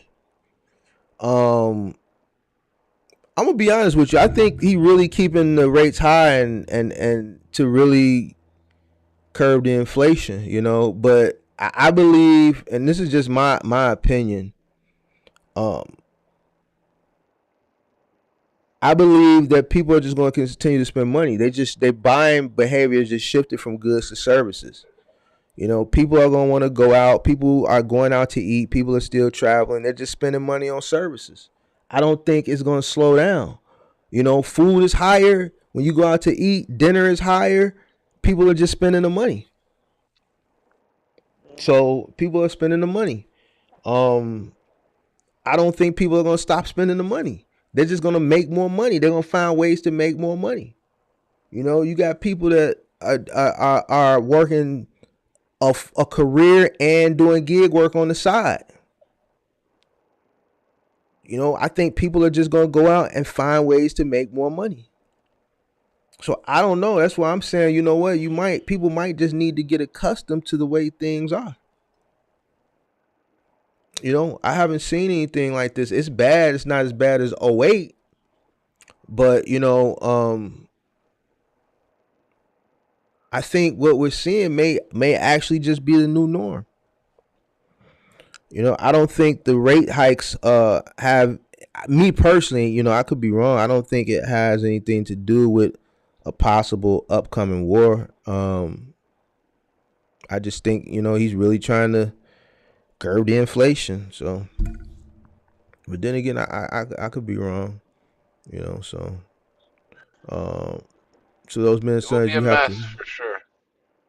For those of you men with sons, you have to look at what if your sons get drafted because I believe it's going to happen. Man, if they reenact the draft here in America, that means we getting tore the hell up somewhere. We getting tore up. I think our military is deep. It's not as deep as China, but you know the only people I would be concerned about if we had to go to war with would be China.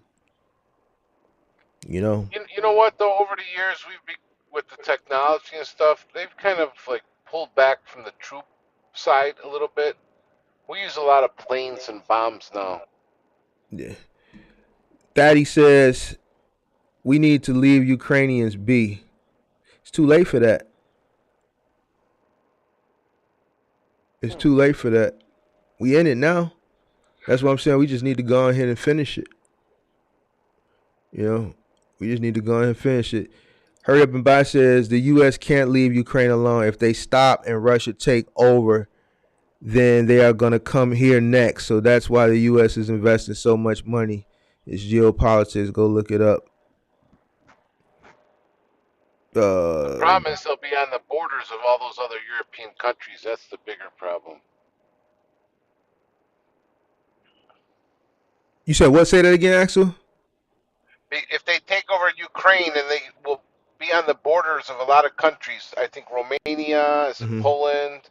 That's the bigger concern. Ukraine is like the buffer in between Russia and Europe there. That's Yeah, what hurry up and buy. Yeah, that's what I heard this morning. They sent mercenaries over there with shovels. Yeah, Russia sent Mercenary. mercenaries over there with shovels. Yeah, Russia hired the worst mercenaries on the side of the war. If they lose the war, they will kill Putin and take over Russia and fall like every other country. Then the U.S. will have a real problem. Yeah, yeah. I don't know, man. I'm just curious to know what's yeah. going They on. were saying that if he takes over Ukraine, he will have access to Germany and all those other countries around in that little surrounding, and he'll just Yeah. start taking over those countries too. You know what I'm saying? Because those countries are not equipped to take on Russia with the war No. power and the money that they have. So, James you know said, what I mean? I had a TQL broker tell me the rates are so low only because there's more trucks than there is freight available, and that usually every 6 months it flips and the rates will be back up in 6 months. So when are you counting these 6 months? Because it's already been about 6 months. So when is this broker counting? How old is this broker? You know, these Because these that TQL brokers are some of the worst brokers that you can ever deal with. You know what I mean? Man, they just got out of high school, T half of them. right? Because Yeah, that that's what I was gonna say. You know, they hire a lot of intern. mm-hmm. Let me say this. Let me say this about TQL brokers, right? TQL brokers is a lot of intern, a lot of young guys who are doing internship. A lot of young guys who just started their, get their broker license, just started coming in the broker, have no experience. They have oversight. People that sometimes you're talking to one of those guys on the phone and they're relaying the information. You can hear them in the background because they got the real broker that are training them. You get what I'm saying?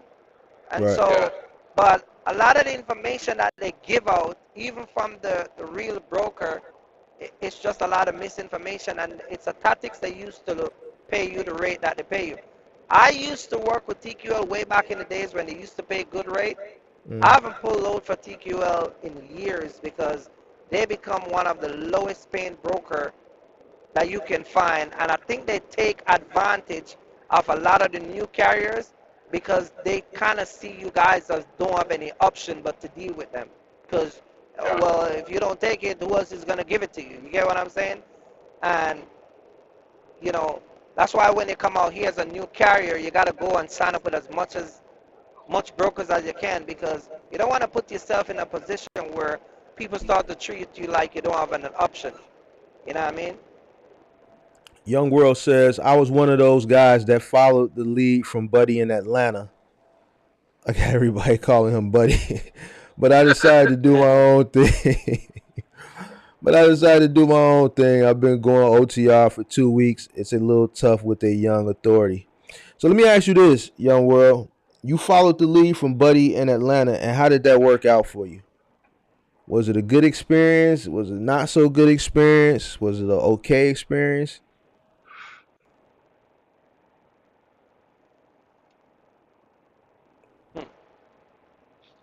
Hey, Mark, what do you think about about lane access as an investment opportunity? They trying to eliminate brokers. About lane access, or do you mean AI? Because if lane access, I don't know. But I think as far as brokers getting eliminated, I think over the course of time, I think uh coding and artificial intelligence and just basic coding programs are gonna replace it. You already got digital load boards. You got Uber Freight. You Yeah, got you. I'm I'm working with a broker right now. I got a broker. I think I told you this a few weeks ago. Um, they're already doing AI where you book the load, bid on the load, get an answer. Once you get the rate that you want, Everything is you set up, you assign the driver, the whole shebang, and then you get the Raycon email to you. Yeah, you don't need a human. You never speak to nobody. Right. You don't. That's something that can easily replace a human being. It's not. That's Right. not. That's easy. That's just coding. So yeah, Yeah. Yeah, eventually. on our side, we mostly only do emails. We don't even talk to them really, so they'll probably just make the emails automated.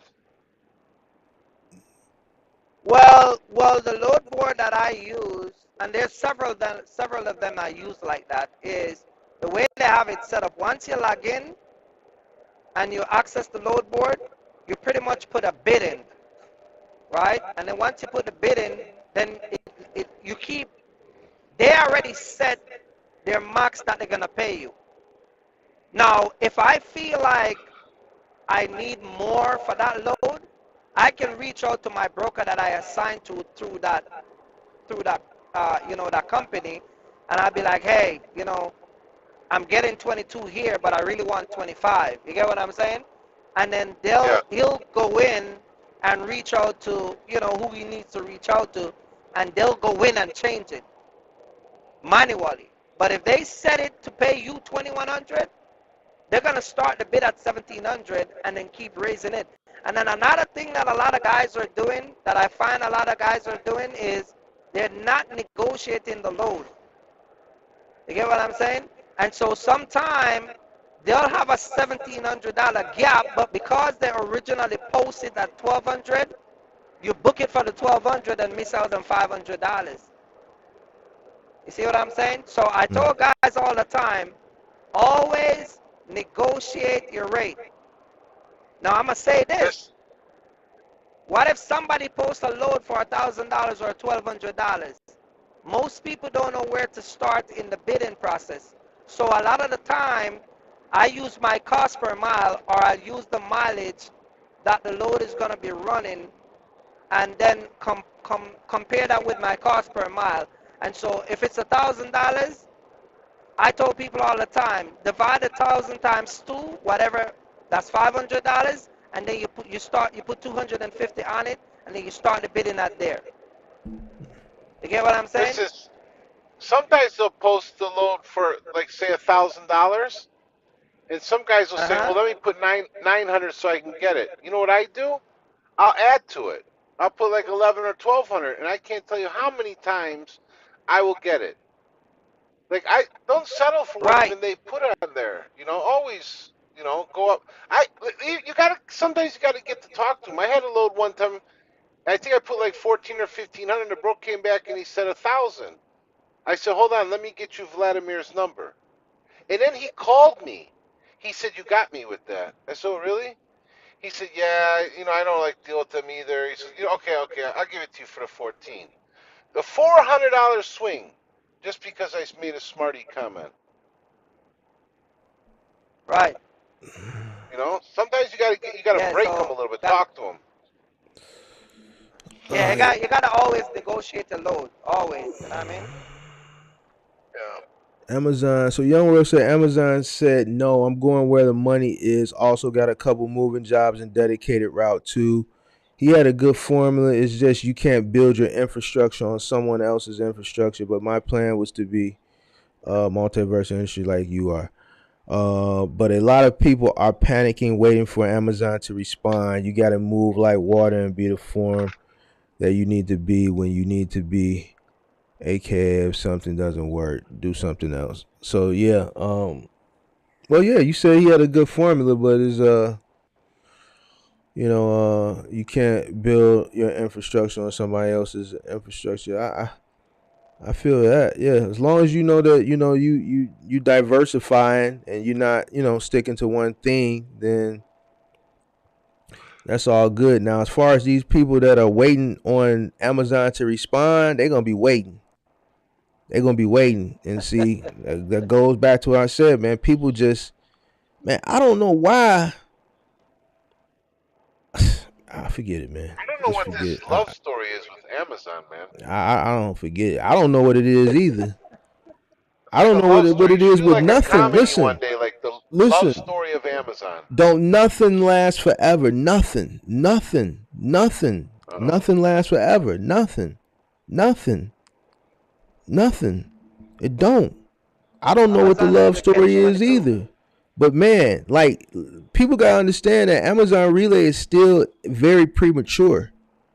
It hasn't developed into what it ultimately is going to become. All right. Mark, you It need to make a little clip of an Amazon truck no. and listen, and put in a little audio clip of Love Boat. You remember Love Boat? Yeah, I remember the Just Love Boat. put a little music clip of that and showing the Amazon truck, just for like to play every once in a while. I don't even make listen. When everybody was racing Friday night to make that they Amazon videos about the 180, I enjoyed my weekend. I don't care. I don't do this for likes and whatever content because I could easily throw up an Amazon video because that was the trend and Nick would have did thousands of views. I don't really care. I'll talk about it on live and it won't be even in the title. I just don't. I don't get why people are so hell bent and they're gonna watch money just go past them because they're stuck on one thing. All right, they're just stuck on one thing Did that did Big Vic and Chrissy and them make a comment about it? Vic did a video about it Friday night. I saw QB put something in the community. Box Truck Shawty did a video and he been on a tirade on Instagram because I guess people so hell bent on it and he telling them like same thing I be saying like don't nothing last forever. He said it himself verbatim, don't nothing last forever. You know what I'm saying? So people, a lot of people that I guess hadn't entered into the space yet or entered into the space within the past 30, maybe 45 days that have been waiting on a response, that hadn't been getting no response. And I have been getting some DMs like, man, I hit Amazon up. They still haven't responded. And people that were looking to get into the space, it's tax season. So people getting their stuff together that was probably going to enter within the next 30 days. It's like, it's like somebody done shot their mama. Or like somebody to kick their door in and beat up their grandma or something. You know what I mean? So they just sad. It's like okay, you got your truck. You can go do this. You can go do that. You can go do this. You can go do that. It is what it is. Like, Right. Like, man, hit the road, Jack. You know what I'm saying? Go over the road. Dealing with Amazon is like eating at McDonald's all the time and never trying Burger King. But here's the thing: why is everybody so hell bent on that aspect instead of maybe another aspect that may be more lucrative? If you got the bread, right? Why don't you look into investing into one of the partnership programs? That's a lot of work too, but it's more mental work. That's more mental work. You know what I'm saying? So as long as you got a right team around you, you hire the right management team around you to onboard people and do, all the training and the onboarding, and you just focus on middle managing it for Amazon, because that's basically what you are. That may be a better option than investing tens of thousands of dollars into the one truck just to run off the load board when you got dedicated, consistent work every single day. And they're giving you priority. To me, that's how I would think. And that's a risk too. That's a risk too. Because you really think you measured on the relay side, you really measured when you become a partner. So yeah, but being on that partner side is a lot more work. It is a lot more work, but it's more mental work. A lot of people are not. A lot of people are not structured for that. You got guys who are gonna come show up for work late. You got guys who are gonna call out. You got trucks that gonna break down. You got a whole host of stuff that, a guy that had one box truck, if he's not even equipped to run that one box truck, can't put him in that position, even if he's financially strapped to take it on. You know what I mean? So Yeah. you got to look at it from that point of view too. You know, I think a lot of these guys who are waiting on Amazon, man, I tell you all the time, just drive around the neighborhood, type in logistic company in the neighborhood, and go ask them, hey, I got a 26-foot box truck. I live 5 minutes away from here. Can I pull some of your load every day? That's it. You do five. You do 5 of those a week. I guarantee you'll end up with about 3 of them by the end of the month. Dedicated load too. You might even end up with a route. They got night route and day route. They got evening route. You got a day. You got guys that can do 2 pilots to pick up and drop off at this daycare center and this not daycare center, this nursing home. Mm. 3 pilots every Monday, Wednesday, every Monday, Wednesday, and Thursday. 3 pilots pay $450. Want it? Then you got a next route that you can do in the evening from 5 to 9. You know what I mean? What's that? Well, you know, you pick up 2 pilots down in Jersey City and you take it up to Nyack, New York. Want to do it? Mm-hmm. You know? That's Listen, what I I used think a to lot do of when I was guys local. they don't want to do the work, man. They got this app mentality. They Yeah, want that's the to problem. decide. They want to decide what time, what day they want to go to work. They want to open up an app and say, "Let me get this load," and then Uh-huh. wait till whatever. They don't want to do any work. I mean, it's a different generation, man. You know, Yeah, I well, can't Even really, on I our can't. side, they're all different asking for apps. generation. Who told you apps? What you mean when you say on? Well, are you talking about with the expediting? But the generations have Yeah. changed, man. It's not really their fault. Technology has kind of spoiled them. Um, it just is what it is. But you know, if it comes easy, like man, you can make money easy, but that takes time. That takes time, man. You got to put that groundwork in first. You know, you got to put that groundwork in first, and you got to build your business, and it gets easier later on. You know what I'm saying? It doesn't. It's not easy from the beginning. Everybody wants that I, I, that quick that quick and, that and, quick road to success, but it's not like that.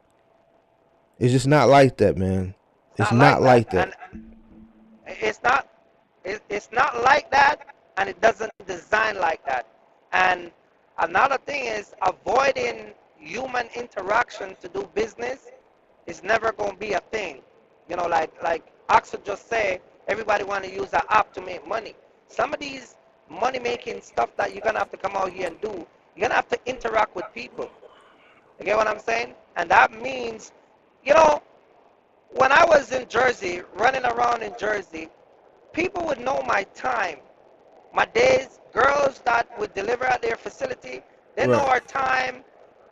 They know everything they know everything about us because we build a relationship. They know our birthdays. They know everything. We going on vacation. We tell them, hey, I'm not gonna be here next week. It's gonna be Axel coming in. Yeah, remember this? You know, yeah, you know the funny guy. He's cool. Oh yeah, yeah, we love him too. He's like you. They know everything about us. But somehow everybody just want to be in this kind of like ghost. You know, if I don't see you, I don't have to deal with you, but I make $1,000. You get what I'm saying? And it's crazy. Kirk, I had It's one time crazy I the way took a our load from a society broker. thinks. I had one time I took a load from a broker. I went to pick it up. In the ship, it was a 3PL, and the lady came out. She goes, "Oh, I know you." So how do you know me? I don't Uh-huh. know you. She goes, "Yeah, you emailed me one time. You wanted to go direct with us." And I don't want to explain the rest of the story. She goes, "But I know who you are. You can. Anytime I see your name, I tell the broker, yeah, give it to him, because they're local to me." Right, But I didn't know her. right. She knew me. Yeah. And I used to deliver to those nursing homes in New York, New Jersey, where a lot of them Jewish people own. I used to deliver the Pampers, the milk, all them drips that they have, all the supplies. You know, you go in, you drop 2 pallets. That's $350 from Jersey, right in Newark, New Jersey, right up to Bronx, New York. That's $350 on a 26-foot box truck. I got 8, 9 pallets in the day in the morning, and I'm finishing like 1 o'clock in the afternoon, delivering all those, you know, nursing home and picking up the return and return back to the warehouse. By the time I'm done, I make a good amount of money just in one day. DSW used to go and do 3 stores. Get up 5 o'clock. By 11 o'clock, I already knocked out 3 stores in Pennsylvania. Pay less. Same thing. You know, you got a pallet jack. The shoes are very light. Shoes are very light, you know, but you got to put that work and that time in, and it's there. But for some reason, everybody just want to go to Amazon. Everybody. And Well, remember, I just said 11 o'clock in the morning, yeah. and then I find an evening route. I used to have an evening route, Mark. The newspaper would print for the next day. They would. When I used to have go look up down in Jersey where they have the printing, the newspaper building down in Jersey City, right next to New York. Used to go down there 8 o'clock at night and pick up 3 stops that goes into New Jersey. Was paying $650. You get what I'm saying? And I would do that DSW in the morning and then go do that at night and go home. And that's it. It takes me less than an hour to drop those 3 newspaper stops. I drop it off at the warehouses. They give the guys on the van. Those guys drive around and throw them out in everybody's front yard. Yeah, I mean, Young World says because it's easy. To answer your question, you said you don't know why people hung up, and I believe that too. It was easy; people could be home every night. But yeah, well, I mean, it's I don't know. I don't. Whatever people want to do is what they want to do. I don't. Yeah, well, don't complain. You can do whatever you want, but don't complain behind it. Kirk brought up bad memories, man. Talking about newspapers. But we knew that this was going to happen. We didn't know that this particular event, as far as the 180 days, but I know you've mentioned it. I've been mentioned it. I just let it go. You know what I'm saying? Because people hell bent that business model was going to change. Like, I don't even want to talk about it, man. Because every time I think about it, man, it's like, man, I wish I got to download that sound effect when R. Kelly did that interview with Gayle King, where he was like, "Come on, guys, use your common sense. What are you, stupid? Use your common sense." I gotta get that sound clip, and I gotta put that into my stream deck. Common sense. Come on, guys, you stupid. Use your common sense. I gotta get that R. Kelly sound bite, and I gotta put that into, because man, like, I like it just was. You gotta get the other one too, the one that says, "Are you stupid?" or something. Yeah, I gotta get all that, man, because I'm just gonna stop talking. I'm just gonna hit buttons, man, because it's just ridiculous, man. And people still hell bent on it. Even Box Truck Shawty said in an Instagram post, like, y'all are complaining, like this is the end of the world, man. It's other ways to make money, man.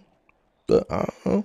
So it is what it is. So now you got all the tax, and notice they did it right at tax time. Right when there was another infusion of capital of people waiting to get into the business.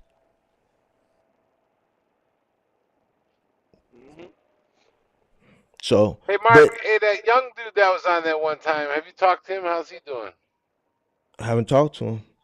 I know he did a video about something about credit or business credit or something that he didn't know. So I DM'd him like, man, if you need help, just reach out and let me know. I haven't heard back from him. So I don't know. I know he was in CDL school. So I think he's in school. That's right, yeah. I think he's in school. Well, he'll be all right. He's young. He's only 23, so he got a long way to go. It seemed like from the one conversation that we had, he got his head on straight. He don't strike me as some of the other people in his generation that will fall off the wagon. You know what I'm saying? It sound like he willing to do whatever he got to get done to get to the bag. So I mean, for him to go to CDL school, I'm pretty sure he understands he's going to be out on the road. So, I'm sure he's going to be okay. But Man, I think Yeah, Kirk a lot of unplugged his. people get it their CDL. Huh? I think Kirk unplugged his ELD because he's been driving like a machine. Who, me? Yeah, how much time you got I left got on that clock? I got a. What time you think I start driving? I don't know. What time you think I start driving? I got drive time. 4 o'clock. Nah, I Oh leave shit! Look at that. 7 o'clock. Uh, R. Kelly was set up. R. Kelly is a Yeah, retard. Let I'm me getting tell ready you. to pull over now. He said R. Kelly was set up. Listen, R. Kelly was a retard. R. Kelly had plenty of chances. R. Kelly got off from the shit he did in the 90s. He got off over the shit he did in the 2000s, in the 2008 trial. I've seen with Yep. my own two eyes as a teenager. It was a spot we used to hang out. It used to be called Rock and Roll McDonald's. That McDonald's is still there. It's not called Rock and Roll McDonald's. R. Kelly's studio was right down the street, right down from where Cabrini Greens used to be. So Cabrini Greens was in one area where they filmed Good Times at. R. Kelly had his studio right down the street, this chocolate factory, right on Larrabee and Chicago Avenue. And he used to pull up. Now, this Rock and Roll McDonald's was where all the teenagers, we used to hang out, 19, 20. We'd have our little cars and stuff. We'll pull up to the McDonald's and hang out. He used to pull up there every Saturday night and see what he could snatch. I've seen with my own eyes. So now he is a hometown favorite. But at the end of the day, the point that I'm trying to make, if he got set up on that time, that was just divine intervention, because he done got off 2 or 3 other times. And he's been guilty. So Yeah. it's just now the powers that be want him, because it's like, man, dude, we done let you off this time. We done let you off that time. We done let you off this time. Like, bro, you still doing the goofy dumb shit. So, man, it is what it is. He gonna have to sit. He gonna have to sit. That's on him. That's on him. Thank you. Yeah, I paid the toll in. Hey, Oklahoma, when you pay the toll and keep the receipt, they give you your money back. that must be like a Jamaican thing. I ain't never heard that before. Answer, you gotta go over the road, start making money. Hey, they get so mad over there if you don't have the toll. I remember the first time I ever saw- went over there years ago. I said, toll? I said, here's my cards. We don't take cards. You need cash. So what? Yeah, you need cash. Yeah, Crypto they want that gangster cash. Mark. What about trucking automation? I think semi-autonomous trucks is going to be a thing. I think fully autonomous trucks is probably going to be a thing, but that's going to be later on down the line. And I don't think it's going to be in every market. I think it's going to be in certain markets where the climate permits. So Arizona, California, stuff like that. You're not going to see fully autonomous in New York. You're not going to see it in Minneapolis, Minnesota, Chicago, Wisconsin, places like that. All the snowy area. Right. But in areas right now where they're doing fully autonomous ride share, like California and Arizona, places like that, where they've already sanctioned it and approved it, and you already have fully autonomous commercial vehicles out on the road, picking up and moving people around, then yes, I believe they're going to allow fully autonomous trucks in those markets running in a short distance, Arizona to California, so on and so forth. So yeah, I believe it's going to be a thing. And like I said the other day, Amazon already ordered 1,000 trucks. They ordered them in 2021, so those will probably be delivered maybe in 2024, 2025. So maybe about another year and a half, 2 years, because it took 3 years for those Rivians to get delivered, and those just got delivered the past couple months that they ordered in 2020. And those are electric, so fully autonomous, I said another year and a half, 2 years, and they ordered 1,000 of them. So I believe, well, I know it's going to come into fruition, because we already have fully autonomous vehicles on the road transporting people for ride share. So transporting goods really ain't an issue. You know what I'm saying? So I believe it's coming. Right. It's coming. It's not going to take over the whole trucking industry, no, but it is going to take over a percentage of it. Yeah, in certain markets. Now, how is that going to I affect like it? that comment What's Young that? World put on the bottom down there. Young People are World. scared. He says, "Can I come on the live?" Yeah, I'll drop the link. All you get to see the comment, because I can't see the comment. Can you see the live? I put it on broadcast. You should be able to see it. Hold on. Can you see it, Axel? There go the link. Yeah, I see Young Axel. World. You can't see the Yeah, comments, so I'm using my other phone to see the comments. Oh, okay. Oh, that's All right, why. there go the link, Young World. Hey, Crypto Games, I just answered your question. It's coming. It's coming. I like this comment Young World put though. He said people are scared to take 6 months or a year off from whatever miscellaneous activities they are doing to grow their business in the same thing. He's 100% right. Well, you know, I 100% right. I told you, like, I didn't go on a vacation until 2015. So from 2010 to 2015, 5 years before I went on my first vacation, and I was forced to go on that one. I wouldn't went on it. You know what I'm saying? So, and that just opened Pandora's box. So, you know, see, it's the thing when you building a business and you successful at it, you making money at it, you gonna want to keep making money. Every day you get up hungry for money. See, I just don't think people money hungry no more. If ain't nobody never told you, get addicted to that money. Right? See, if ain't nobody never told you was money hungry, then that's a problem. I believe you got to be money hungry.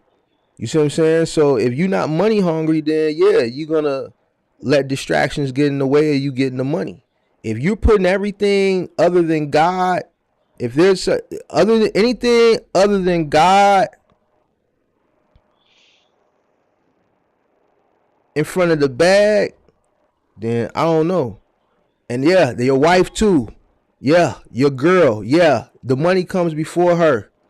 Yeah. What? Yeah. So you know, you know, what? so my girl. yeah. You know, man, I apologize for cursing out Yo. bad words, man. I apologize for cursing out bad words. Hey, how you guys doing? How you guys doing? Yeah, what up? What up? What's going on, Okay, man? I just wanted to say, Mark, super appreciate your videos. They've made a big change in my life in the past 2 weeks. I just Appreciate wanted you. to say that I was one of those guys that got caught, you know, I noticed how you say buddy in Atlanta, so we're gonna keep it like that. Right. But yeah, but long story short, I got the course. The course looked like some stuff that I really could have found online. But it's cool. I don't mind paying for information. You know, like 'cause Right. I hit you the other day about a consultation. I'm really trying to drop this load off, get that deposit, and then me and you could do something. I didn't want to spend what I couldn't afford. But That's all good. yeah, I mean, a lot of people are in shambles. Yo, cause I'm not gonna lie, I was literally that guy that I was the last guy that got it closed on. A couple of us was in a group, people got accepted. My authority went active 210. I was gonna I'm going the rental route. So okay, authority active 210. I already had a truck lined up at an enterprise, 525 a week, 18 cents a mile. I was like, that's not bad. You know, I had the deposit money anyway from, you know, a little lawsuit or whatever. So I was ready to get in. Right. Right then and then, you start seeing it. Yo, Amazon ain't saying nothing. Amazon ain't saying nothing. And the crazy part is Amazon got a RMI phone number. I called them. They was like, hey, we verified your insurance. You're good to go. That's all they would tell me. They say, yeah, we verified your insurance. You're good to go. They wouldn't say nothing else. So they paused it. So the lady's calling me from Enterprise like, yo, I got this truck. It's a 2020 International, Cummins engine, Allison transmission. It got the bench so I could maybe catch some Z's in it. I was like, man, I got to do something. So I grabbed the truck, and literally from that night, DAT load board, I copped the $35 one.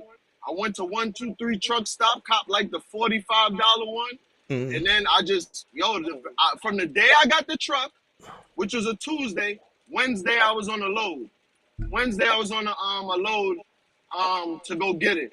I got on Craigslist. I started calling everybody, even if they said helper. I called them moving company helper.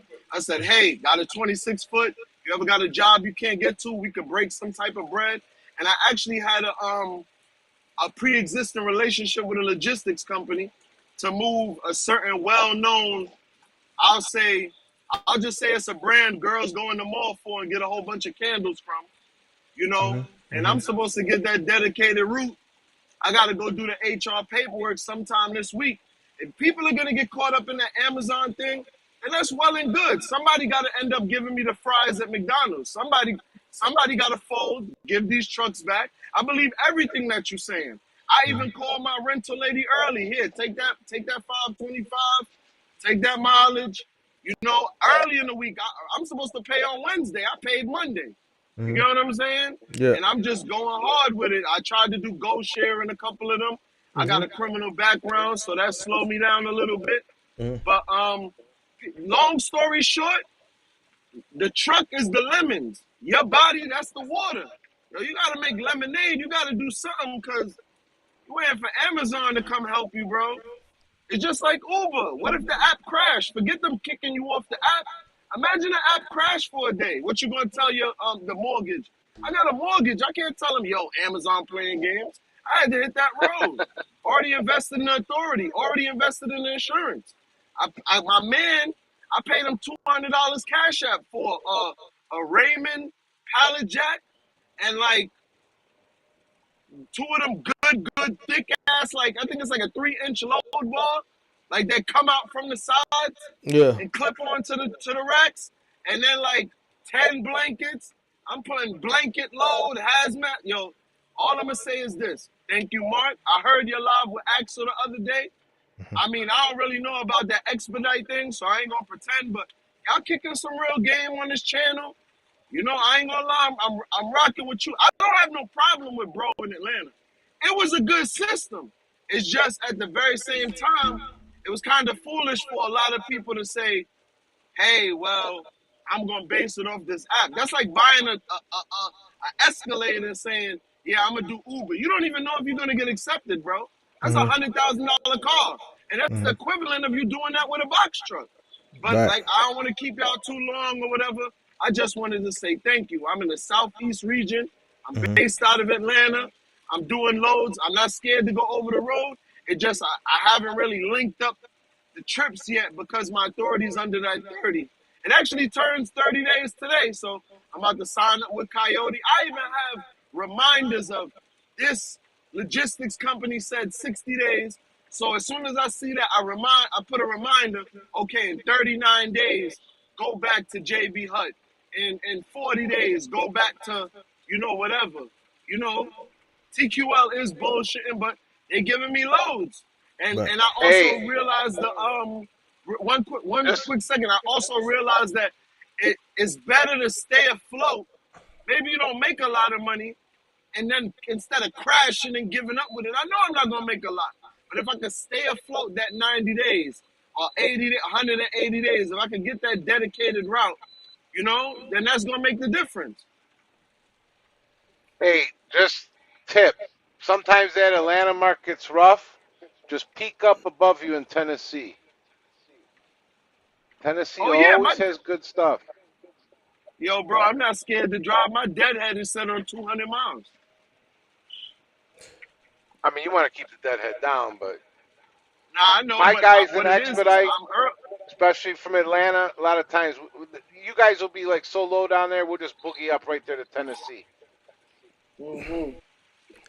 I hear you. You know what I'm saying? You definitely you woke, man. So just stay woke. All right. The goal is to eventually you want to operate for yourself, man. You don't want to have to rely on nobody. All right. Oh, hell yeah. You don't want to have to rely on nobody. All right. So, you sound like you woke. So, just stay woke, and you'll get to the bag. Just don't give up. You know. But I just want to, nah, of course. I just want to say thank you. I'm damn sure not giving up because I'm just thinking about the bread I invested. Like I ain't got no kids. This wasn't no tax money because I got Oh, two juniors and I had an extra 3,000. I saved it up, how old are you? So I'm not giving up. How old are you? I'm 33. Oh, well then you I'm ain't you ain't 33. got you ain't got nothing to lose. You ain't got no kids. You ain't got nothing holding you back. The only thing you shouldn't put nothing in front of you getting to that bag. Nothing. But don't be Yo, running bro, out and buying no hell no. Hellcat either. No, yo, bro, I ain't gonna lie. I already got two cars in the driveway. Like, I got my house already. I got all of that. Like, I was a freight handler. I was the guy taking the 2, 3 layers off. Somebody ran over my foot on the forklift, and I said, after I get everything with the rest of my life together, from the workers' comp, I'ma get in the logistics because I was already on that side. I was the lumper. I was the guy getting the tie sheet and taking the layers off the pallet. So I said, hell no, I got to do the driving. Them drivers pull up, big rig, yo, do this, yo, just go out there and try. Just go out there and learn. So while I was on workers' comp, I just came up with the plan. Box truck shorty, oh, well, buddy from Atlanta joint, Yeah. popped up. I was like, shit, $300, I'll buy that. Look, I bought it while I was still on workers' comp. Read it up, Mhm. read it up, read it up. I was like, yo, as soon as I'm done taking care of stuff around the house, I'm gonna go do it. Got the truck, Amazon played games, instantly your channel came up. And then the crazy part is it was almost scary with how it came up, people waiting for Amazon, you spit in the game. And I was like, yo, to hell with that. That load board called up. I negotiated my loads. I wasn't just taking what they was giving. I tried to get it to $2 a mile or more every time. But I ain't gonna lie. I realized, new authority. Let me take that 79 cents a mile, but go to a good area. Let me take that 189 a mile. Plus, I'm not paying 1,000 a week. It's only 525 a week. You know. I mean, it's not the best situation in the world. I wish I would have let my authority, play a little longer, but yo, bro, you got to get it. Like I said, I'm calling Craigslist ads.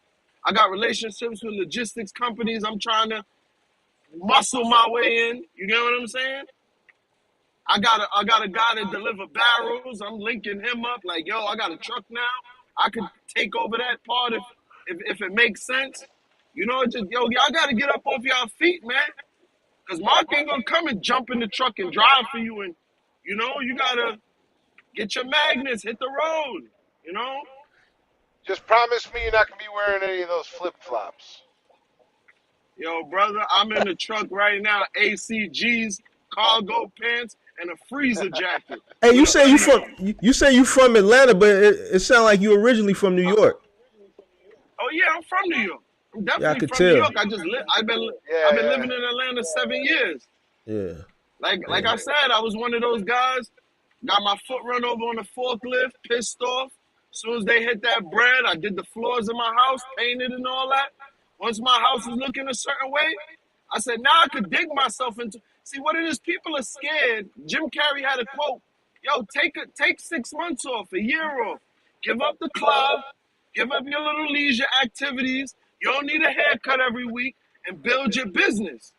You get what I'm saying? Then you can spin back 3, 4 years later and see most of those people still in the same place. Yeah. Meanwhile, you got something going on. I got a driver I'm gonna bring in. I ain't buying no truck to put him in. You're gonna hit that rental. Probably gonna hit the one I'm in. After I get that dedicated route, cause he wanna go over the road, and I ain't spending a dollar going towards anything else but this business. You know? Sound like you got a plan then. As long as you got a plan, then Yeah, man. it's all that Like I matter. said, But you I ain't can't gonna be on here. you can't get distracted though. There's a lot of distractions out here nowadays.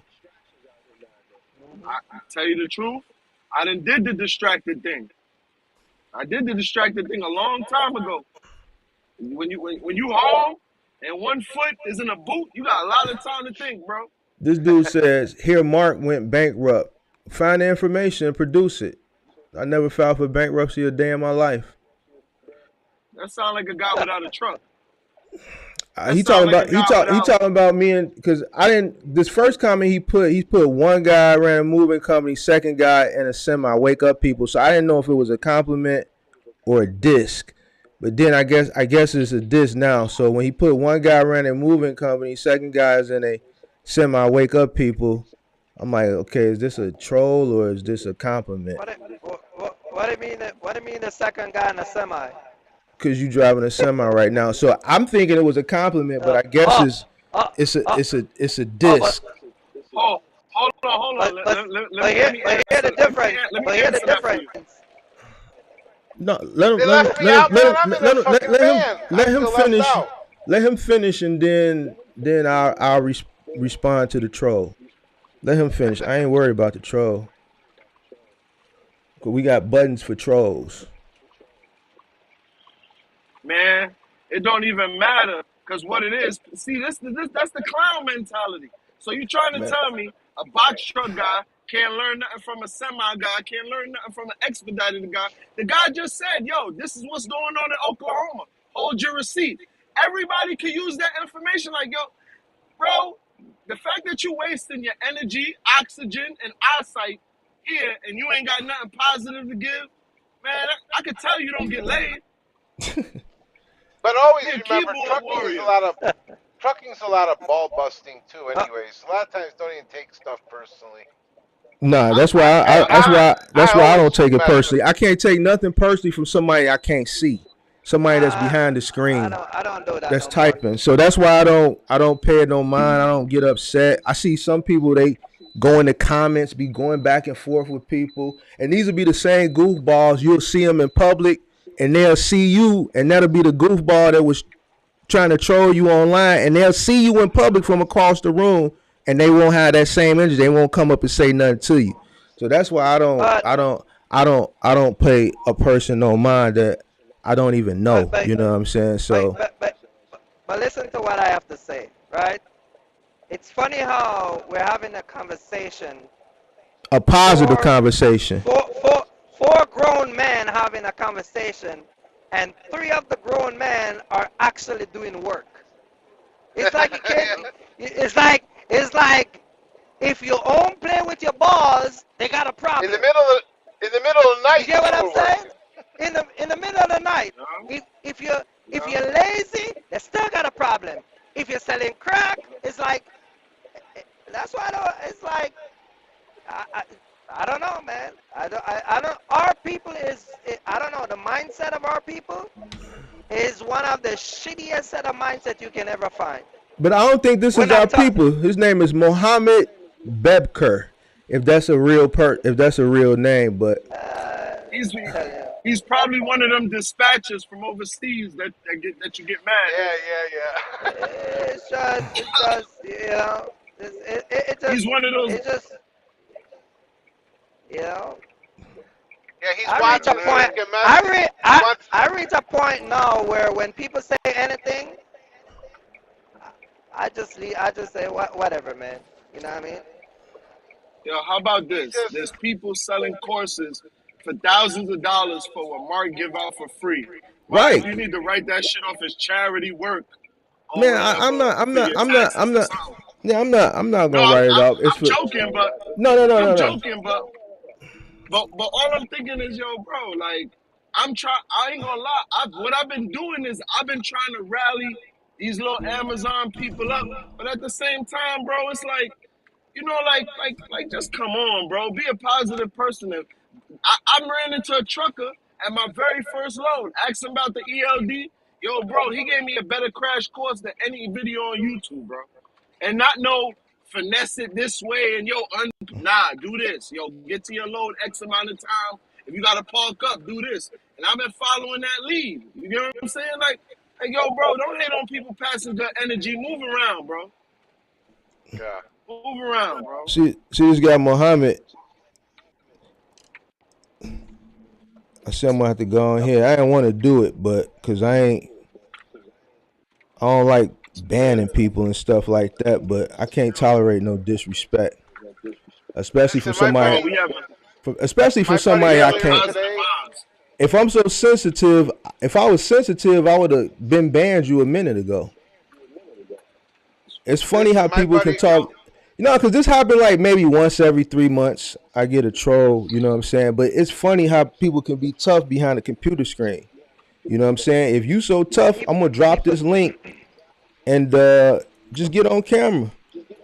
I mean, shit, it's 2 o'clock in not the gonna do morning. that. They're not gonna do that. I They're know not he gonna ain't do gonna that. do And it. you got some people. You got I some know he people ain't just gonna do can't it. stand. They can't stand positivity. They can't stand seeing other people. This I man know he come on can't with an do it.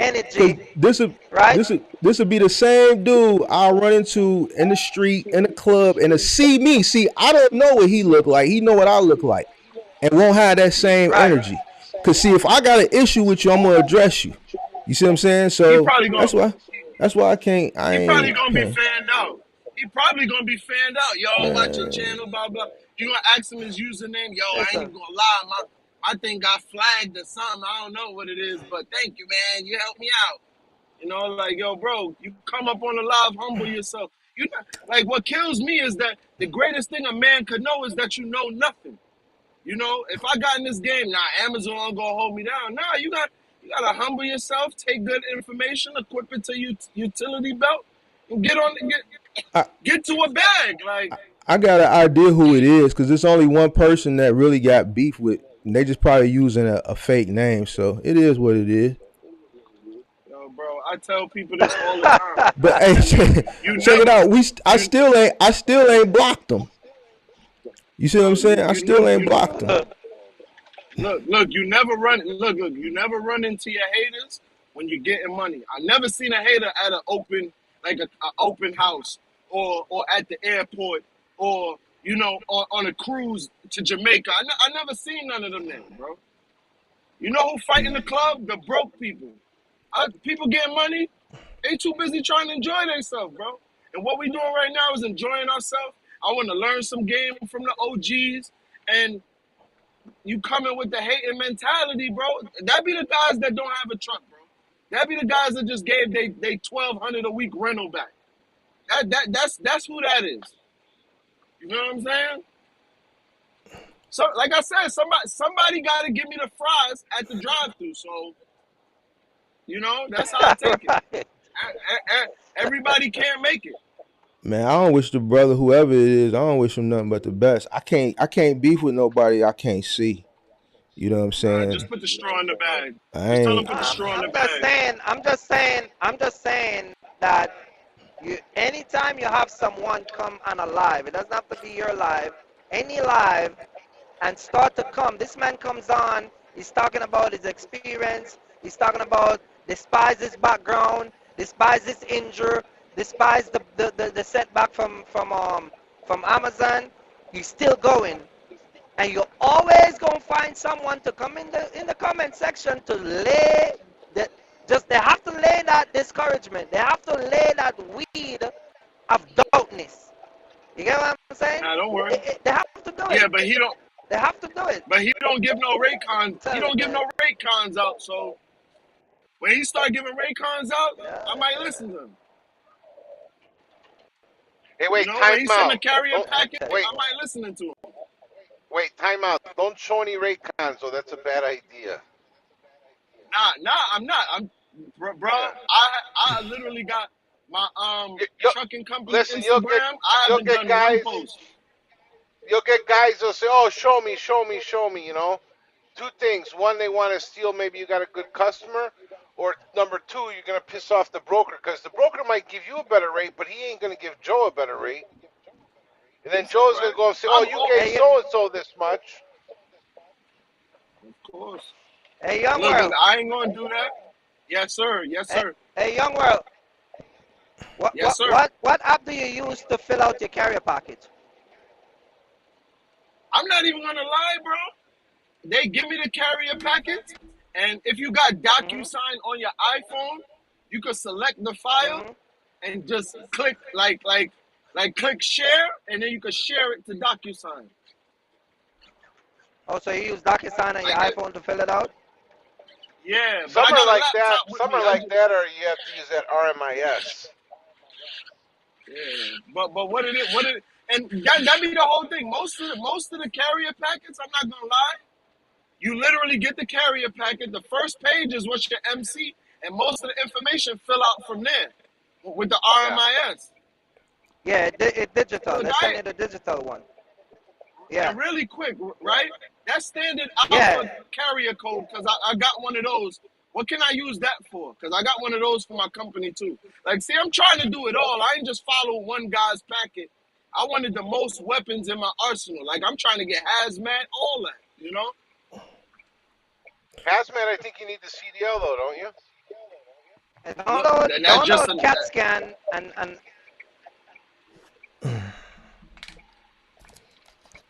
Go ahead, Kurt. yeah, nah, I got cam scan because my factoring company getting mad with me sending pictures every day, but they're gonna have to eat that for right now.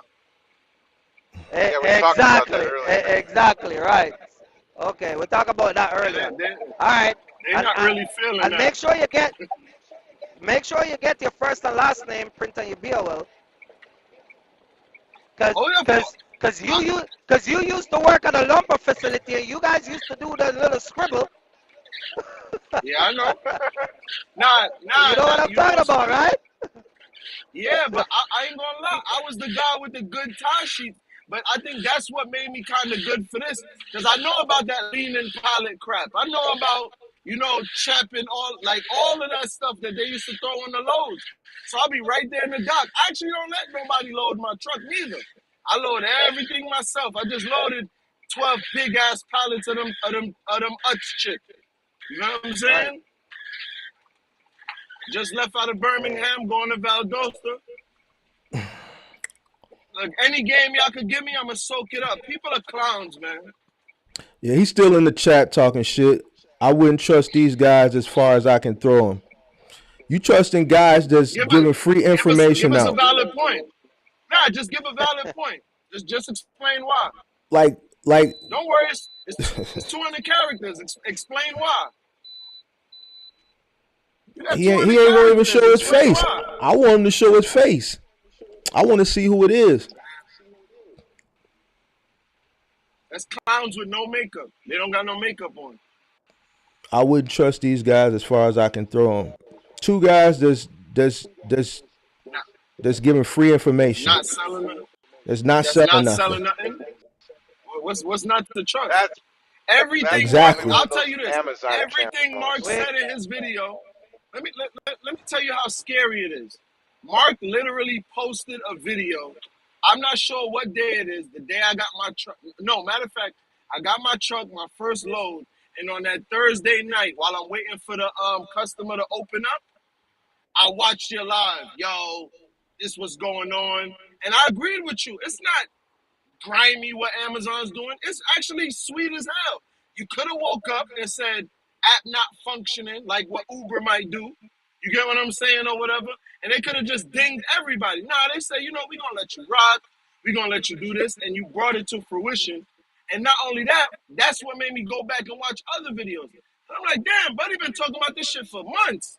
Giving game. From your video, I'm looking at Home Depot contract. You get what I'm saying? From your videos, I got to make my wife do the go share or whatever. You know what I'm saying? Like, bro, and it's at zero cost. It's at zero cost. And if you really want to pay this guy for his time, then you pay him for his time. But see, that's what free information, But see, that's why I don't do mentorships and shit like that, because I don't need the bread. One, I know that I'm gonna get hate eventually. I'm surprised I haven't gotten a lot of hate. I feel like I should get more hate because I feel like I'm taking money out people's pockets. You see what I'm saying? I feel like I'm giving out so much information. I'm taking money out other people's pockets. You see what I'm saying? So I expect shit like, this to happen. I just feel like, man, if you gonna do it, do it. Come on camera and do it. Don't be no sucker and hide behind no camera. You know what I'm saying? If you gonna stand up, then stand up.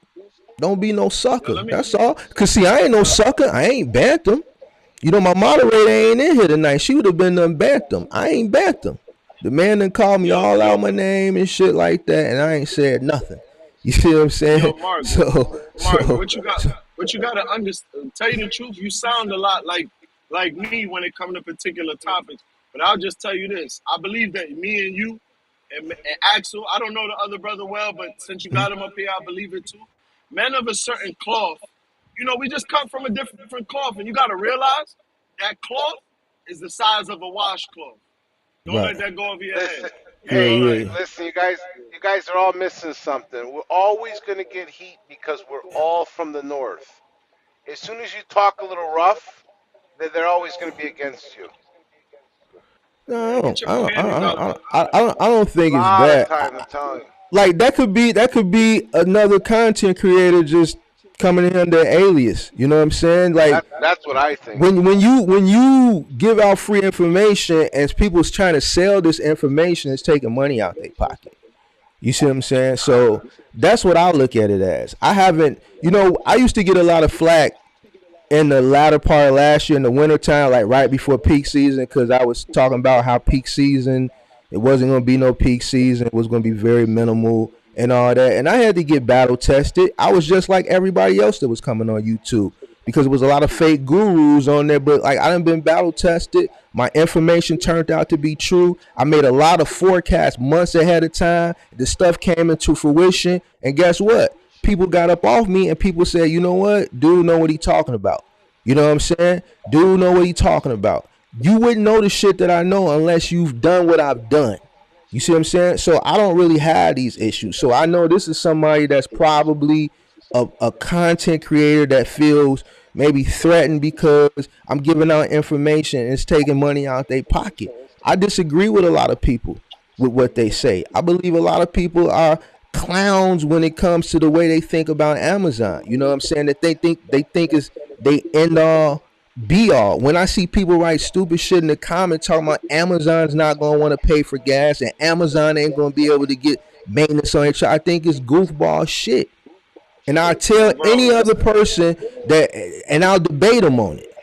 You see what I'm saying? And I'll yo, debate them. bro, I've had debates on YouTube with other content creators, that got out of line. You know what I'm saying? But at the end of the day, I know what I know. I know yo, business. Mark, So man, I don't yo, be Mark. worried about these goofballs. Speaking Especially from somebody, experience, especially somebody that won't show their face. That I look, ain't Mark, blocked. Mark, speaking from experience. Me personally, I don't know you from a can of paint. I never even sent a comment. I literally was like, I'm doing this low. Maybe he live. Click YouTube. Damn sure you was live. Jumped in and literally said, I'm one of those guys that you talked about. But I'm also one of those guys that you motivated to do something else. You told no lies because I watch your videos in reverse. I didn't watch them as they're coming out. I watched the most recent one, the Mm-hmm. live you did before the one with Axel, Mm-hmm. the one where you had the cream hoodie on and sounding like the end of a video game, like, yo, it's coming to it, but you didn't lie, bro. Tell you the truth, I'm Hey, kind of mad I didn't find your channel before that. I don't Yeah. know what's up hey, with the algorithms. I think they protecting the gurus or something. who Yeah. looks better on camera though? Come on, Axel, with that. What you mean? Come Come on, on, we bro. ain't going. Hey, I like women. I like hey, women. Axel, come on, man. I didn't Come mean on. it in that kind of way, man. He always thinks I go the other way, Come man. on, I man. just Ain't said, well, ain't no how women is on the the channel, video? so come on, bro. We on. Come on, man. Man, we gotta ask these questions. We gotta make sure the video No, and the we don't audio gotta is good, ask man. these questions. I don't know what they doing in Cleveland, but we not doing that over here. We ain't doing that over Oh here. man. Straight up. But no, it's all good. Yeah, Young, I appreciate you, man. I appreciate everything you said, yeah, man. yeah, And I'm glad I've been able to yeah. You got provide you got to some believe. type of You got to value. believe it here. Hey, cause there's plenty of times when You I'll got be to like, believe it I'm here, I'm man. I'm there's plenty of times I'm like, yo, I'm done. Like I think like I'm like, man, I ain't gave out enough information, man. But it's people in my circle, in my immediate circle, like, nah, man, you gotta go on, man. People are gonna be mad if you don't come on, man. People don't. It's been plenty of times where I'm like, you know what, I did what I needed to do. You know what I'm saying? So the reason why I continue to come on is because the people come every Sunday and every Thursday night to support and hear what I gotta say. You know what I'm saying? We low Yeah, key bro. kind of building a culture. You know what I'm saying? Because a lot of other people not doing it. bro. So it is what it is. But you know, every once in a while you're gonna get a troll. Being they try to get a rise out of you, and when they don't get that rise out of you where you going back and forth with them, then they quietly leave. And that's what has happened. They quietly leave. So it's all good. I ain't tweaking. I didn't even block them. So People hate the truth. you know, yeah, People hate the truth. yeah. So Yeah, yeah, 100%. yeah, people hate the truth. People, it's like a scab. People get mad when you rip it off, but that's the best thing for you. You know, yeah. like when your mom used to try to give you that cod liver oil, you hate it, but that shit was supposed to be good for you. You know, like Yeah. Hold on. I see Ben Bernstein got some questions. My bad, Ben. I see your questions. Can you get liability insurance without a truck? You definitely can get liability insurance without a truck. There's plenty of other businesses outside of trucking that don't require a truck where business insurance would provide general liability. So, you know, I don't know and fully what aspect you're asking, but you definitely can get you can get liability insurance without a truck. Um, you get commercial trucking insurance without a truck. Go grab a Mach VIN like I did and pay a month of insurance. You know what I'm saying? Before you even get a truck. Crypto, Mark, in one of your previous videos, you mentioned dump truck trailers. Is this something that you can establish in every state? Yeah, you can do junk removal in every state, and you don't necessarily have to do junk removal with a dump trailer. You know what I'm saying? You could utilize a dump trailer for other things. You start a dump truck rental business. You can start a dumpster rental business where you just actually utilizing a dump trailer and just dropping it off and letting the customer fill it up and then coming back hitching it. So yeah, you could do a dump trailer business in any state. Also, can I throw something out there real quick to this Sure, question? sure. Also, what you can do is what I just did. I have an old boss that used to that actually still has a construction business. He's not big like the people that building stuff downtown, but he's Mm. big like he builds houses and redevelopments. You could actually just contact those guys because sometimes all they got is the equipment and the manpower, but they not able to grab that lumber. So he actually got me grabbing lumber from the lumber yard for him, you know, and doing that. Like you don't even got to give them, you don't even got to rent it out. Just let people know you have it. When they need something, they call you, you know, and just do whatever the job is, you know. All right, man. I, Mohammed, I gotta block you, man. I can't how you tolerate no say? disrespect. He's still going? Yeah, I'm not What you even gonna say? read what he put. I ain't finna even read it. I'm just finna block it, man. Cause I know Kurt can't see it, and I ain't gonna mention it. So I I can't can't see it tolerate either. that. Yeah, I can't I'm tolerate driving. that. Yo, I got what's a good app? Cause I'm on the Damn. truck map. How do you fuck do you? Is anything Oh, better excuse than me. that? Can't. Hammer or truck map? Damn. How you block it? Uh. That was a clown. Damn. What Pippi at? Hold on. I gotta go do it. Cause I'm streaming on something else. Hold on. I gotta take this off here.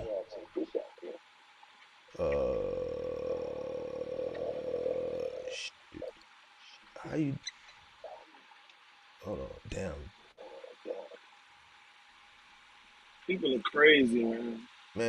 Just Man. want to down people, giving real game. Nothing he said in none of the 15 or so videos I watched from him is a lie. Nothing. Oh. Not one word. I feel left out. He didn't even mention me, man. No, I tell you the truth, I only seen you on this live, and I seen you go crazy in the comments talking about, you know, massages and lot lizards and all of that. Like, Yeah, but I make a little you light of it you didn't because lie sometimes, either. Now you didn't. What I was gonna say is you didn't lie though. I'm getting mad at the guys taking them 53 cent a mile loads. I'm like, bro, you know you're just doing volunteer work if you take that.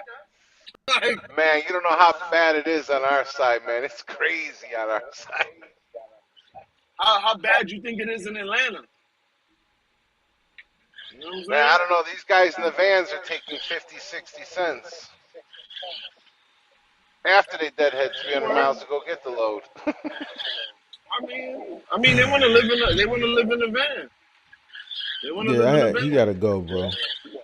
They come and go in our side, man, because it's easier to jump in the van. But a lot of guys can't come on the road, and I'm sitting in the van, freaking talking on a live stream. I got to drop the load at 7:30, and then I got to find my next load. These guys want to come out, be home on the weekend.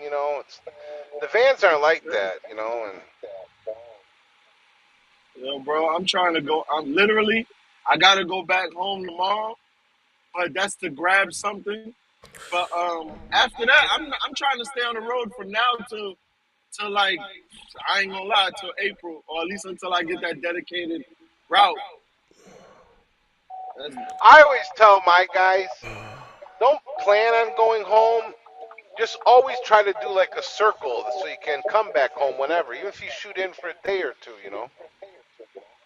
yeah. Because sometimes, you know what? The only reason I'm coming back is to literally go to that logistics facility, do the Yeah. HR work. I got somebody there that's going, you know, finagle me in, and I'm gonna be doing routes for a couple well-known retailers, and if I could get that shit'll change my life, you know. Sometimes what happens, guys will come out here and they'll be doing good. They'll say, "Oh, I'm taking next week off," but then when they Nah, decide to bro. come back, the crap hit the fan, and it's a shitty week. Hey Ben, what you need to know Yeah. about the moving business, and then I'm gonna probably wrap this up. The I had moving to business. no Ben, anyone in the moving business. Ben, what you need to know? I had to Niggas dropped block some gems Buddy. on He that. got disrespectful. I know y'all didn't see it. I know the people in the comments read it, but I ain't gonna reply to what it was because leave that alone. Get him up out of here. Yeah, James, I'll get Kirk your Mark. Can you give Kirk my email or number? I'm out of here. James, I thought I told you to email me. I sent my email. You email me, and then I'll give you his number.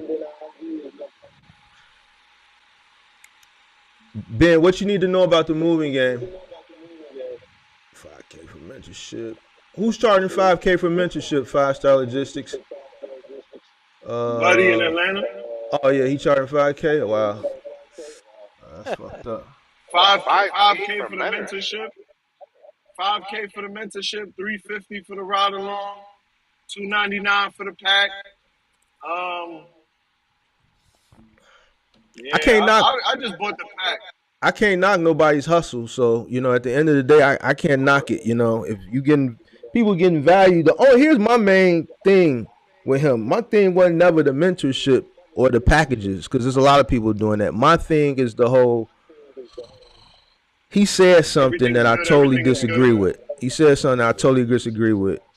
He said that in the rental, he can make $200 per truck or something like that, and that's cool. But when you own a truck, you have to find work every day. You got to find at least $1,000 worth of work, and that's a lie. I got trucks that's been sitting that I ain't even started. You know what I'm saying? That's just been sitting because I've been selling off trucks. I got trucks that's been sitting, and I ain't thought about them. How about this? You want to know what's crazy? I've I I've showed my I buddy in the. go ahead. Got you. I'm sorry to cut you. I was gonna say I showed my buddy in the logistics games Buddy's video, and you Mm-hmm. know what he told me? But He said, "Bro, between paying a new driver, additional insurance, and the truck as a liability for your company, like them hitting somebody or killing somebody, he yeah, said 200 per unit is just too low. He yeah, said for the risk. He said just the risk. He said just the Correct. risk. He said let's just say you got 5 trucks. You are making. Let's just say you going with the model. You are mm, getting 1,000 a day from those trucks. but All it takes is one of those drivers to do one wrong thing and you smoke. Imagine you get a driver and he arguing with the post office people, and the post office person reported to Amazon. All other yeah, 5 of your trucks might just be stopped. I, Like that's it. You yeah. out of here.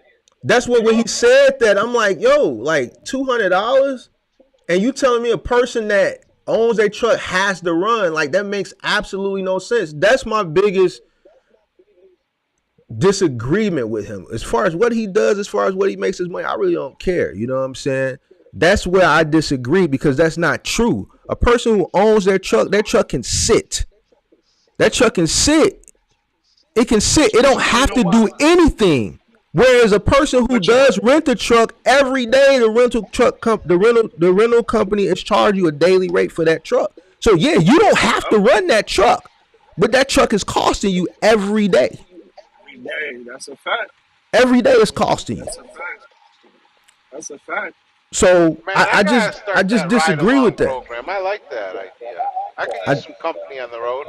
I just disagree. But you know it's crazy. Real quick, free game. Anybody that wants to learn to ride off anybody that's in, like, I guess got accepted to Amazon before they close. Yo, don't buy. I mean, buy whatever you want to buy. But there's a guy on YouTube with a video showing you how to do the pickup and drop off from Amazon. Right, all the way. I ain't gonna lie. I think it's like I don't know. Is it okay for me to say his name to help the people, or just tell them go look on YouTube? Go ahead, cause ain't nobody. This stream, we've been streaming about 6 hours. Ain't nobody gonna watch this stream all the way 6 hours worth of stream. Okay, his name. Look, his name is Riding with the Rutledges or something like that. Started his box truck. He show you from getting up from your house to going to the facility to the drop off, the whole ride along for Amazon. Is Riding with the Rutledges. Is a black guy or whatever. Check out his video, because I was about to get that same ride along course for $350. Found that video. I told Buddy, I said, yo, bro, I ain't gonna lie, I'm not buying that $350 joint. I said, there's a video that showed that.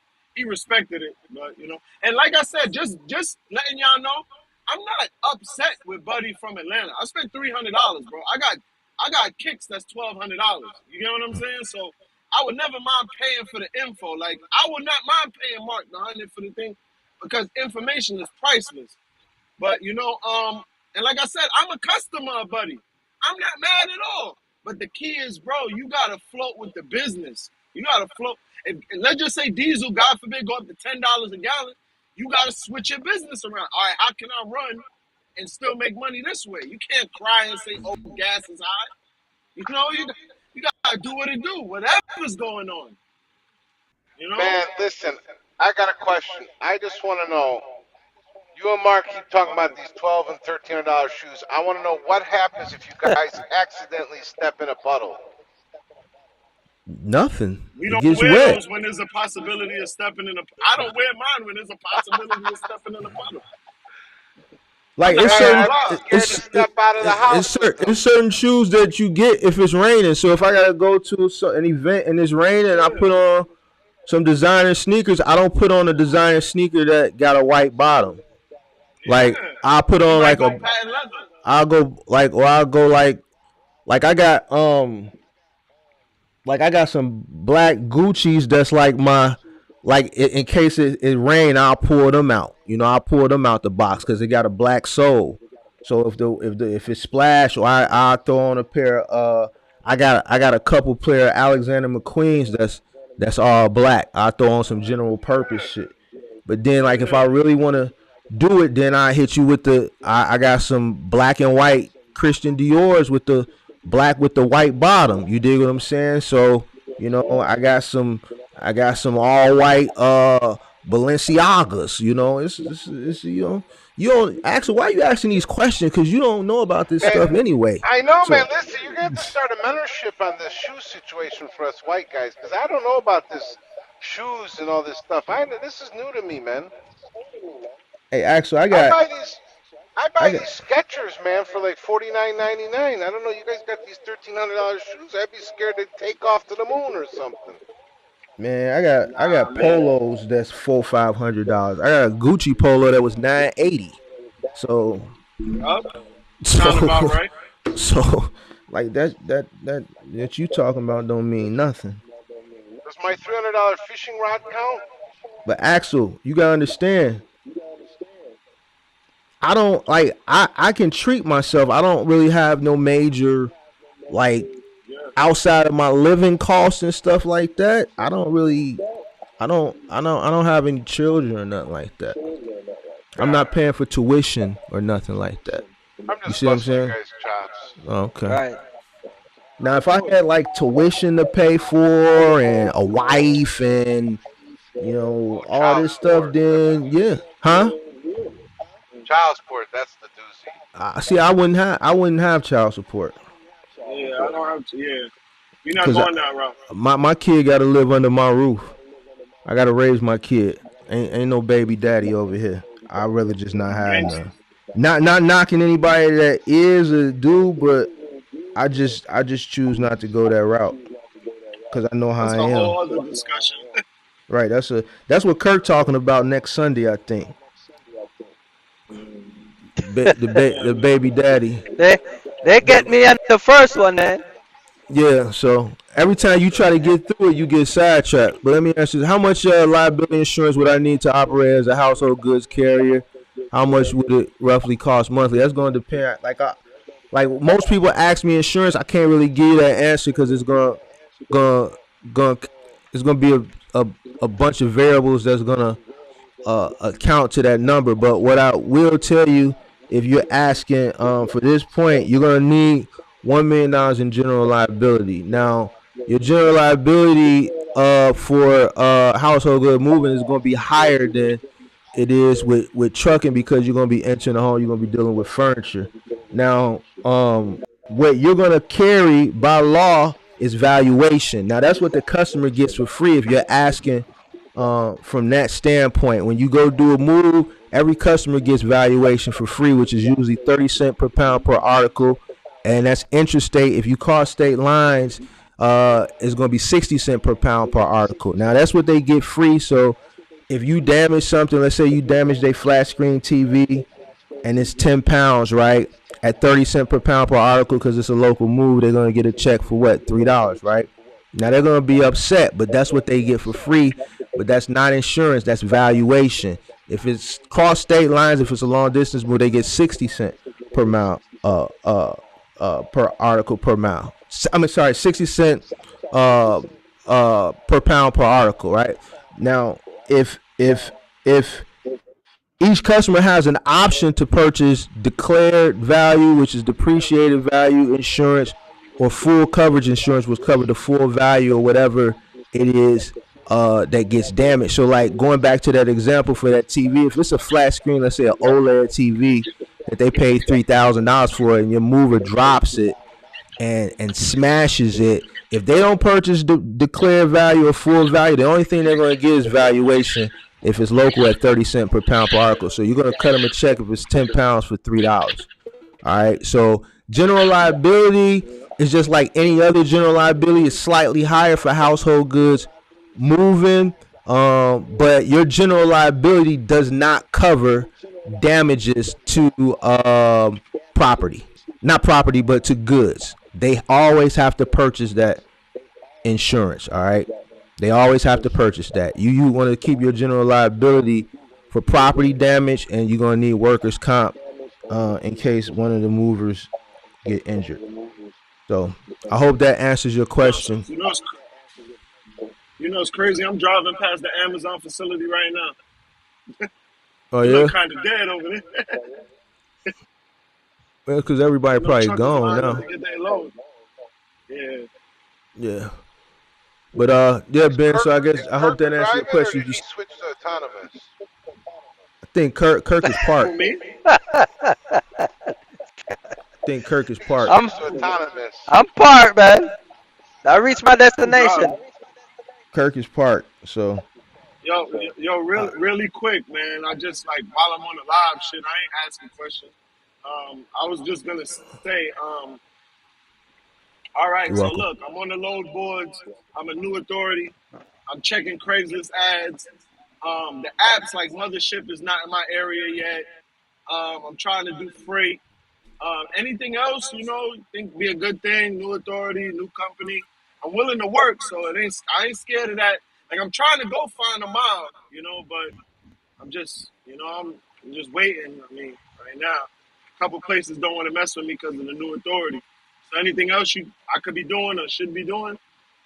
Something I should do? You think you should have did in the beginning? You know, or whatever. Any tips or anything? You know? What part of Atlanta you from? I'm in Douglasville, so I'm literally. I had a pickup today in Alabama. Okay. It took me in Birmingham. It took me 2 hours to get there, and because the hour difference, Okay. it felt like I went back in time. So It only took me an hour. Yeah, just in I'm listening. Douglasville, you Sorry. got a logistic company, right? Oh yeah, we on 20. That's how I got my Okay, friend. so you need to hit a little bit more of those logistic company, and you want to print your business card, right? Uh-huh. Because every time you go and approach one of them, let them know that you live like 10, 15 minutes away from the warehouse, and you can do local delivery for them or OTR. Yeah, You yeah, see what I'm saying? definitely. So, That's what I'm gonna do. I'm so gonna set one day to go do the yeah, HR onboarding with the logistics company, and after that, since I'm in hmm my personal car, I'm gonna ride it out. You know, And just take keep them going to some different right, cookies ones. or donuts. Huh? Take them some cookies or donuts too. Sound like a good idea till somebody get an allergic reaction. Nah, man, I'm telling you, they go a long way. Some cookies and donuts. Anthony, Maybe some coffee and donuts.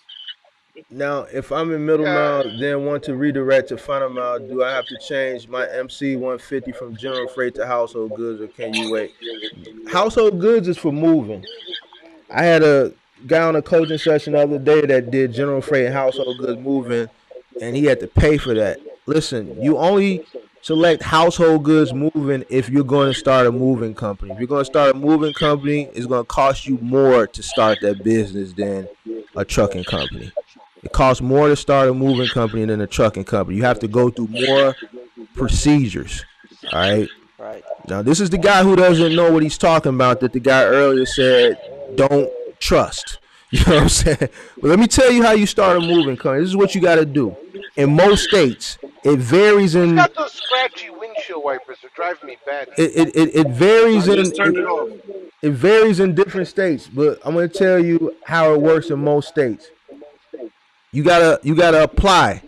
So if you're gonna switch from middle mile to final mile, you don't have to switch anything with your authority. You're fine with general freight. Household goods is only for moving people's household goods from one house to another, not delivering household goods, delivering sofas, delivering refrigerators, delivering mattresses. Household goods is moving from one house to another.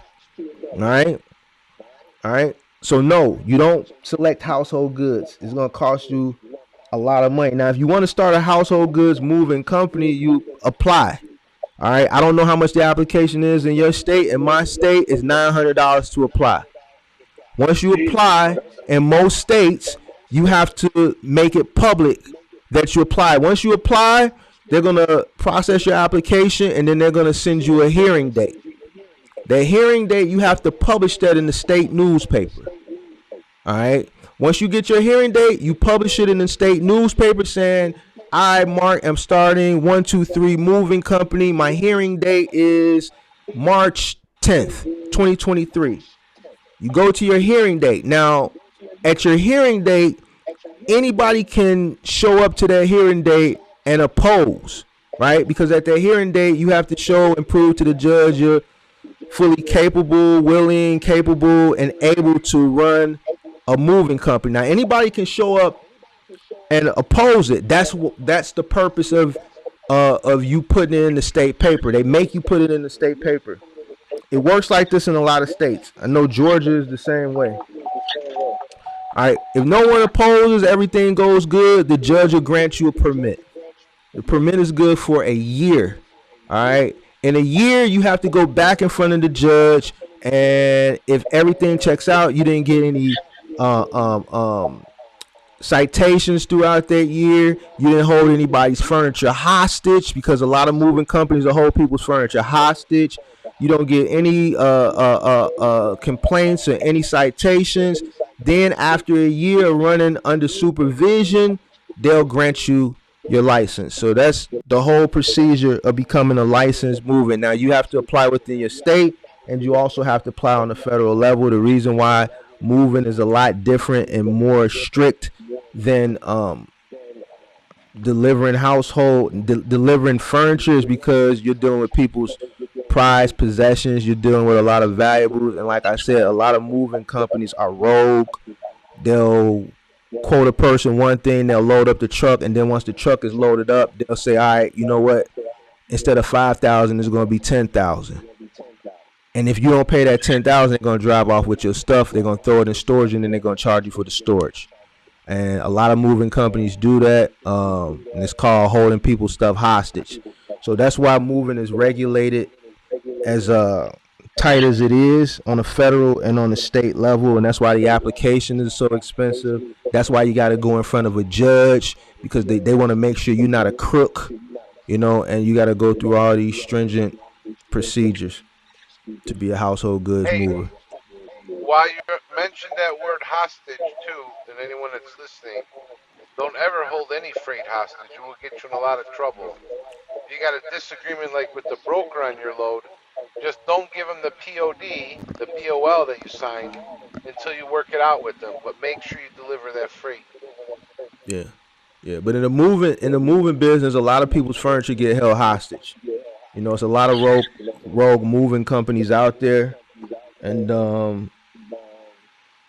this is not something I talk about. I know I got a few people that request me talk more about the moving, but the reason why I don't talk about it is because, man, a lot of people don't even want to do this type of work. So I know people ain't built to do no moving.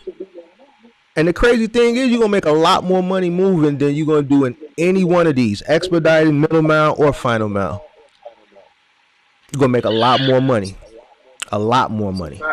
So, but it come with a lot of work. You talking about, you do the right three bedroom or 4 bedroom, you might make anywhere from $3,000 to $5,000 that day.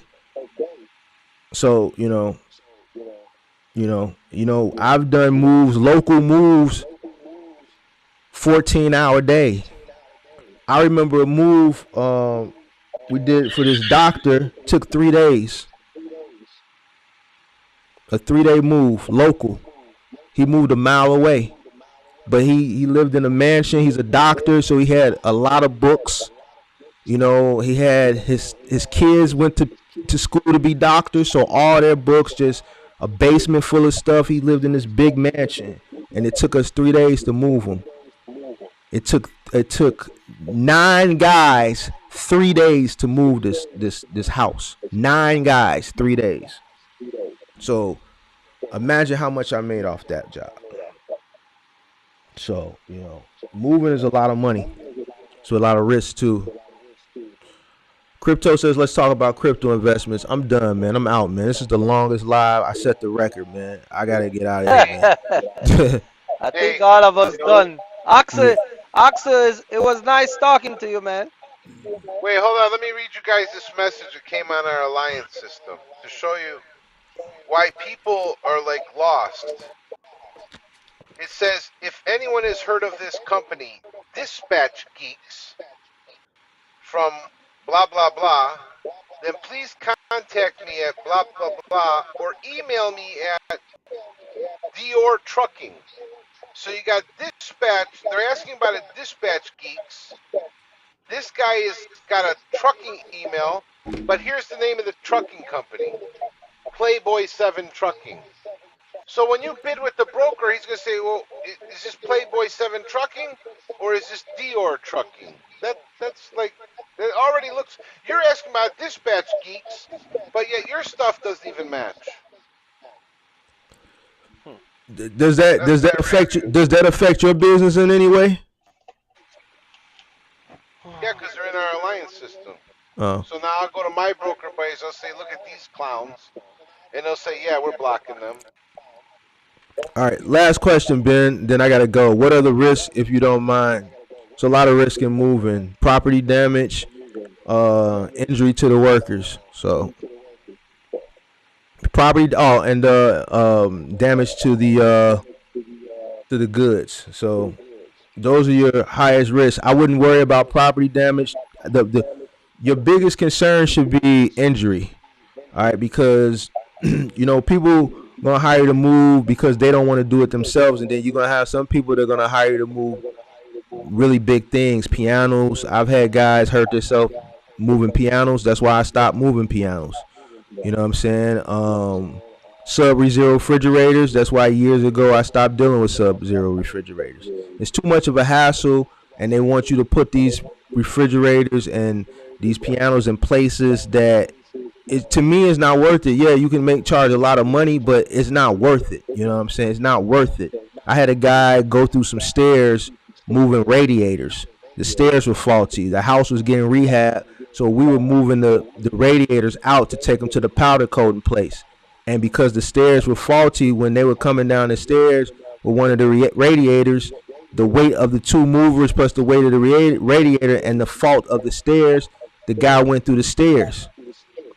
You know what I'm saying? That was a lawsuit looming, but I had to fight my way up out of that because the guy was trying to sue me for his stairs. I'm like, dude, I got a guy who injured himself on your property. Well, that's your fault. No, it's not my fault. That's your fault. He could sue you too. He's doing work on your property. You know what I'm saying? So, those are some of the risks that you're going to have to take, Ben. But I'm going to tell you one thing. I didn't know about these risks when I got into business. You know what I'm saying? But by the grace of God, I really didn't have no major incidences. But, the reason why you make so much money in moving, because there is a lot of risk. The bigger the risk, the bigger the reward. All right? So you can make a lot of money. You can start a successful moving company. And if you really work hard, you can retire in 10 years if you do right by your money. And you really work hard during busy moving season. But, it's a lot of money. It's a lot of risk. Those are the main risks, but it's a lot of reward. So if you train your guys really well, you have the tools to do the job efficiently and effectively, you shouldn't really deal with any of those risks and those claims and those damages. And you should be able to make a lot of money, especially when you're doing the larger moves or long distance moves. You really need to cash out. Yeah, I don't do pianos. I stopped doing safes years ago. So it's not worth it. It wasn't worth it for me, even though it's a lot of money, man. At the beginning where you want to take any and everything because you're trying to bread up. But once you bread up, man, you start pulling back from a lot of those high risk jobs. Because another thing is you don't want to wear your workers out, especially in busy moving season. You doing one, you got a truck that's doing 1 and 2 bedrooms. They might have 2 or 3 moves, and then they might have to do that the next day. So you don't want to tire them down off of one job. That's one item that they breaking their back for. Because then guess what? The next day somebody ain't gonna make it. It's not because they don't want to make it. It's just because their body is not gonna allow them to make it. So you learn how to kind of maneuver and just be mindful and not be able to take any and everything because the money is good. So Yeah. but that's it, man. I gotta go, man. I appreciate everybody. Kirk, I appreciate you for hanging out there. You're welcome, man. Hanging on. Axel, appreciate you. Young World, appreciate you for popping in. Shout out Axel and Young World. Thank you. And sharing your Thank story. you. Hey, Mark. Thanks, y'all. Thank you to y'all. Yeah. Hey, Mark. Shoot Kirk my number. Maybe he can call me late afternoon. I want to ask him that question about that board. I have a question I want to ask him. All right. Remind me tomorrow because everybody that want me to shoot, it's a few people that want me to shoot. Yeah, you're people right. I'm gonna do it tomorrow morning. My bad, Mark. That's the one I emailed. Try it. James from chat. Just let me know if you got it so I can sleep this low. Just email me, James, and I'll send you his number in the morning. One time a safe drop on my leg during a move. I was out for 2 months. I believe it. So yeah, guys. Hopefully everybody got some type of value tonight. I'll be back on Sunday. Anybody that's supposed to be emailing me for Kirk's information, make sure you email me and I'll send it to you. If you won that mentorship, then I'll hit you tomorrow. Appreciate everybody for coming on. I got 3 hours to sleep, man. I'm Have a out. good Adios. one. All right, boss. All right. Peace. All right, cool. All right. Bye bye.